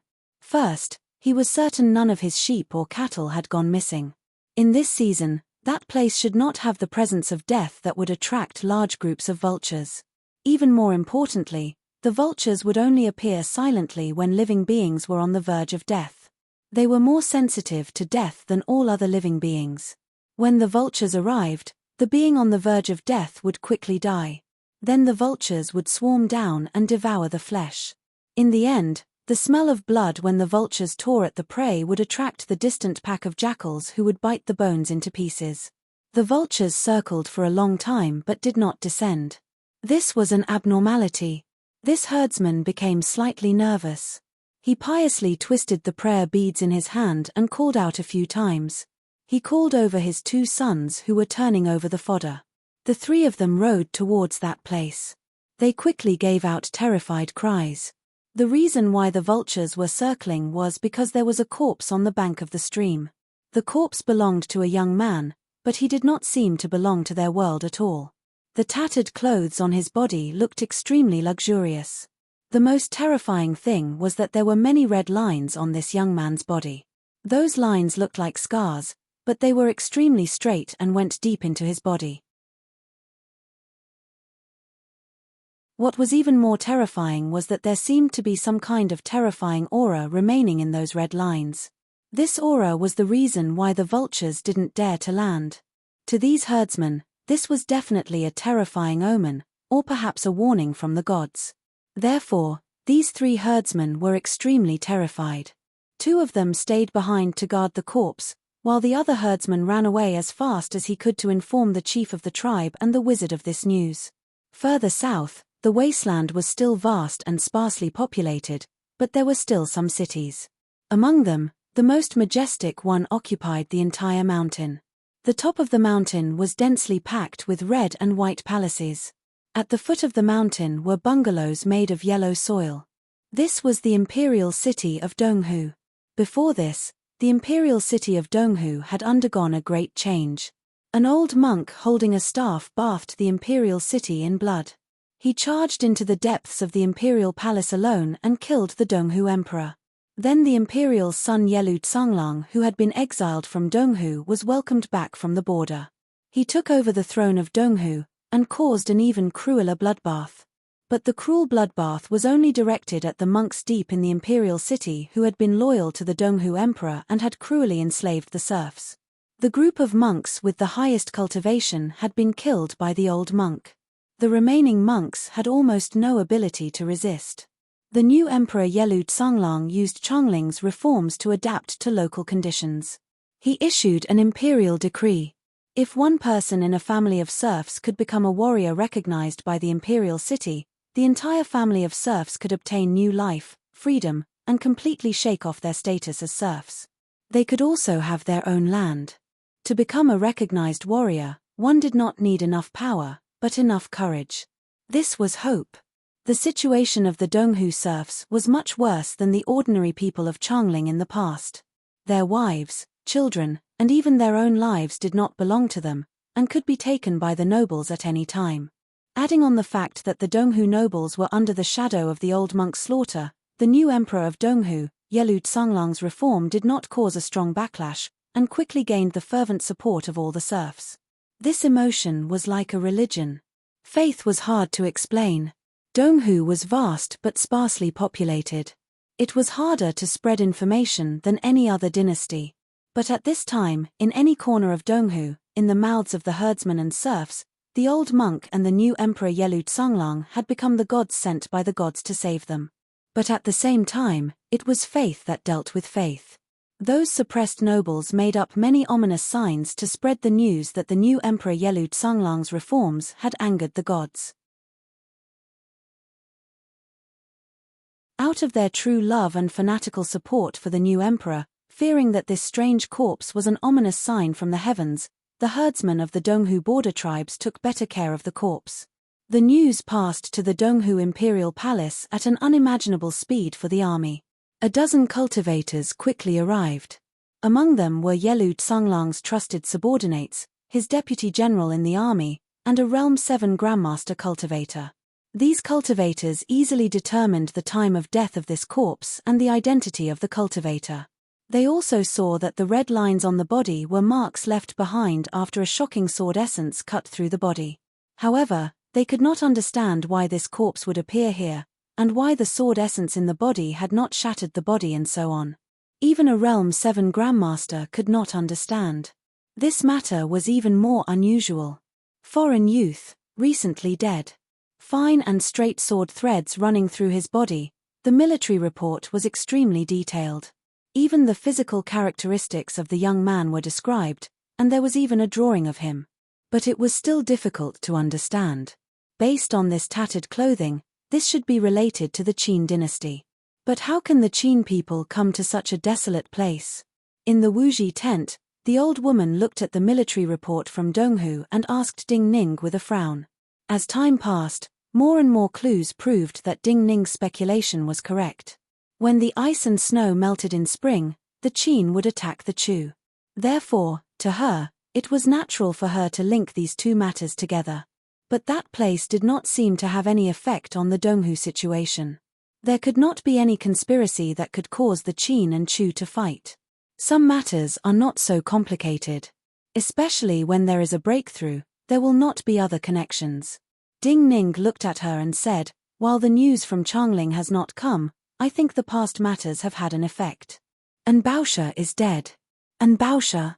The old woman thought she had heard wrong. The portrait in the military report is very similar to An Baosha. "I have seen An Baosha before," Ding Ning said directly. The old woman said dazedly, "But An Baosha is in Changling, tens of thousands of miles away from that place. Lingshu Sword Gate has a sword washing pool. The water in the sword washing pool comes from the sword essence of the Void Realm. The Void Realm was left behind by a Grandmaster when the Lingshu Sword Gate was founded. It is equivalent to using sword essence to open a path to primal energies of the universe." Ding Ning looked at the old woman and said slowly, "In the past, no one knew where the Void Realm was connected to." The old woman finally understood and said in shock, "You mean, the Void Realm of Lingshu Sword Gate is connected to the Donghu region?" Ding Ning nodded and said, "When the news from Changling comes, if An Baosha enters the Void Realm in the end, there will be no doubt that he can escape through the Void Realm."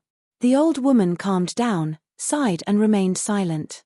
Some matters would become eternal mysteries, but they had not coincidentally encountered a person with terrifying foresight. In her view, Ding Ning could easily deduce such seemingly unrelated and impossible matters not because he had seen An Baosha, but because he had such terrifying foresight. Ding Ning also grew silent. His breathing was slightly heavier than usual. Because only a few people knew that the Void Realm had been formed because the great Grandmaster of Lingshu Sword Gate had gone to that mysterious place and left his Lifebond sword there. His Lifebond sword and the formation in the Lingshu Sword Gate Sword Hall had resonated from a distance to form the stable Void Realm. And now, Ding Ning just happened to lack a sword. The last Flower Remnant sword was more because of nostalgia. To face Yuan Wu and Zhang Xiu in the end, he had to have a sword strong enough to bear his future sword essence. He had not easily chosen a sword to be his life-bond sword because he had to be extremely cautious. He could not afford the slightest possibility of failure. After the heaven-replenishing divine art, his plan was to go to Chu in the spring to find a sword as strong as this. Chu was the best in the world. But now, this sword had appeared outside of his plans. Some things were accidents, coincidences. But this could be one of the countless possibilities that had been in his mind for a long time.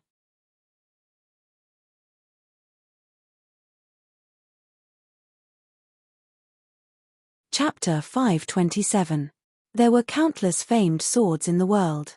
In the Minute Mountain Sword Valley, there were countless famed swords of the former Yang, Wei, and Zhao dynasties. But in his eyes, the enemies were always Yuanwu and Zhang Xiu. Compared to an enemy like that, a famed sword of that level was not enough. Even a powerful Basin Kendo ground sword like the Sword Mountain Sword was not enough in Ding Ning's view. Just like the old woman in charge of Wuji, he was different from the rest in his knowledge that other cultivators could not imagine. But only he knew that the difference between him and the other cultivators in the world was his cultivation experience. He had many cultivation experiences that other cultivators in the world did not have. Experience, or perhaps a lesson, told him that in order to guarantee a surefire victory over someone, not only did he have to surpass his opponent in terms of cultivation realm, but he also had to surpass his opponent in terms of comprehension of the qi of heaven and earth and the utilization of the sword manual. Before Jiyu Huai died, in exchange for the secret, he had once asked Jiyu Huai, "Where is the great punishment sword?" This was an astounding secret, and even related to the trajectory of Jiyu Huai's life. In the past, Jiyu Huai became the sect master of Lingshu Swordgate because of his cultivation and the power of the Changling Imperial Palace. But even more importantly, he had concealed his identity as the Basin Kendo ground long ago and entered Lingshu Swordgate. The true reason he entered Lingshu Swordgate was to search for the whereabouts of the Great Punishment Sword. Almost all the cultivators in Changling had never heard of this sword's name because this sword was a legendary sword. This was the sword of the strongest swordsman in the history of Lingshu Swordgate.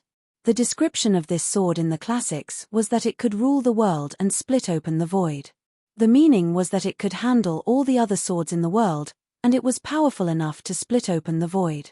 In the past, the Basin Kendo ground had wanted to conquer the 6 dynasties and unify the world. They needed the strongest sword. But before the Great Punishment Sword could be obtained, Yuanwu rebelled, and that person died. Then the Basin Kendo ground was destroyed by the army. Very few people in the world would remember to search for this sword. Before Jiyu Huai died, he confirmed that this sword did not exist in the Lingshu Swordgate. Now, Anbaosha's body appeared at the border of Donghu. The border of Donghu was in the glacial plains, more than 10,000 miles away from the Lingshu Swordgate. The fact that Anbaosha's body could appear on the other side in perfect condition meant that the Void Realm was extremely stable. To be able to communicate with the formation of the Lingshu Swordgate and create such a stable Void Realm, the sword left behind by the Grandmaster of the Lingshu Swordgate was most likely the Great Punishment Sword.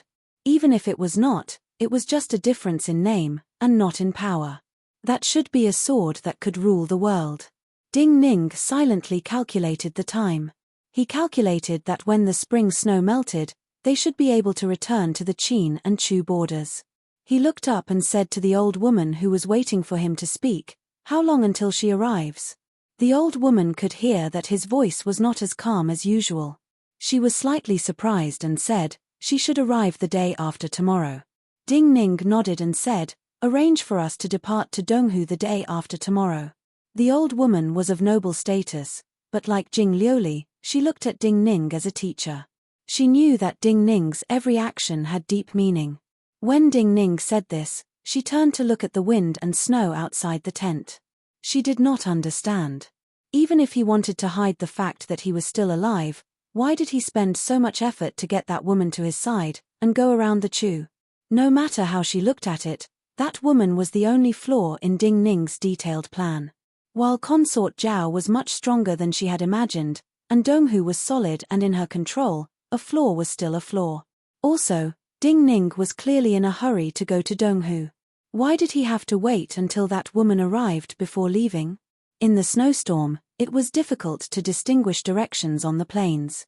Also, the snow was thick, and ordinary carriages could not travel. The extreme cold and the long journey was hard for even cultivators to resist. At this time, in the snowy plains not far from Wuji's camp, there was a pack of indigo wolves dragging multiple tent-like pry carts through the wind and snow. In one of the tents, there was a woman Ding Ning was waiting for. This woman had an unforgettable beautiful face. She was Zhongsun Qianxue. Ding Ning calmed down and watched the wind and snow with the old woman. She was coming through the wind and snow. He was waiting for her to come. A yellow-robed man stood at one end of the spirit spring shrouded in white spirit energy. He was very nervous. The nervousness came from standing in the Empress study for the first time. It was also because the one before him had died an unnatural death in just over 10 days. Release. A cold and simple voice sounded from the other end of the spirit spring.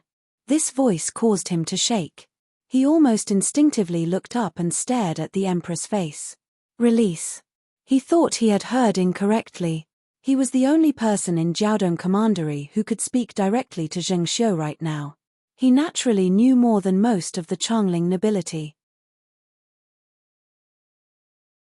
Ever since the Minute Mountain Sword trials, Jiaodong Commandery had suffered great losses, especially after the great floating water prison was robbed. Lin Zhujiu had successfully escaped and mingled with by Shanshui and the other rebels. Jiaodong Commandery had felt some terror, much less the following incident at Lingshu Sword Gate. Now that he had finally found the whereabouts of the Shong orphan girl related to the great floating water prison, in his view, there were many things he could do. Maybe he could use this as a breakthrough to start a counterattack. But the Empress meant not to cause trouble. He found it hard to understand, but the Empress' meaning was certain. Release.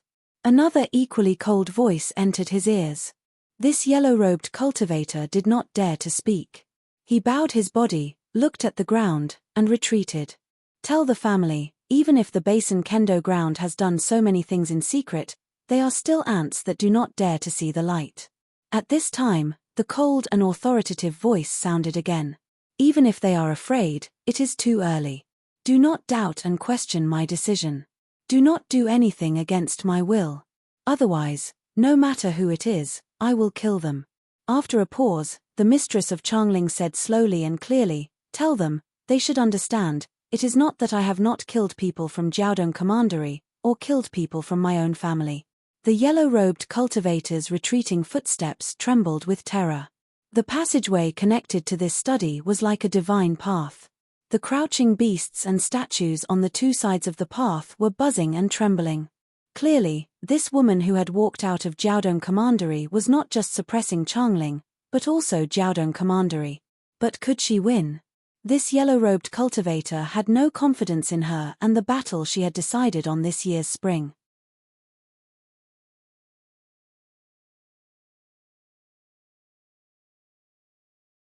Chapter 528. Hundreds of Wuji cultivators hid in the wind and snow, and warily welcomed the arrival of the wolf pack. Wuji was a dynasty that could move at any time. In reality, they were the largest tribe that ruled many tribes on the plains. When fighting outside dynasties, their greatest advantage was that they could retreat without a trace. From a certain point of view, even if they suffered a great defeat, they could not be uprooted. The wild wind and snow could hide their tracks, but this kind of wolf pack was unique to the Wuji imperial family. Even if powerful armies could not travel long distances through the wind and snow, powerful cultivators could. These Wuji cultivators had to be wary of powerful cultivators of the Qin dynasty following them in secret. Yet this possibility was minuscule in Ding Ning's view. First, he understood Zheng Xiu too well. Zheng Xiu's goal in mobilizing troops against Wuji was the Mountain of Ancestors, and when attacking Chu in the spring, Wuji had little chance of crossing Yin Mountain. The Mountain of Ancestors had been lost. She had obtained the heaven-replenishing divine art and forced Wuji into the depths of the plains. For Zheng Xiu, since this stage was complete, she could not pay a great price to kill Wuji. Her power would be used in the coming battle against Chu. Even more importantly, Even Zheng Xiu could not hide from Zhongsun Qianshue's perception in this kind of wind and snow. When the hundreds of Wuji cultivators hid in the wind and snow as though they were facing a great enemy, Ding Ning walked out of the tent. The noble old woman in the tent followed him out, holding a fur coat made from rare silver ferrets. She waved her hand, indicating for the hundreds of Wuji cultivators not to be nervous. Then she gave an even more astounding order for all the cultivators to retreat. Then she walked alone with Ding Ning into the wind and snow, until they completely left the perception of these cultivators and came to a snow mound far from the camp. Ding Ning stood silently on this snow mound until the thick snow piled him into a snowman, until the carriages pulled by the blue wolves appeared in the wind and snow. The fluttering snowflakes suddenly became a little disorderly.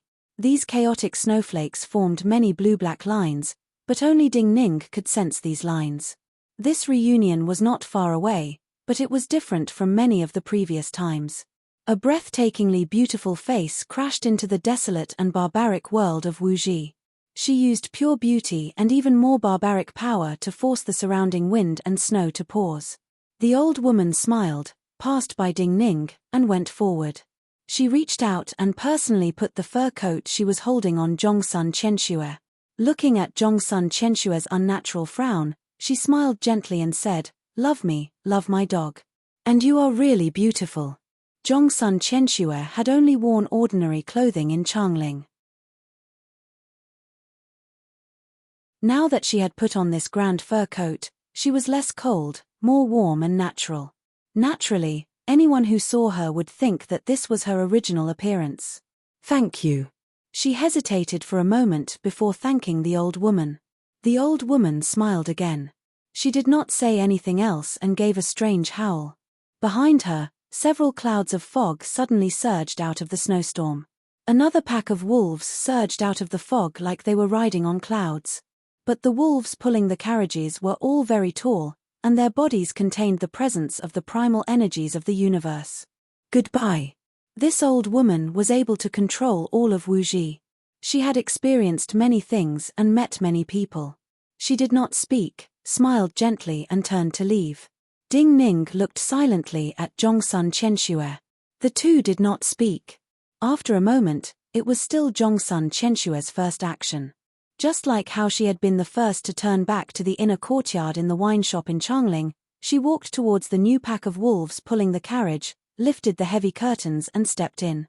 When Ding Ning followed in, and the wolves started to pull the carriage, Zhongsun Qianxue looked up at Ding Ning and said, "Why do I have to come?"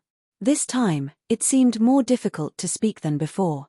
Ding Ning was silent for a long time before saying, "When I returned to Changling, the first thing I did was find you." His words were not a direct answer to Zhongsun Qianshue's question, but Zhongsun Qianxue understood the meaning of his words. Can some things be redone if they are wrong? Zhongsun Qianshue's tone was cold, but she used a lot of strength.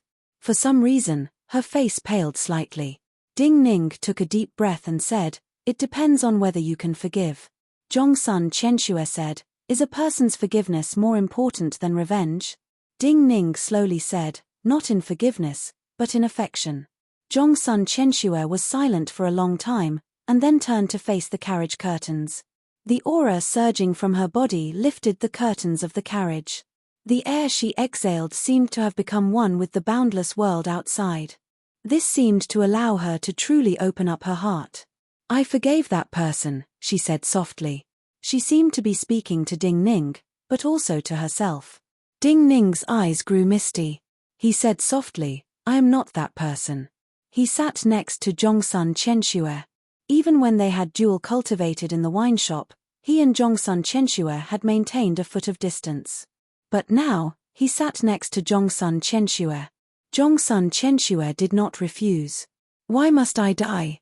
Zhongsun Qianxue said. She did not seem to speak differently than usual, but she was less cold. Ding Ning looked at the vast world and said, "Because life is worse than death." Zhongsun Qianshue's body trembled slightly. "You knew the secret of the 9-death silkworm long ago?" Ding Ning grimaced.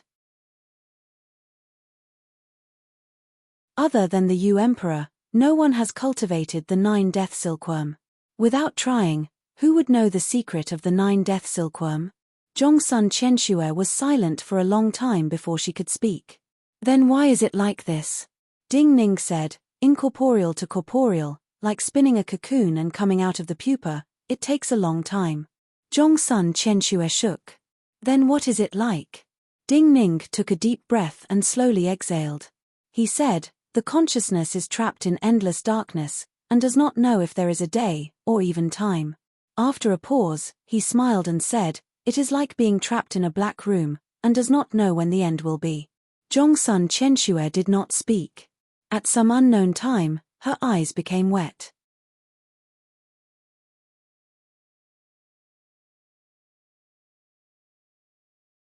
Chapter 529. The wolf pack pulled the carriage forward in the wind and snow. The wolf pack given to him by the Wuji Empress Dowager had been raised by the Wuji royal family using secret methods. They weren't just beasts of the wilderness with extraordinary power, they were extremely intelligent and knew where their destination was. After a long time, Ding Ning's breathing grew heavier. This was not because of his emotions, but because he was truly relaxed.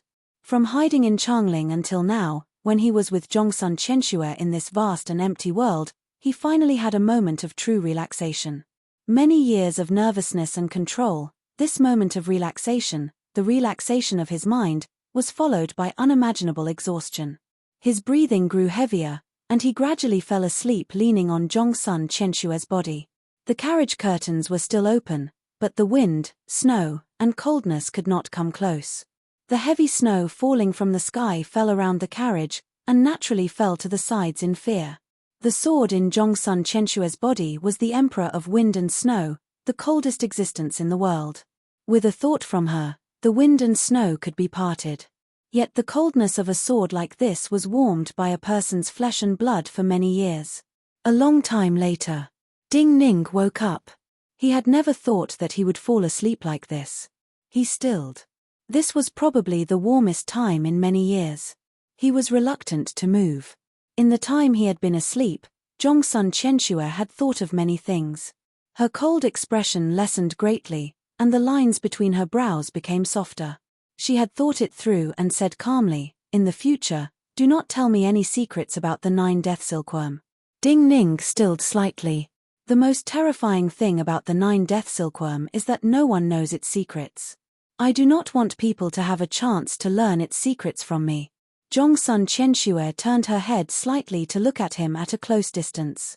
Her gentle and beautiful face had indescribable stubbornness.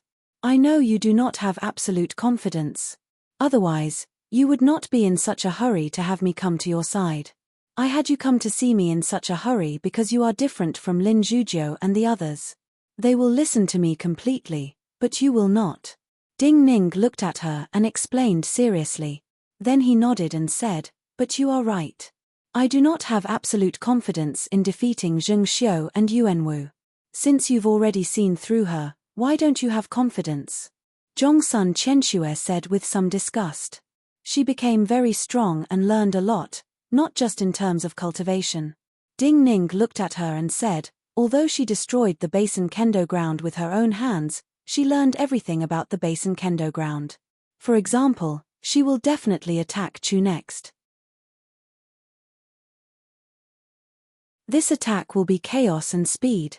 She is not afraid of chaos because she knows that as long as she is fast enough, those who can create chaos will not have time to do many things. So you fear Zheng Xiu more than Yuanwu? Zhongsun Qianxue thought and said, if a person like her reaches realm 8, she will be much more terrifying than Yuanwu. After a pause, Zhongsun Qianxue looked seriously at Ding Ning. Her long eyelashes fluttered slightly. She said, now that I am by your side, dual cultivation will allow your cultivation to progress faster. You also have the human monarch Jade Annulus. Honestly speaking, will you reach realm 8 faster, or will she reach realm 8 faster? Ding Ning did not hesitate and said, of course she will be faster. Zhongsun Qianxue was suddenly angry. She is faster than me. But you said from the start that I saw through her. Ding Ning looked at her. While his mood was heavy, he could not help but laugh. He said, I gave the heaven-replenishing divine art to her. Why did you do this? Just to get Shen Xian's help? Zhongsun Qianxue could not understand. Is a prison officer of the great floating water prison really so important? Ding Ning said, Shen Xian is a very special person, but of course he is not as important as the heaven-replenishing divine art. But someone like Zheng Xiu will not be satisfied like this. The strongest enemy in her eyes right now is not the Basin Kendo ground and the weak 9 death silkworm, but Yuanwu. After a pause, Ding Ning looked at her and said, Yuanwu can tolerate her because he feels she cannot truly threaten him. But with the heaven-replenishing divine art in her hands, that day will come. So overall, our chances of winning are higher. This kind of conversation was the closest to the conversations in the inner courtyard of the wine shop. So Ding Ning's expression and words grew more natural. Then where are we going now? Zhongsun Qianshue's mood was slightly heavy. But inexplicably, when she heard Ding Ning's last words, she could not help but smile. Her smile was very reserved, giving off a very elegant and delicate feeling. When she smiled like this, there was likely no princess in the world who was as noble as her. There are some enormous glacier in the northwest of Donghu. The primal energies of the universe are too thin, and cultivators have a hard time entering. Previously, someone in the Lingshu Sword Gate tried to assassinate An Baosha. An Baosha escaped through the Void Realm, but his corpse was found there. So the legendary strongest sword in the Lingshu Sword Gate should be there. Ding Ning explained simply and then said, I am going to take that sword. Looking at Zhongsun Qianshue, she immediately understood. He added, we can go along the way to see the monk who killed the Donghu Emperor. With his help, and your ability to not fear that kind of place, it should not be a problem to take that sword. Hearing these things, Zhongsun Qianshue felt inexplicably satisfied. But she was too familiar with Ding Ning. What made her face hot was that she thought of how she and Ding Ning had lived together in Falling Parasol for so many years. For ordinary people, they were not just husband and wife, but an old couple. Since everything is going smoothly, and our chances of winning are higher, why are you so worried? She sensed Ding Ning's worry and asked truthfully. I got the heaven-replenishing divine art before her, and have the greatest treasure of the Chu dynasty, the human sovereign Jade Annulus. I also have your energy to help my cultivation. I am in the dark, and she is in the light. The mountain of ancestors and the lonely mountain sword horde are in my hands. Jiyu Huai is dead, and only half of the Lingshu sword gate remains. If I get the great punishment sword and forge it as my life bond sword, I will have an advantage. But I am still worried. Ding Ning took a deep breath and slowly exhaled. Because even now, she has not started a counterattack, she is still quietly walking at her original pace. This does not seem like her style. If she has not started a counterattack now, it means she has something else. This is what I am most worried about. Ding Ning's gaze landed on the snow ahead and said, she definitely has a pawn more important than Jiyu Huai. Zhongsun Qianshue instinctively thought for Ding Ning. But even when her head hurt, she could not think of anything.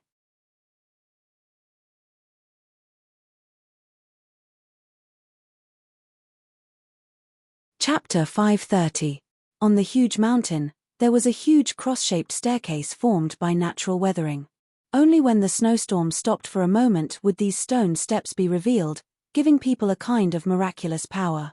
Most people in Donghu thought of this snow mountain as a divine mountain, not just because of its appearance, but because many true ascetic monks lived in the caves of this snow mountain. Ever since the old monk walked out of this snow mountain, he killed his way into the Donghu imperial palace alone, and caused great changes in Donghu. At this time, this mountain had more extraordinary meaning in the eyes of the Donghu people. Because the old monk, after killing the Donghu emperor, Yelu Zhanying, had returned to this mountain. At this time, he was still sitting at the end of the ascetic cave, motionless. His body seemed to gradually become the same as the stone venerables carved out of the walls, and even his features became blurry in the dim light. Li Shixing walked into the cave from outside. The old monk opened his eyes and smiled at this Changling youth. Then he swiped his hand across the purple and red bedding under him, and a golden light landed in front of Li Shixing.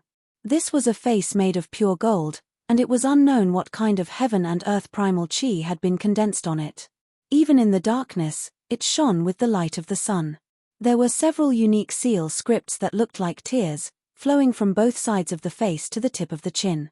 Sparkling and translucent spots of light flowed within these seal scripts, like the soul of a firefly trapped in a golden cage. Li Shixing caught the mask, and his gaze turned cold. He said, "This is Wanyan Honghua's mask." The old monk smiled and said, "That person asked you to bring me that piece of wood. It told me the true meaning of my cultivation, for me to abandon prosperity and take the straight path. Wanyan Honghua should be one of the people most opposed to Yelu Tsonglong becoming the new emperor. So before I came back, I went to the Donghu border army and beat him to death. I also went to the Donghu border army and beat him to death." Hearing this, Li Shixing was speechless. The words were simple, but the Donghu border army was filled with countless experts. It was even more difficult than going to the Donghu imperial palace to kill the emperor. In terms of cultivation, in terms of killing, what rank do you rank in the world? So Li Shixing could not help but look at the old monk who appeared benevolent and cute. Second, killing people was easier than mowing grass, but this old monk felt childish. But after saying second, he inexplicably shivered and said seriously, "At least third." Li Shixing was speechless again. He looked at the mask in his hand and asked, "Then what is this, a gift for me?" The old monk grinned slightly and appeared happy. Then he became serious. "Cultivation is about chance. You came with news. You and I are fated. Also, you are an interesting person from Changling. In these few days of not seeing you, you should have refined a life bond item.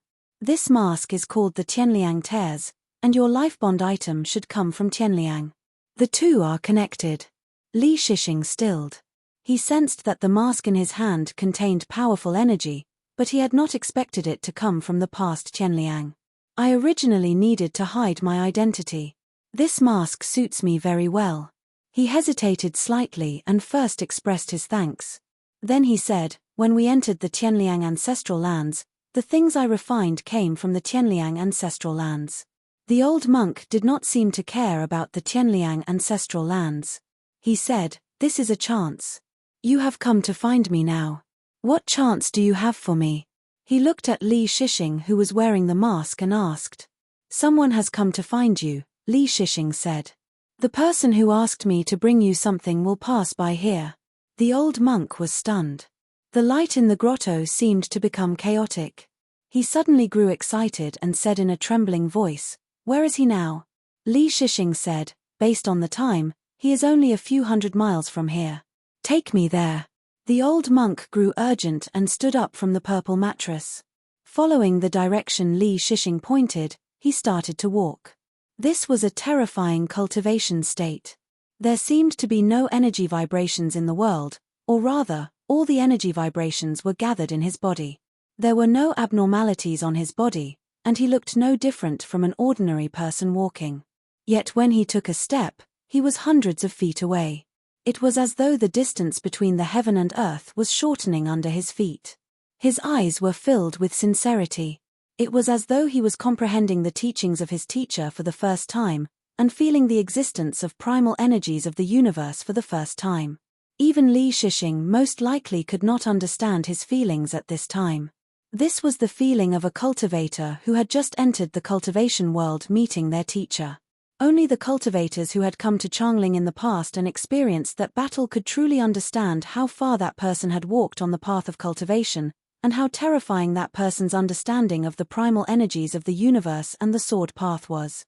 Cultivation methods could be passed down, but cultivation states could not be replaced. Therefore, when the piece of wood that was sufficient to guide his cultivation was passed to him, he already completely understood who the other party was.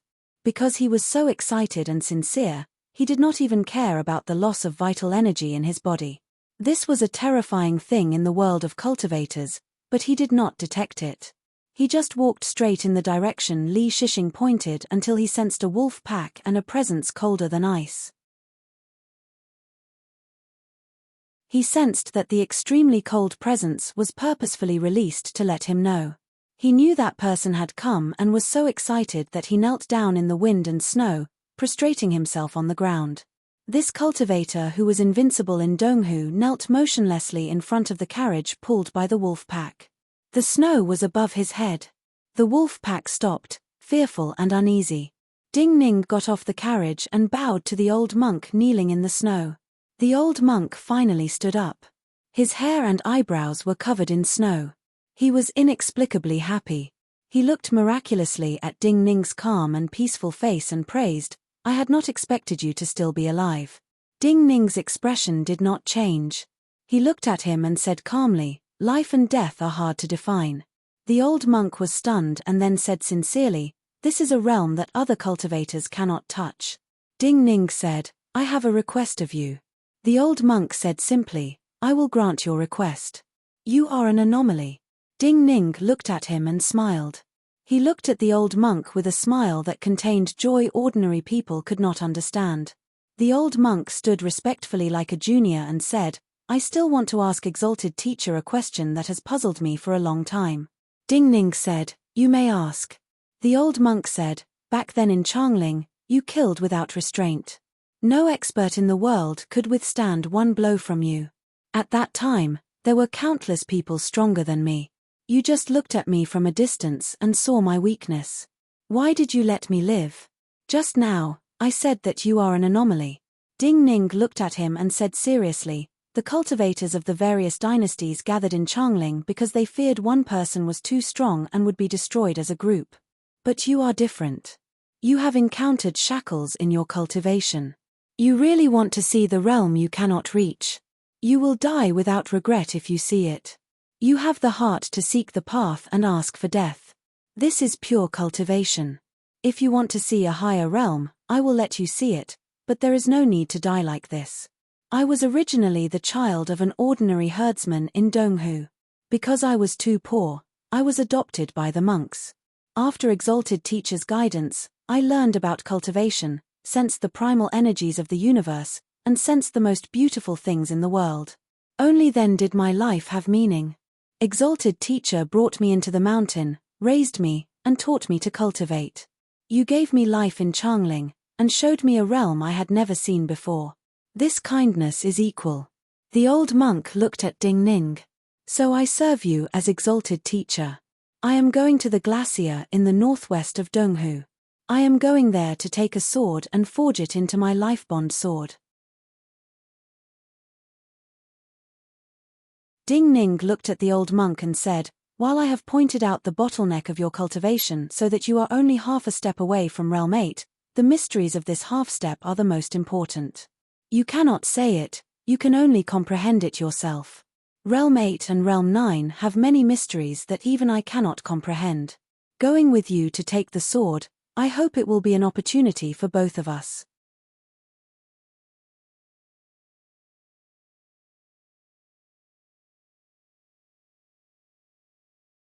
Chapter 531. The further they went to the northwest of Donghu, the nights grew longer, and the weather grew colder. But the wind and snow disappeared. The reason was that the terrain in the northwest of Donghu continued to rise, and quickly approached the snow line that never melted. The wind was blocked by these enormous mountains, and then flowed down from the peaks. Other than some mountain passes, the mountain wind was not obvious. It only flowed down a few hundred feet before the wind grew stronger. The coldness was too strong, and the cold air was condensed high up in the air. Even the snow couldn't fall. The entire world was frozen like a mirror, and cold. Occasionally, there would be large hailstones that would fall down like someone throwing stones from a dustpan. Ding Ning and the old monk were not ordinary cultivators. So after a short conversation, the old monk did not say anything else. The old monk naturally boarded the carriage the wolves were pulling. Even though he was surrounded by frozen meat to feed the wolves, he was at ease. From being the son of a herdsman who did not have enough to eat, to coming into contact with cultivation, he pushed open a door to a new world, and found the true meaning of life. He was a true cultivation maniac. His greatest joy was the improvement of his cultivation, and the new mysteries he sensed. Yet decades ago, he had surpassed all the cultivation levels of the ascetic monks, and even reached the limits recorded in the scriptures of these masters. He had no teacher in front of him, and cultivated hard without success. Finally, he came to Changling, and used death to seek the path. Even before he died, he was satisfied to see the realm he could not understand or touch in his life. Yet, he survived, and cultivated hard for more than a decade. After some guidance, he could faintly see Realm 8, and could even occasionally touch the power of Realm 8. He was just half a step away from a true breakthrough. People were important because they knew themselves. Everyone's talent was different. This old monk used almost a lifetime of cultivation, and sat in that cave for decades. All he could do was see himself clearly. He knew that if there was no master like Ding Ning right now, even if he reached Realm 8, he would stop and not see the scenery ahead. Yet, he was also sure that Ding Ning was ahead of him, and could take him further. So at this time, while he had almost invincible power in the world, and if they really fought, perhaps only Yuanwu could kill him alone, he looked at the chariot in front of him with a pure and joyful gaze like a child. To him, he was like a child being led by Ding Ning through a beautiful sea of flowers, constantly seeing beautiful scenery that he had never seen before. Everyone's life path is different, their encounters are different, and their hobbies are different. Even twins with the same background and encounter may have completely different personalities and hobbies. Everyone was in an independent small world. What they pursued and truly wanted was different. The ascetic monks of Tantric Buddhism practiced meditation, silent meditation, and other cultivation techniques. When one cultivated them to a high level, they would be able to see themselves clearly. To truly see oneself clearly is not only from the spiritual perception world of us cultivators, but also from the unimaginable high degree of coordination of the entire body. In the chariot ahead, Ding Ning looked at Zhongsun Qianxue and said slowly and in detail, "So when Tantric Buddhism says to cultivate this life and not the next, it is not an illusory reincarnation, but the cultivation of one's body in this life, the profound knowledge of this small world. In a person's body, the meridians are as dense as the sun, moon, and stars. Different cultivation methods, different sword manuals, and different meridian points. The cultivators of Changling have high cultivation, but they also release primal energies of the universe from their meridians and circulate vital energy. The smoothness and coordination cannot compare to their cultivation method. So their strongest move is themselves, and not external objects." After a pause, and looking at Zhongsun Qianxue who seemed to understand, Ding Ning said, "This ascetic monk is thin, but the power he can erupt with is much stronger than cultivators of the same level. Each meridian, each thread of flesh and blood has terrifying coordination. Other than power, it also brings precision and speed. So I told him not to think of other methods, not to rely on external objects, just take the most direct method. Putting aside all kinds of sword and staff moves, his strongest move is to use his body's instincts to hit the enemy with a staff. Those Realm 7s who fought with him could not match him and were killed in one blow. Most of them were half a step too slow. The primal energies of the universe had probably just arrived, or the sword essence had just been released, but his strongest power had already hit the other. He is a true anomaly, the best of the ascetic monks of Tantric Buddhism. His past hard cultivation has allowed him to see himself clearly. My past cultivation has taught me to see others clearly." Ding Ning said slowly, "Cultivators like him want to see more unknown scenery. Shun Xian, who you do not understand, wants not to be treated like a dog, and to be able to rule anyone. At the end of the day, all he wants is fairness." As the terrain grew higher, even the grey wolf, which could be described as a beast, found it harder to move forward. The primal energies of the universe grew thinner. But as Ding Ning and Zhongsun Qianxue occasionally talked about the past of Changling, and some cultivation problems, the old monk in the carriage lost his calm and started to be shocked.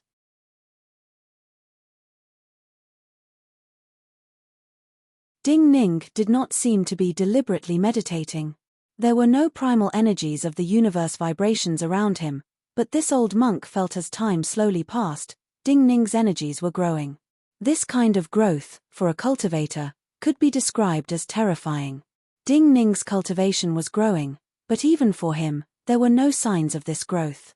This feeling was like there was an extremely tall mountain in front of him, but when Ding Ning walked over, the mountain silently disappeared as though it had never existed.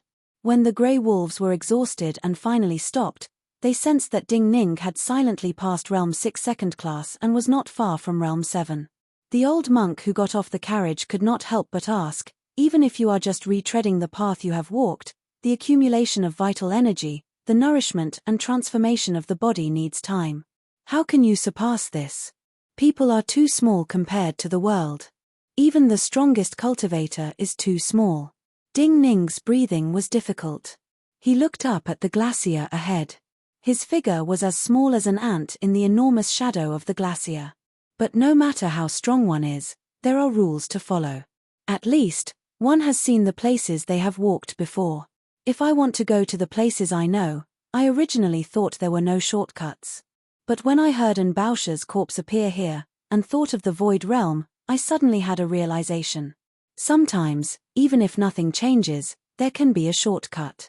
The greatest difference between people and other beings is not the ability to use tools, but the ability to create, Ding Ning said with a smile after a pause. The old monk's body shook violently as though he had been struck by lightning. He understood. When Ding Ning heard the news of An Baosha, he had not just confirmed that there was a sword here, but also had an epiphany in cultivation. Just like some grandmasters, he had created new cultivation methods. At the same time, he understood the greatest difference between him and Wang Jingmeng. He was too strict with the law. Even if you can greatly reduce the time you need to reach Realm 7, even if you can use some Realm 7 power, at that time, even if the 9 Death Silkworm is special, you will only be slightly stronger than an initial Realm 6 cultivator. A Realm 6 body, Realm 7 cultivation, the body cannot match the power. Your body cannot withstand Realm 7 power. You have realm and power but cannot use it, he could not help but ask. Even if I cannot use it often, I can occasionally use it, or cultivate my life bond sword energy. I can think of a way. Ding Ning looked at him and said. The old monk shook again and was convinced. He praised, yes, that is enough. You're tuning in to the Celestial War YouTube channel. Don't forget to subscribe and join us on this journey to catch the most captivating stories,